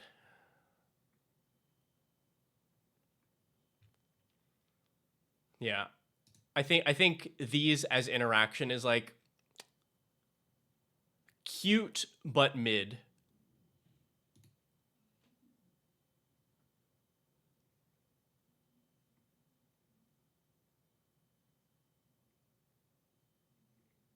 Oh yeah, subtlety. If this is just not a great commander card.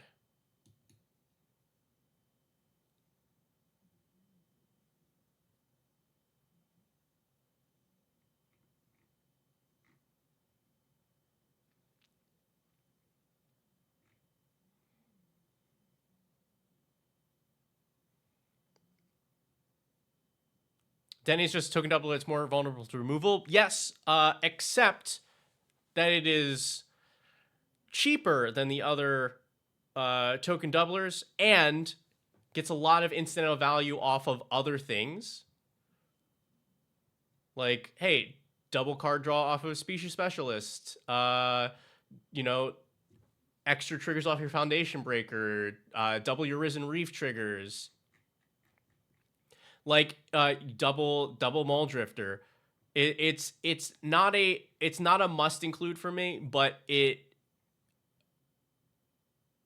I like it better than I like it better than like the straight up token doublers for sure. It's not safe from the cuts, but it has survived this far.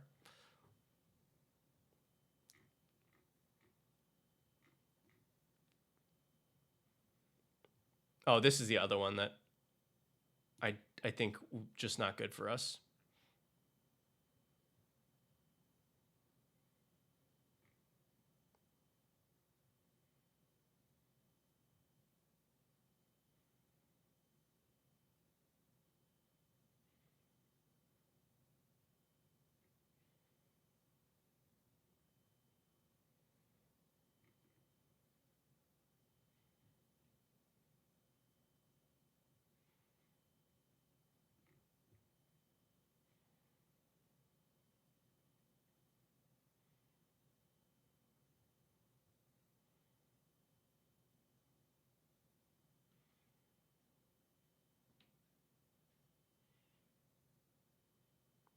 Maybe Slithermuse.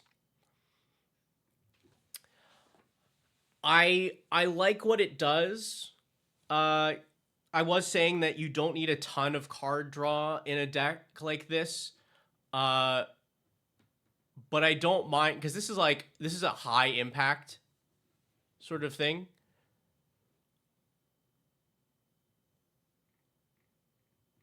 Cavalier of Night seems not great. Yeah, actually.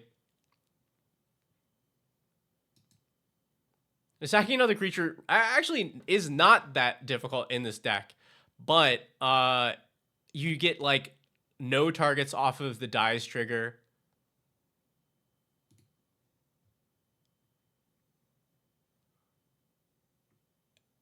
And like all that to kill one thing and sacrifice something, like just run a removal spell.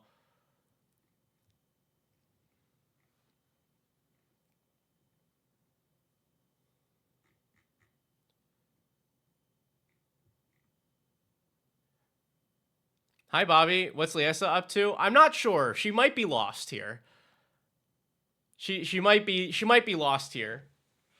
It's like it's a cute thing, but I think it's still a matter of like I put this on the board, but it could have just been an elemental because we're not putting her on the board really unless we're already evoking stuff.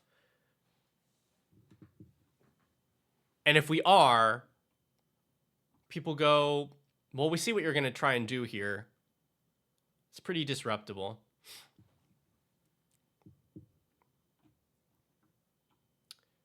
I know for me, I'm not a fan of the greaves and boots. Some of y'all can't live out without your shoes. But in my house, you take your shoes off at the door. So I'm going to move these to sideboard. If I was building this deck, I would not run either of them.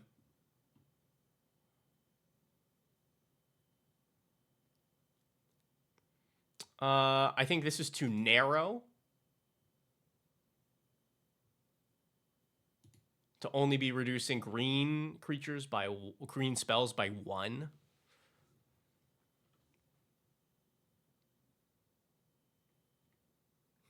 Thanks. That just came up with that. Or black or white. Yeah. I don't think we want any of that.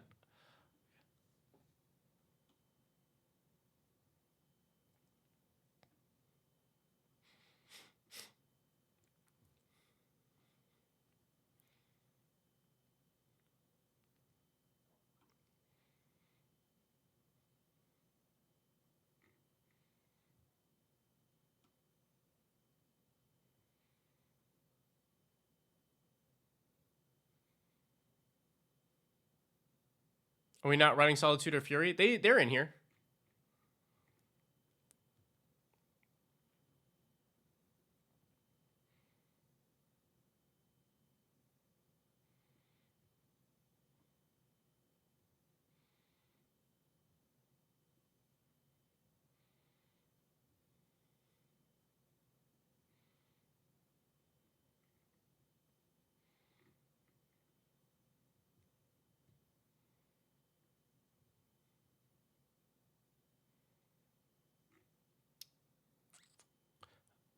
My instinct is that this Valkyrie's Call ends up being unsatisfying.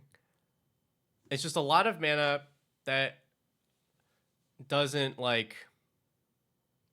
Yeah, Maxithon, you're right there with me. It's like yes, the idea of having it on board and then doing the convoke or the evoke thing is really nice, but it's a lot to commit that needs also a setup. And I think that solidifies my view on Liesa. Because if we're not running that, we're not running this.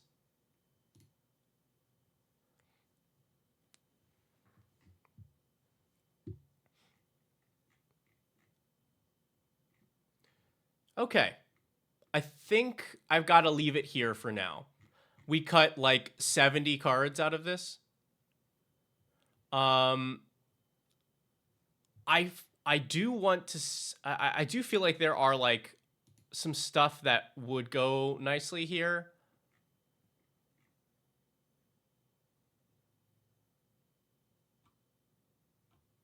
But I won't get too much into that. Like,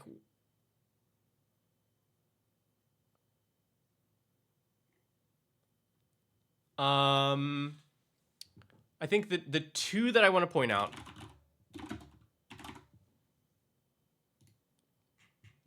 I really like Birthing Ritual in this deck. 17 card upgrade is no. We started with 170 some cards, and we were cutting a bunch of stuff so that Cecil could get like a more focused idea of what to do. But yeah, you should be running Birthing Ritual. I think this is really good. There are some like stuff like Descendant's Fury is also good here, but being able to play this ahead of time for 2 mana, so good, so good. Okay, cut over Promise. I don't think so.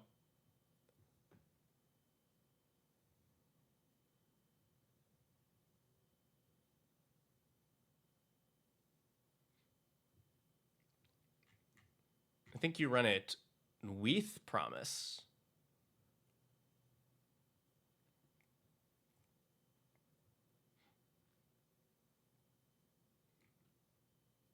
If anything, play it over Descendant's Fury, which is kind of weird because this does require you to actually get in with those creatures. I don't think you cut either of them, but I think you keep everything here.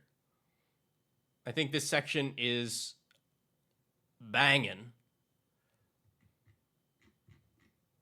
Sorry to add another card to it, but I think Birthing Ritual is incredibly powerful in this. Okay. Let me give you that link. Kabam.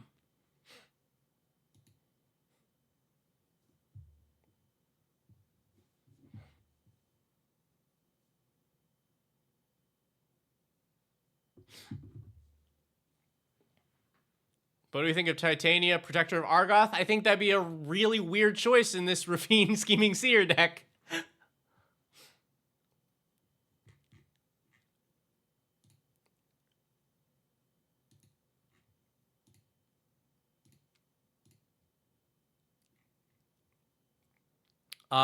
This deck was submitted by Red, and Rafine, definitely one of the most popular Esper commanders.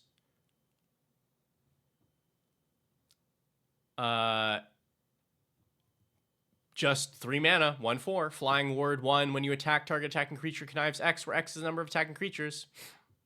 Yeah, I switched decks, Michael, because I have gotten very stuck on decks today and have taken more time than I can really afford on them. It's like I'm glad to do, but there's a whole ton of work that I still need to do for today. And I'm trying to sneak in time to test and prepare for what ultimately will be an instant dropout in the last chance qualifiers this weekend for the RC. And I need to, oh god, I have to put together this deck too. But yeah, I think this is our final one for the day. Yes, because Electman pushed to next week. All right, Rafine. Did Red send me notes for this?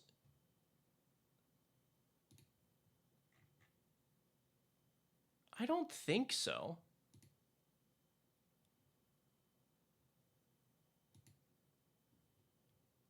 Or did Nerd Girl send me those? Hold on.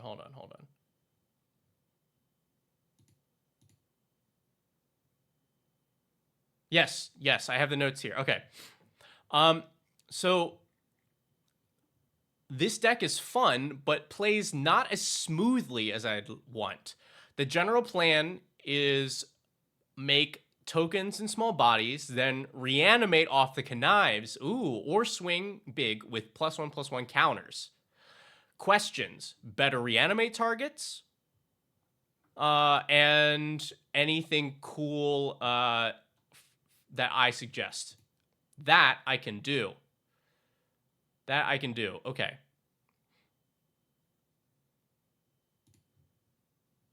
So we're doing go big on counters and or reanimator.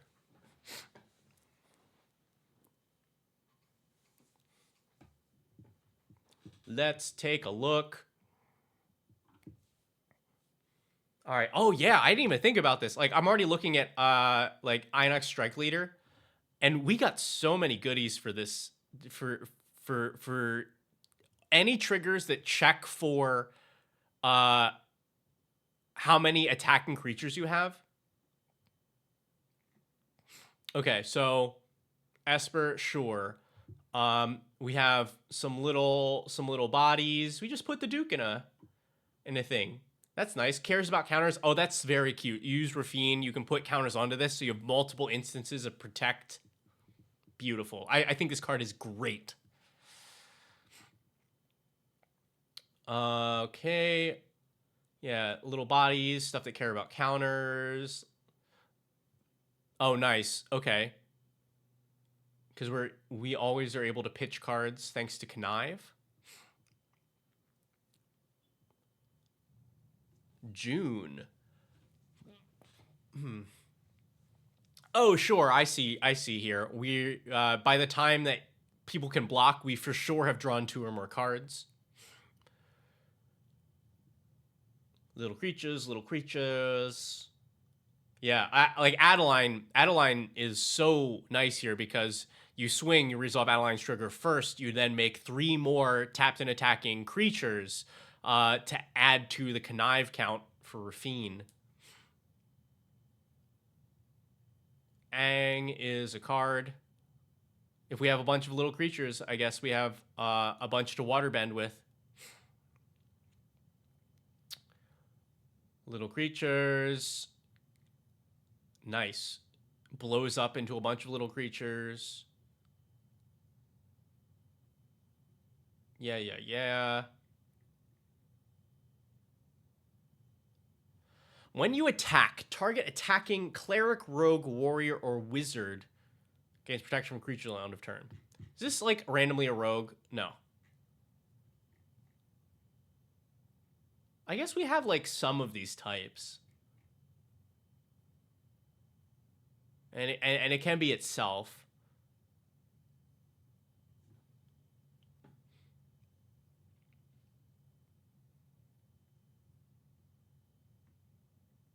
Oof. Whenever you cycle or discard another card, put a -1/-1 counter on each creature your opponent's control. It's like, I'm going to go combat, board wipe. Yeah, okay, and then here's some of our like top end reanimation targets.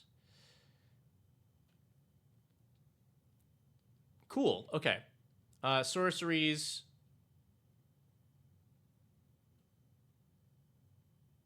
Yes. So some small reanimate here. Love the Slimer careful study. Dread Return as a reanimate. Lich Knight's Conquest. Sack any number of artifacts, enchantments, or tokens to return that many from graveyard to battlefield. Are we actually making? How many tokens are we making? It's not that many. That could definitely be adjusted, unless the rest of the cards are making more. Okay. We got interaction. Hey, call the cops. Good way to make a bunch of attackers.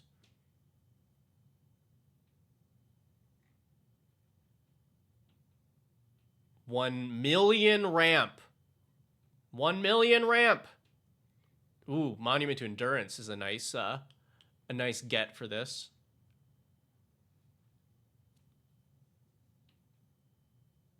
Same for Cryptcaller Chariot. Shurakai, what are you here for? Draw 2, discard a card, make a pilot. We're already doing this. Alhammarit's Archive. Cool. All right, and then Animate Dead, Oubliette, Teferis. That's not a lot of Reanimate. And lands. Okay.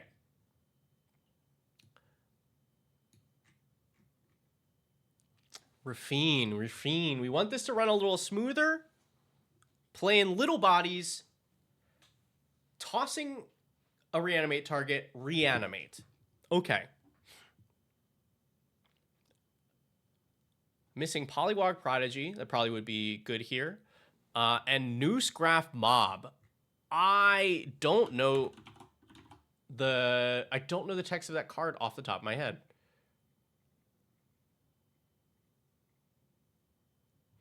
Enters with 5 counters. Player casts a spell, remove a counter from it, make a 2/2. Okay. That's reasonable. All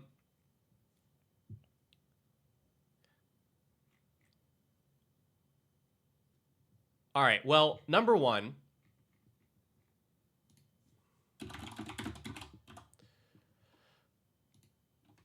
Voice of Victory. Voice of Victory. Where did you go? Voice of Victory. This comes out the turn before Rafine. And then when you swing, produces 2 more attackers.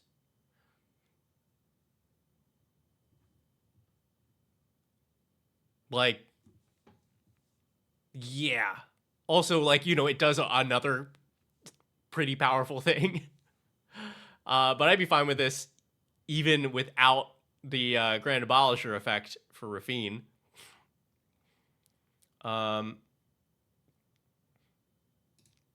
Since red is not here, I'm going to put the ads in the sideboard.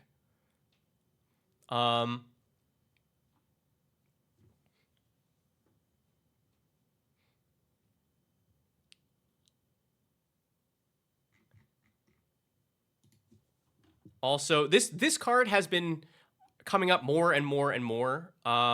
If I could remember what it is called. Oh my god. Why can't I remember?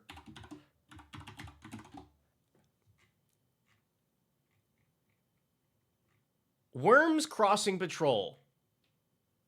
This is a 1-mana, 1/1 with Myriad.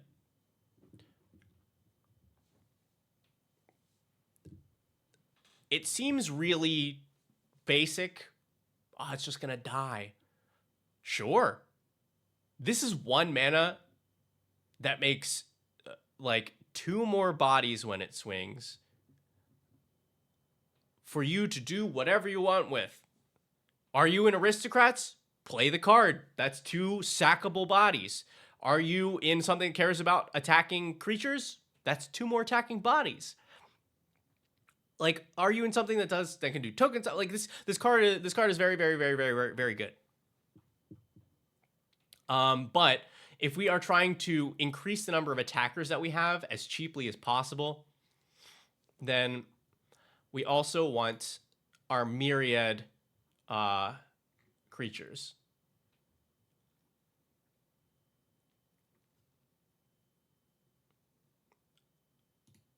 I like Hammers of Moradin because that makes it easier for our other attackers to get in.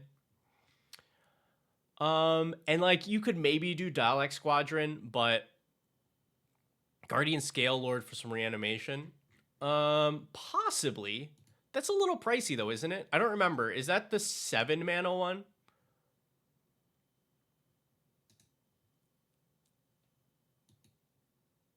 Yeah, Myriad and Mobilize are great for this.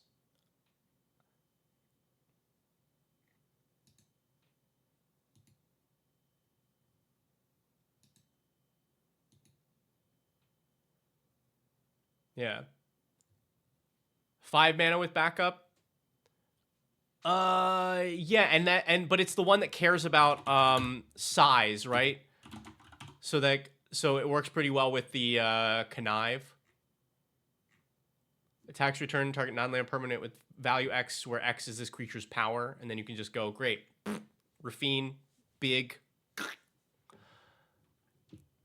I think it's fine. Let me come back to it though.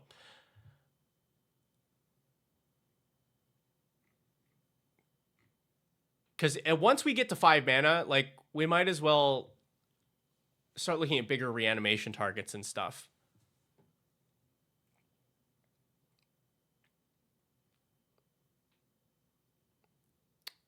Hello, Bronze Panda. I'm pretty good. I am pretty good. Yes. Oh, we need to adjust, like, the reanimation stuff going on here. Like, this, we just don't have the tokens to justify this. Even if we add more, like the myriad tokens don't matter for this because they're gone before you can cast this. The Voice of Victory is nice, but I think this does not do it for me. We also don't need that many reanimations. We just need a couple.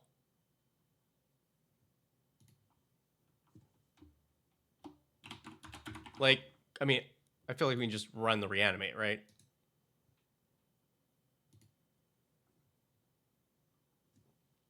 Hello, Squee. Do we snag the Goonburger sponsorship? No, but we did have another one today.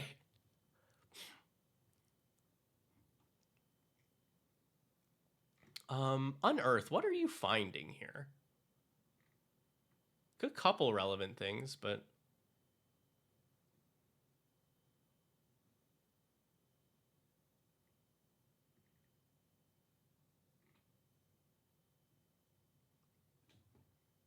But yeah, we definitely need better reanimation targets.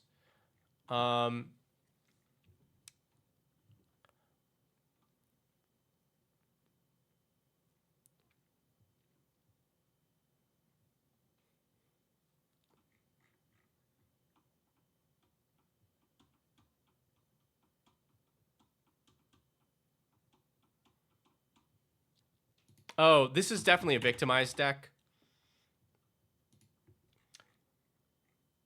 That's a much better choice than the Lich Lord thing or whatever.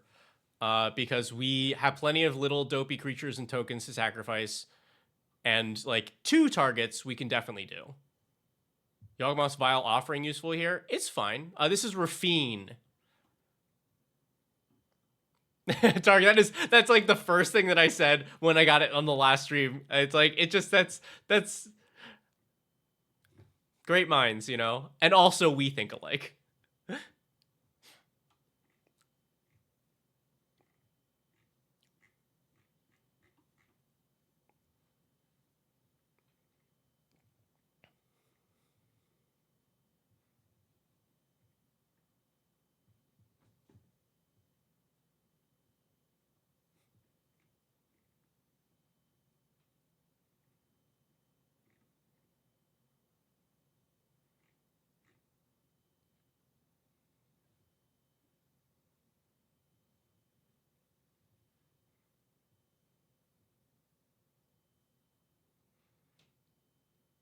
Hmm.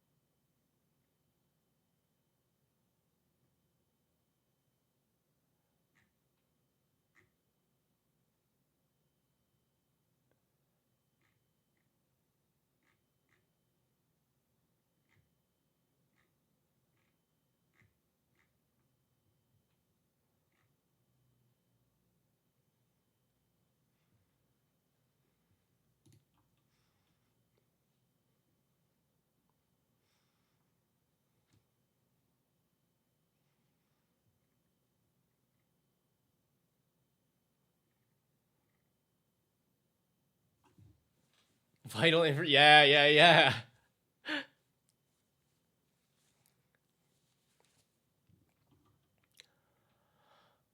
Um,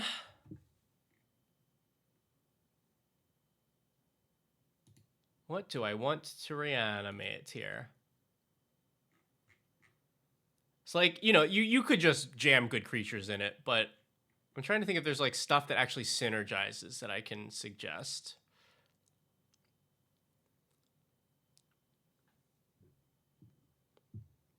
We have the Elish Norn. Like, also, why not Shieldred?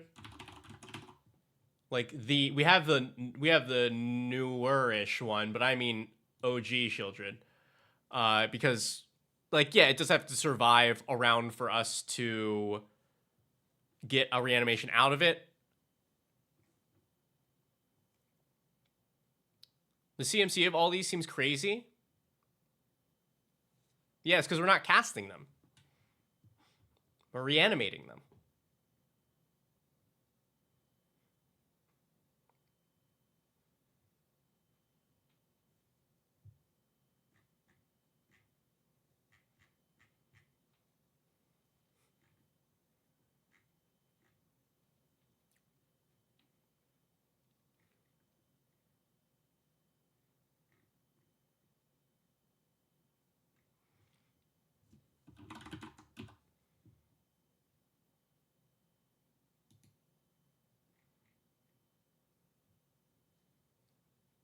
So if things like late to dinner. Yeah.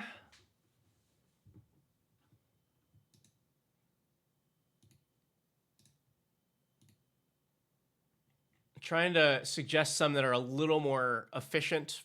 Like Victimize is really nice here because we have so many like expendable little creatures that end up on the board. Oh, we can drop Dusk Legion Duelist, I think. We don't need one more card draw, and that means we have to put the counters here if we want to do that.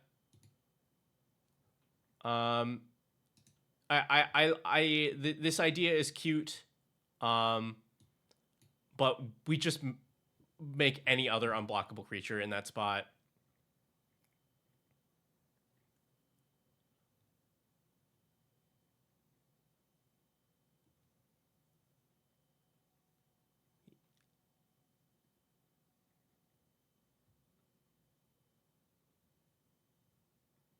Yeah, Hashaton is pretty cool. Pretty cool card.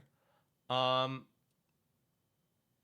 think this is also not great for us. Like, it's a creature that is unblockable if it targets itself.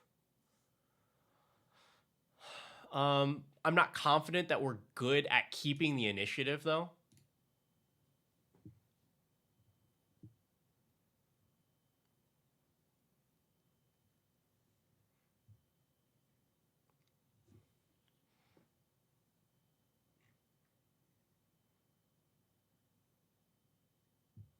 Yeah, Skyclave Apparition is fine.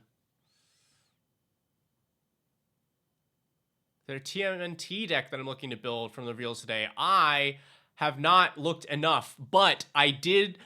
When I saw that that Taka and people are up on my pronunciation for this, but it's I think it's correctly Taka and Razar, even though it looks like it should be like Razor. Because as a fan of the movies, I'm really happy to see them get a card. So I will probably build that on principle, but I don't remember what it does. I haven't gotten enough time to look at them.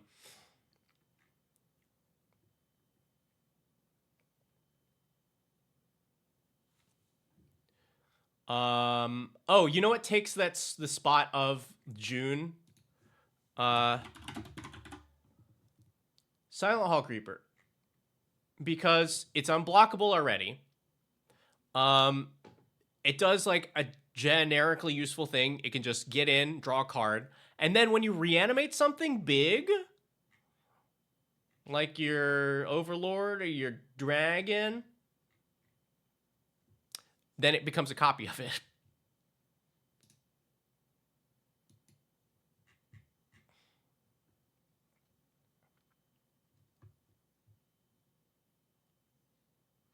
Yes. Oh, also, if we've got Ancient Silver Dragon in here, like, Brass is the black one, right? That's the one that makes sense to be in here. This is Reanimate.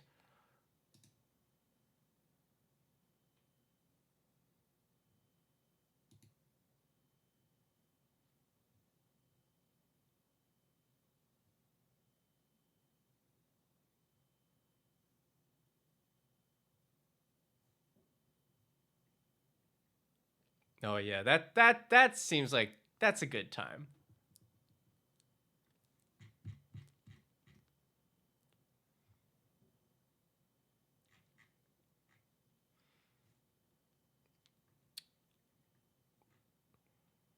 Hmm.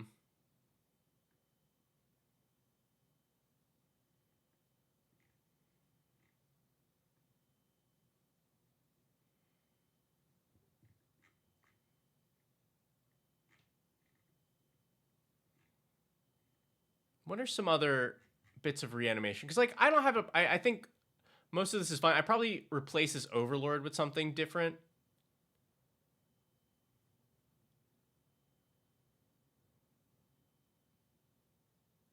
Hum Awakening. That's very cute.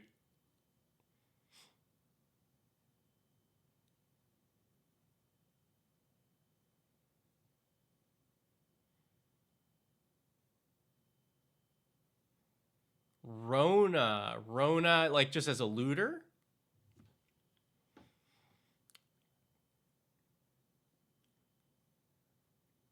I think it's pretty fine. We've already got some looters in the deck.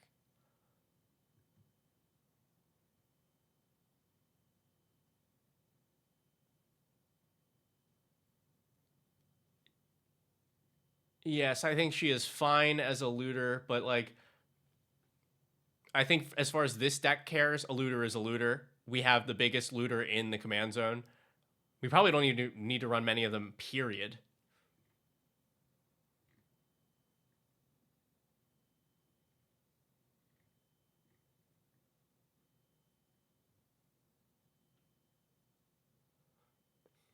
I think this is...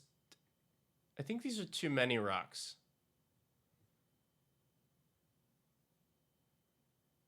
Chasm Skulker is definitely in here. I think you cut all the signets. Shurikai's also in here. Because I think this deck...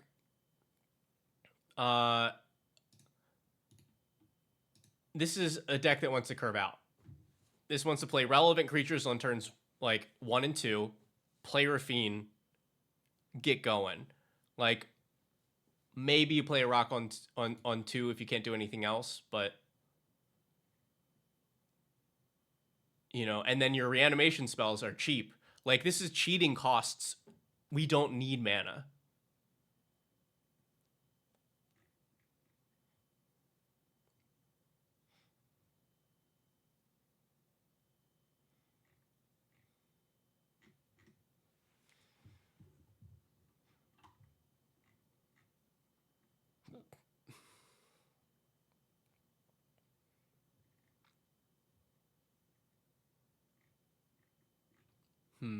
What other reanimation do I want?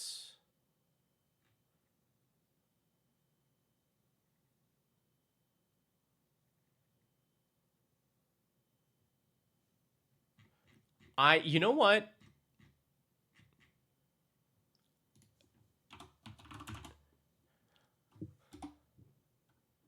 What about a classic? Give me Exhume. Because at the point where we're able to reanimate, our opponents shouldn't have big things in the graveyard. We could also do Dance of the Dead. I think it's a little harder to come by, right? Because only got like the Ice Age printing, but Exhume has got some reprints and stuff. But yeah, Dance of the Dead, same rate. It's a lot of text.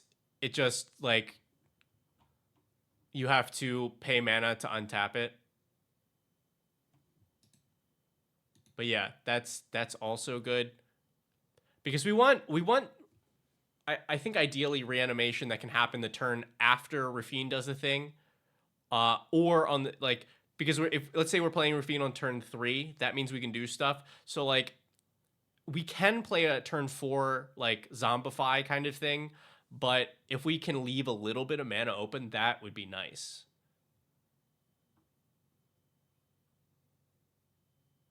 Necromancy, yeah, yeah. If you want, if reading the text on Dance of the Dead wasn't enough for you,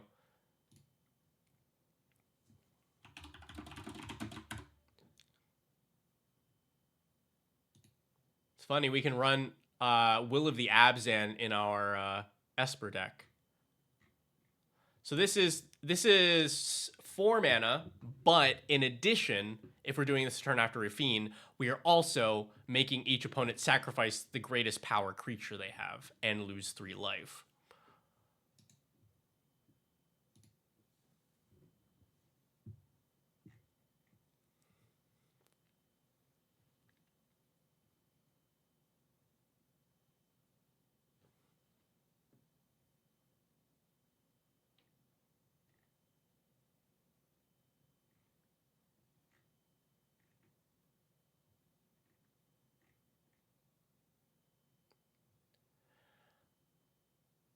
But I still think I'm stuck on like what reanimation targets do I actually want in this deck?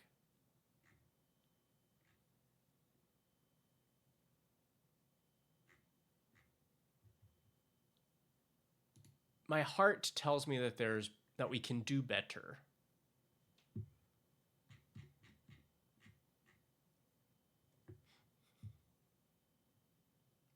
Because like Ancient Silver Dragon is pretty mid. Overlord of the Mistmoors, blah, blah.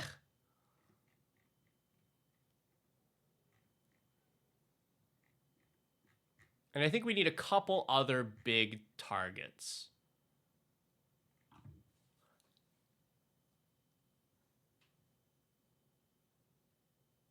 I guess it depends on how mean you want to be, because like it could be like I don't know where this deck sits.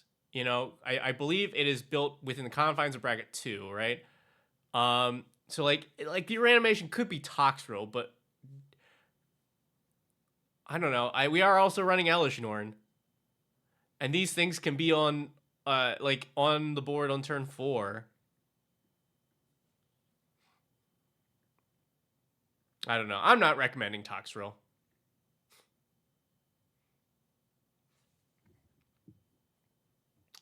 Neza Hall's fine, but I don't know that drawing cards is a thing that we care like that we need to happen. What about Nerd Girl favorite Dream Trawler? For just $2, you can tilt a Nerd Girl yourself. Because this is getting buffed for every card that we draw, so it synergizes with Rafine, and it's impossible to remove without a board wipe.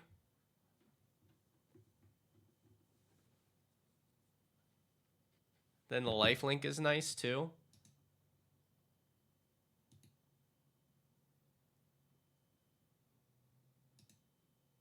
Like I think this is not.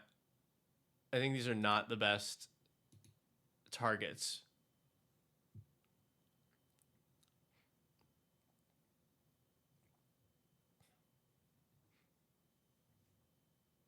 Yeah. Oh, who mentioned Bone Miser earlier? I can't believe this card is so expensive now, but it is really good. It's really good.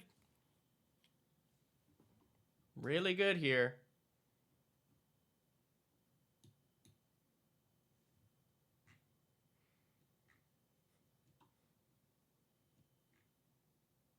Tivit. Tivit's fine. Wait, but it's reverse Waste Not. That's the big thing. Is like Waste Not cares about your opponent's discarding, which is harder to control. But Bone Miser cares about you discarding, which is much easier to do. Tivit, pretty good, beefy.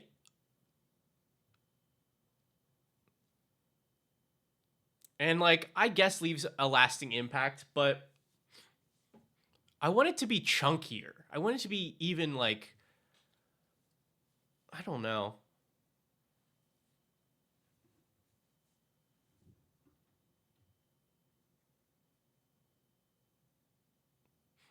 Yeah, Kling Clang. Yeah, Bone Miser cares about you.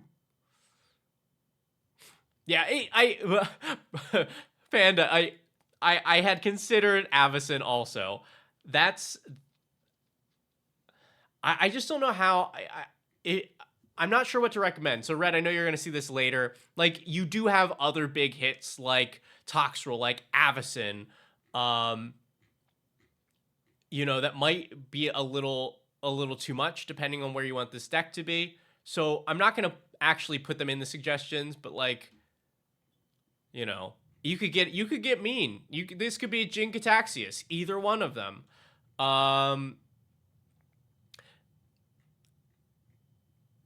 But I get the feeling that is not what you were going for with this.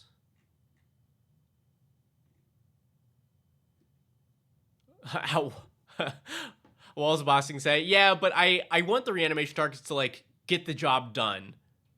I want them to like actively do a thing.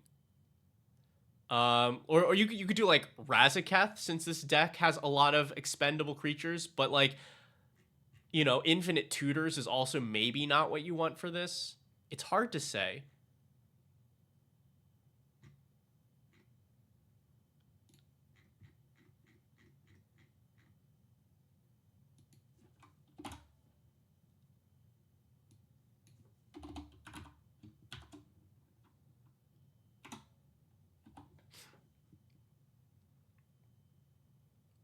Yeah. Like it could be Hullbreaker Horror. Oh, the Gearhawks. The Gearhawks are not a bad idea. Or Reanimator Classic. Angel of the Ruins.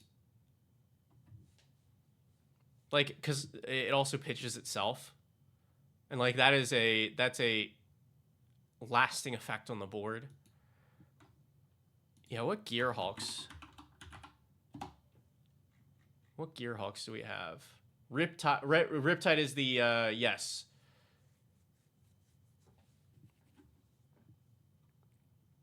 Yes, Valgavoth is. Oh, I added Valgavoth like 10 years ago. Nizahal, I'm like, the thing that it does is draw you more cards.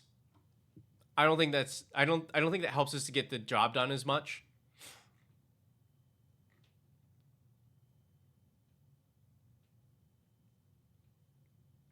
I could see like Noxious. Riptide also like requires us to be like, it's better if we're able to activate the prowess.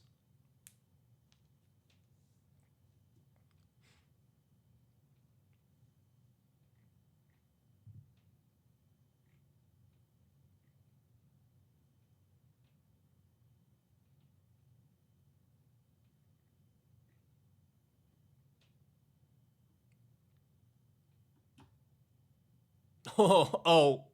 See, because like these are fine. These are totally fine, but they are scaled to how much mana they cost. And if we can dream big on our reanimation targets, then I'm looking past Gearhawks.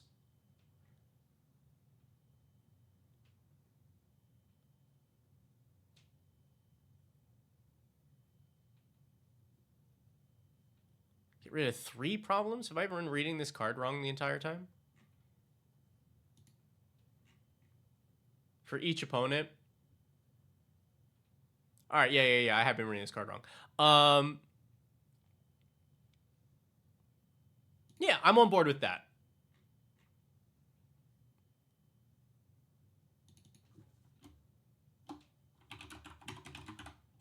What about the Primordials? Now we're talking a little bit more. Like Sepulchral Primordial, Diluvian Primordial. That's what we're. Those are some effects. Now, Red, you don't need to add all of these things, but just some options for other reanimation targets.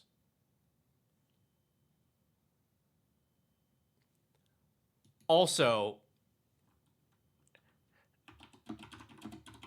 I think this is fair game for bracket 2 because it's big, but it's removable. You have, like, if we're reanimating it, you have a turn to figure out what to do. And even if it gets to do the thing, I'm only taking your, like, worst 2 things.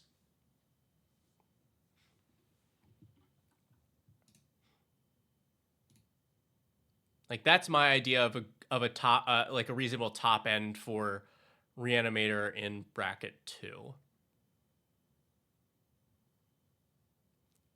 Well, you could put Zatalpa in here, actually. I think Zatalpa. This is.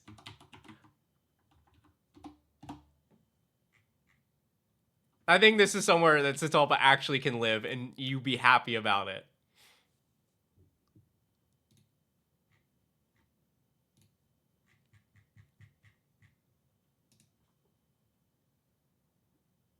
Yeah, this is totally, like, that's better than the other things. That makes people go away.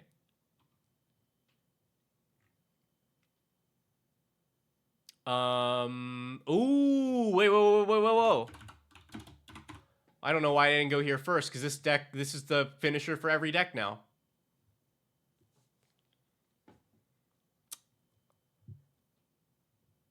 And hey, it goes to the graveyard, and if that doesn't win you the game, then you reanimate it again.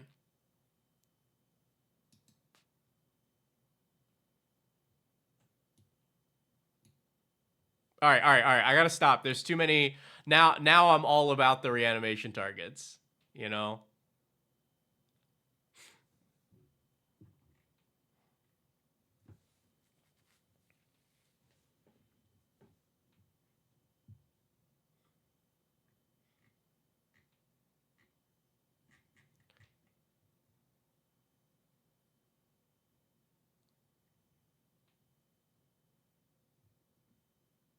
All right. And I think, like, let me see. Other things that are out of place to me. Because, like, sure, there are better options for some of these. But these cards are getting the job done.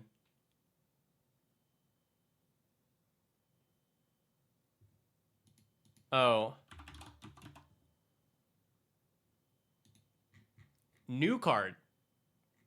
Could definitely run Kinscare Sentry here. When it attacks, you put a creature card with mana value X or less from your hand on the battlefield tapped and attacking, where X is the number of attacking creatures you control.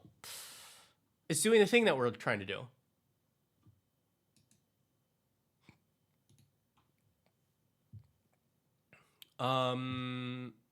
Yes, other cuts. I think Drana is fine, but I think we can do better than this. At 3 mana. I'm still trying to think if there's anything else cute you can do with Skyclave, but, like, not really.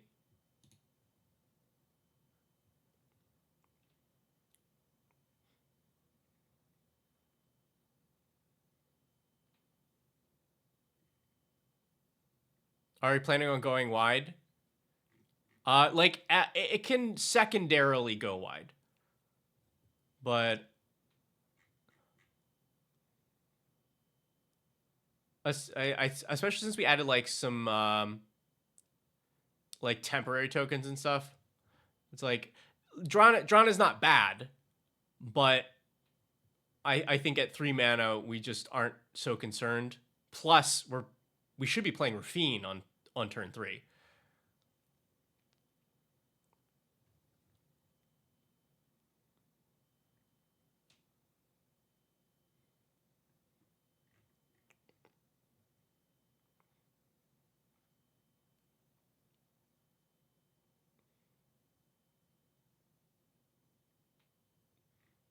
Also, the guy likes to draw cards. I think I don't care about this.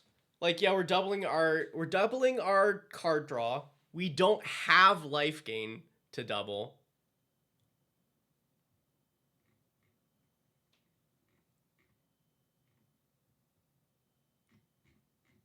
I mean, but like some people just like to draw cards. If I'm building this deck, I'm not running Alhammar's Archive, but also if I have this version of Alhammar's Archive, I'm putting it in something.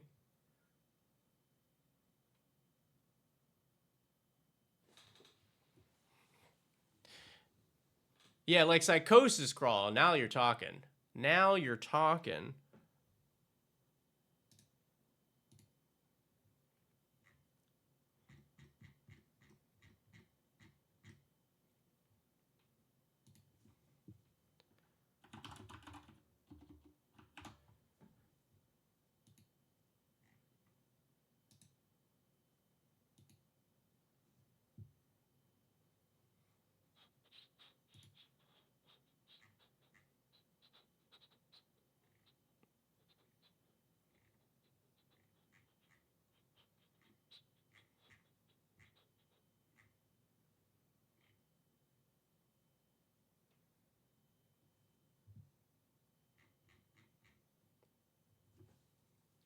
Oh, Mausoleum Wanderer. Yeah, that's.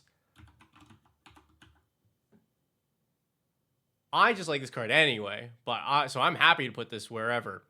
Um, but yeah, I think this deck in general could use some other like one drops. Like I love a Siren Storm Tamer here. We're putting a big scary thing on the board. I'd like a cheap way to protect it.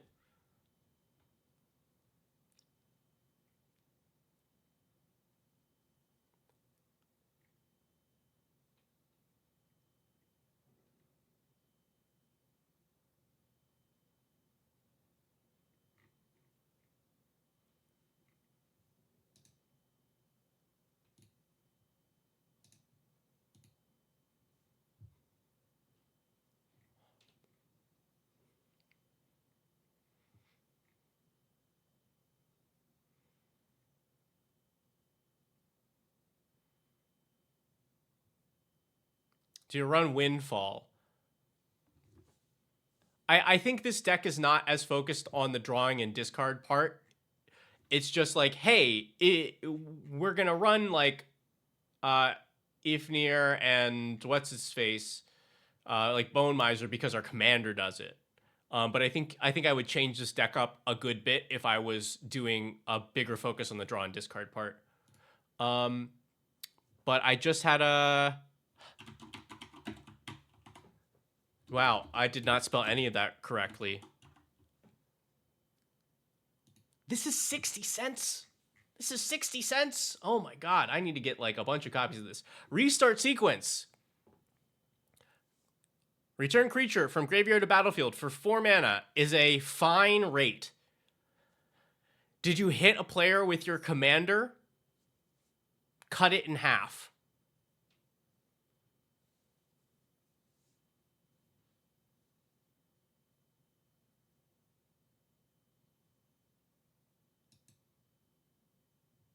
It's like made for Rafine.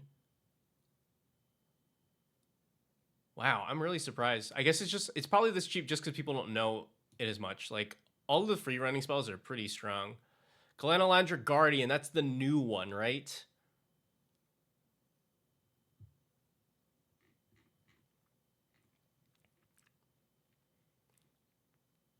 I think it would be fine. The thing about this is I am just like not terribly interested in 3 mana creatures for this deck. Yes, it does. It would allow you to do a lot of counters, but you have to get it on board. So like you're probably not able to play it until turn 5, where you to like play it and hold up 2 mana so that people don't just kill it. Arden. That's a great suggestion. Arden is awesome. Reanimate Arden. Like, because then this makes every creature in a graveyard a reasonable reanimation target with his own ability. It's a slight non-bow with slight non-bow with Rafine, because it will have to sit in your graveyard for a little while, in like, or on the board, since it triggers at combat. But like, I'm fine with that. You just pitch it, and then your opponents go, "Uh-oh," and you're like, "Cool, pass," because you've not committed to bring it on the board yet, and because the card is cool as hell.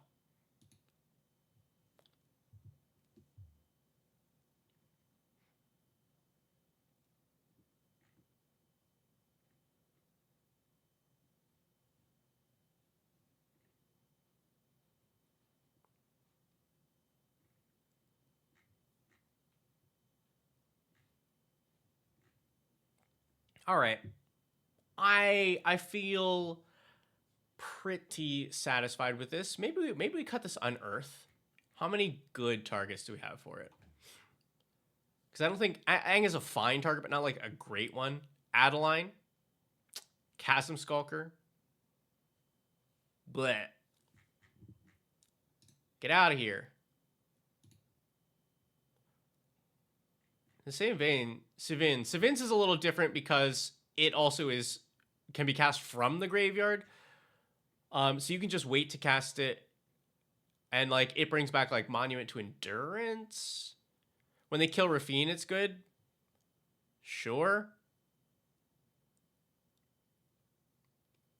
But like, I'd rather just spend I'd rather spend 5 mana and not have to waste a card on it. I think Sevin's gets much better with the inclusion of some of these other reanimate things. Like Dance of the Dead, and if you were to do Necromancy.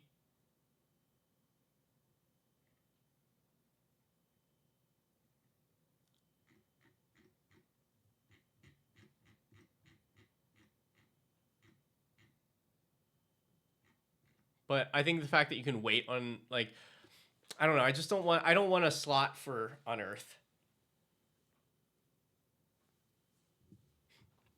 I'd rather go, cool, counter your removal. I can still swing with Rafine on my next turn. What about Breach the Multiverse? I mean, like, you could toss Breach the Multiverse in pretty much any deck that can run it, and it's a fine choice.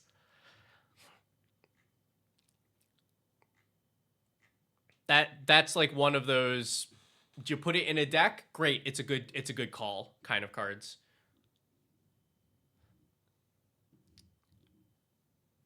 Afterlife is pretty solid here too.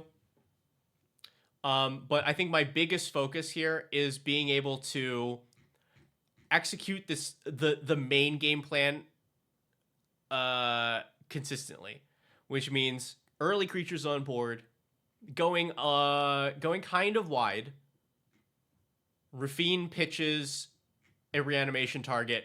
We have something we can reanimate with.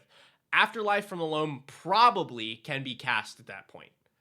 But sometimes it might not be. I think I'd still be happy to see it in this deck. But I'm going to default, I think, to spells that I can just straight up cast for the low mana. Like most likely, Rafine has put enough cards in where you reduce it down to a real efficient amount, but just in case.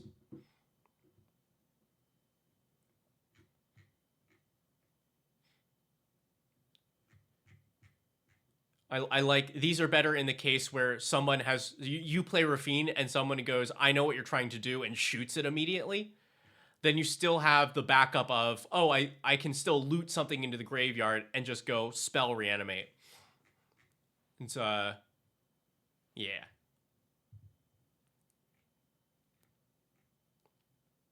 I feel pretty good about this.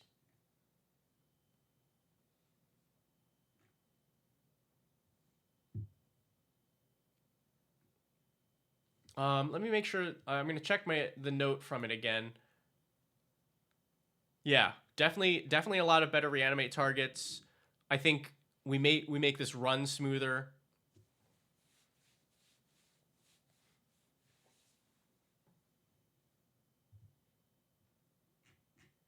Yeah. We are trying to avoid Esper good stuff. And I think we've done it. I think these are all pretty targeted. Like even the stuff that are generically good, like Voice of Victory, synergizes specifically with what we're doing. Like, yeah. Is Slow Mage Mentor too unethical to be in Namor? It depends on where you're built. Like, whoa, it depends on what kind of Namor deck you're building. Because at some brackets, definitely unethical. At others, like ideal. So, yeah.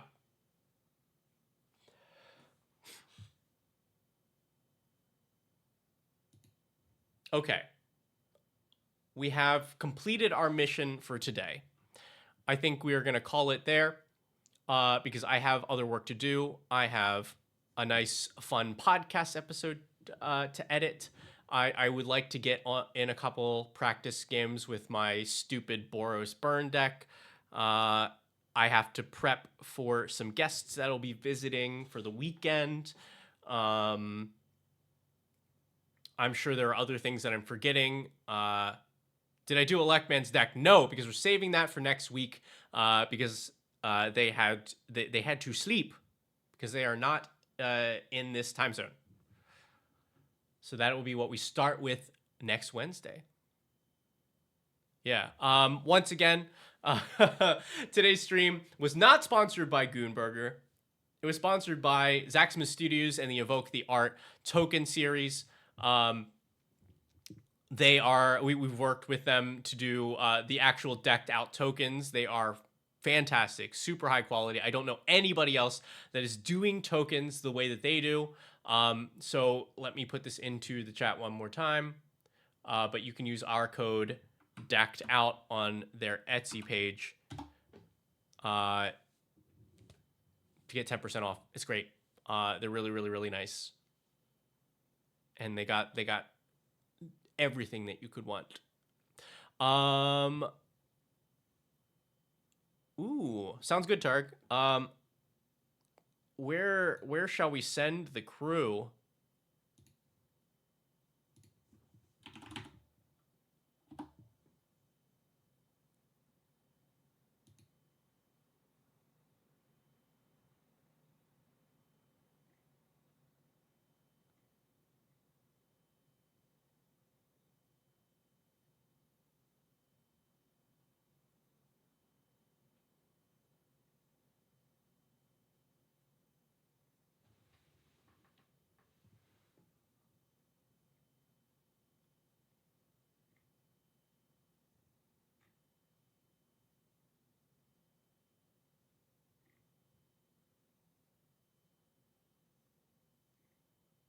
Let's see what's gonna be a fun raid.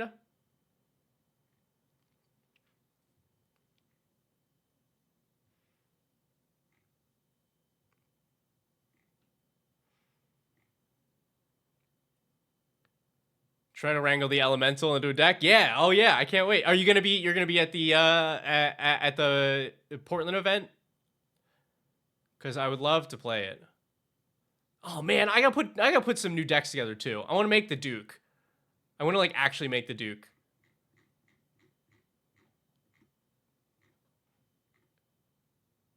I think the card really makes for a good commander.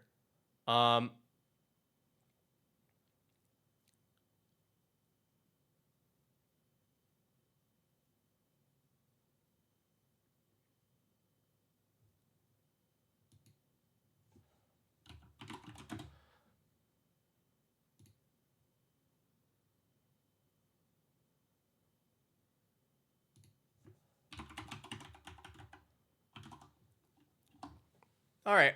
I'll send you all over to our friend Jamie Topples. She is wonderful. I have a custom island altar from her that is I think my favorite land that I own lives in Danny Pink.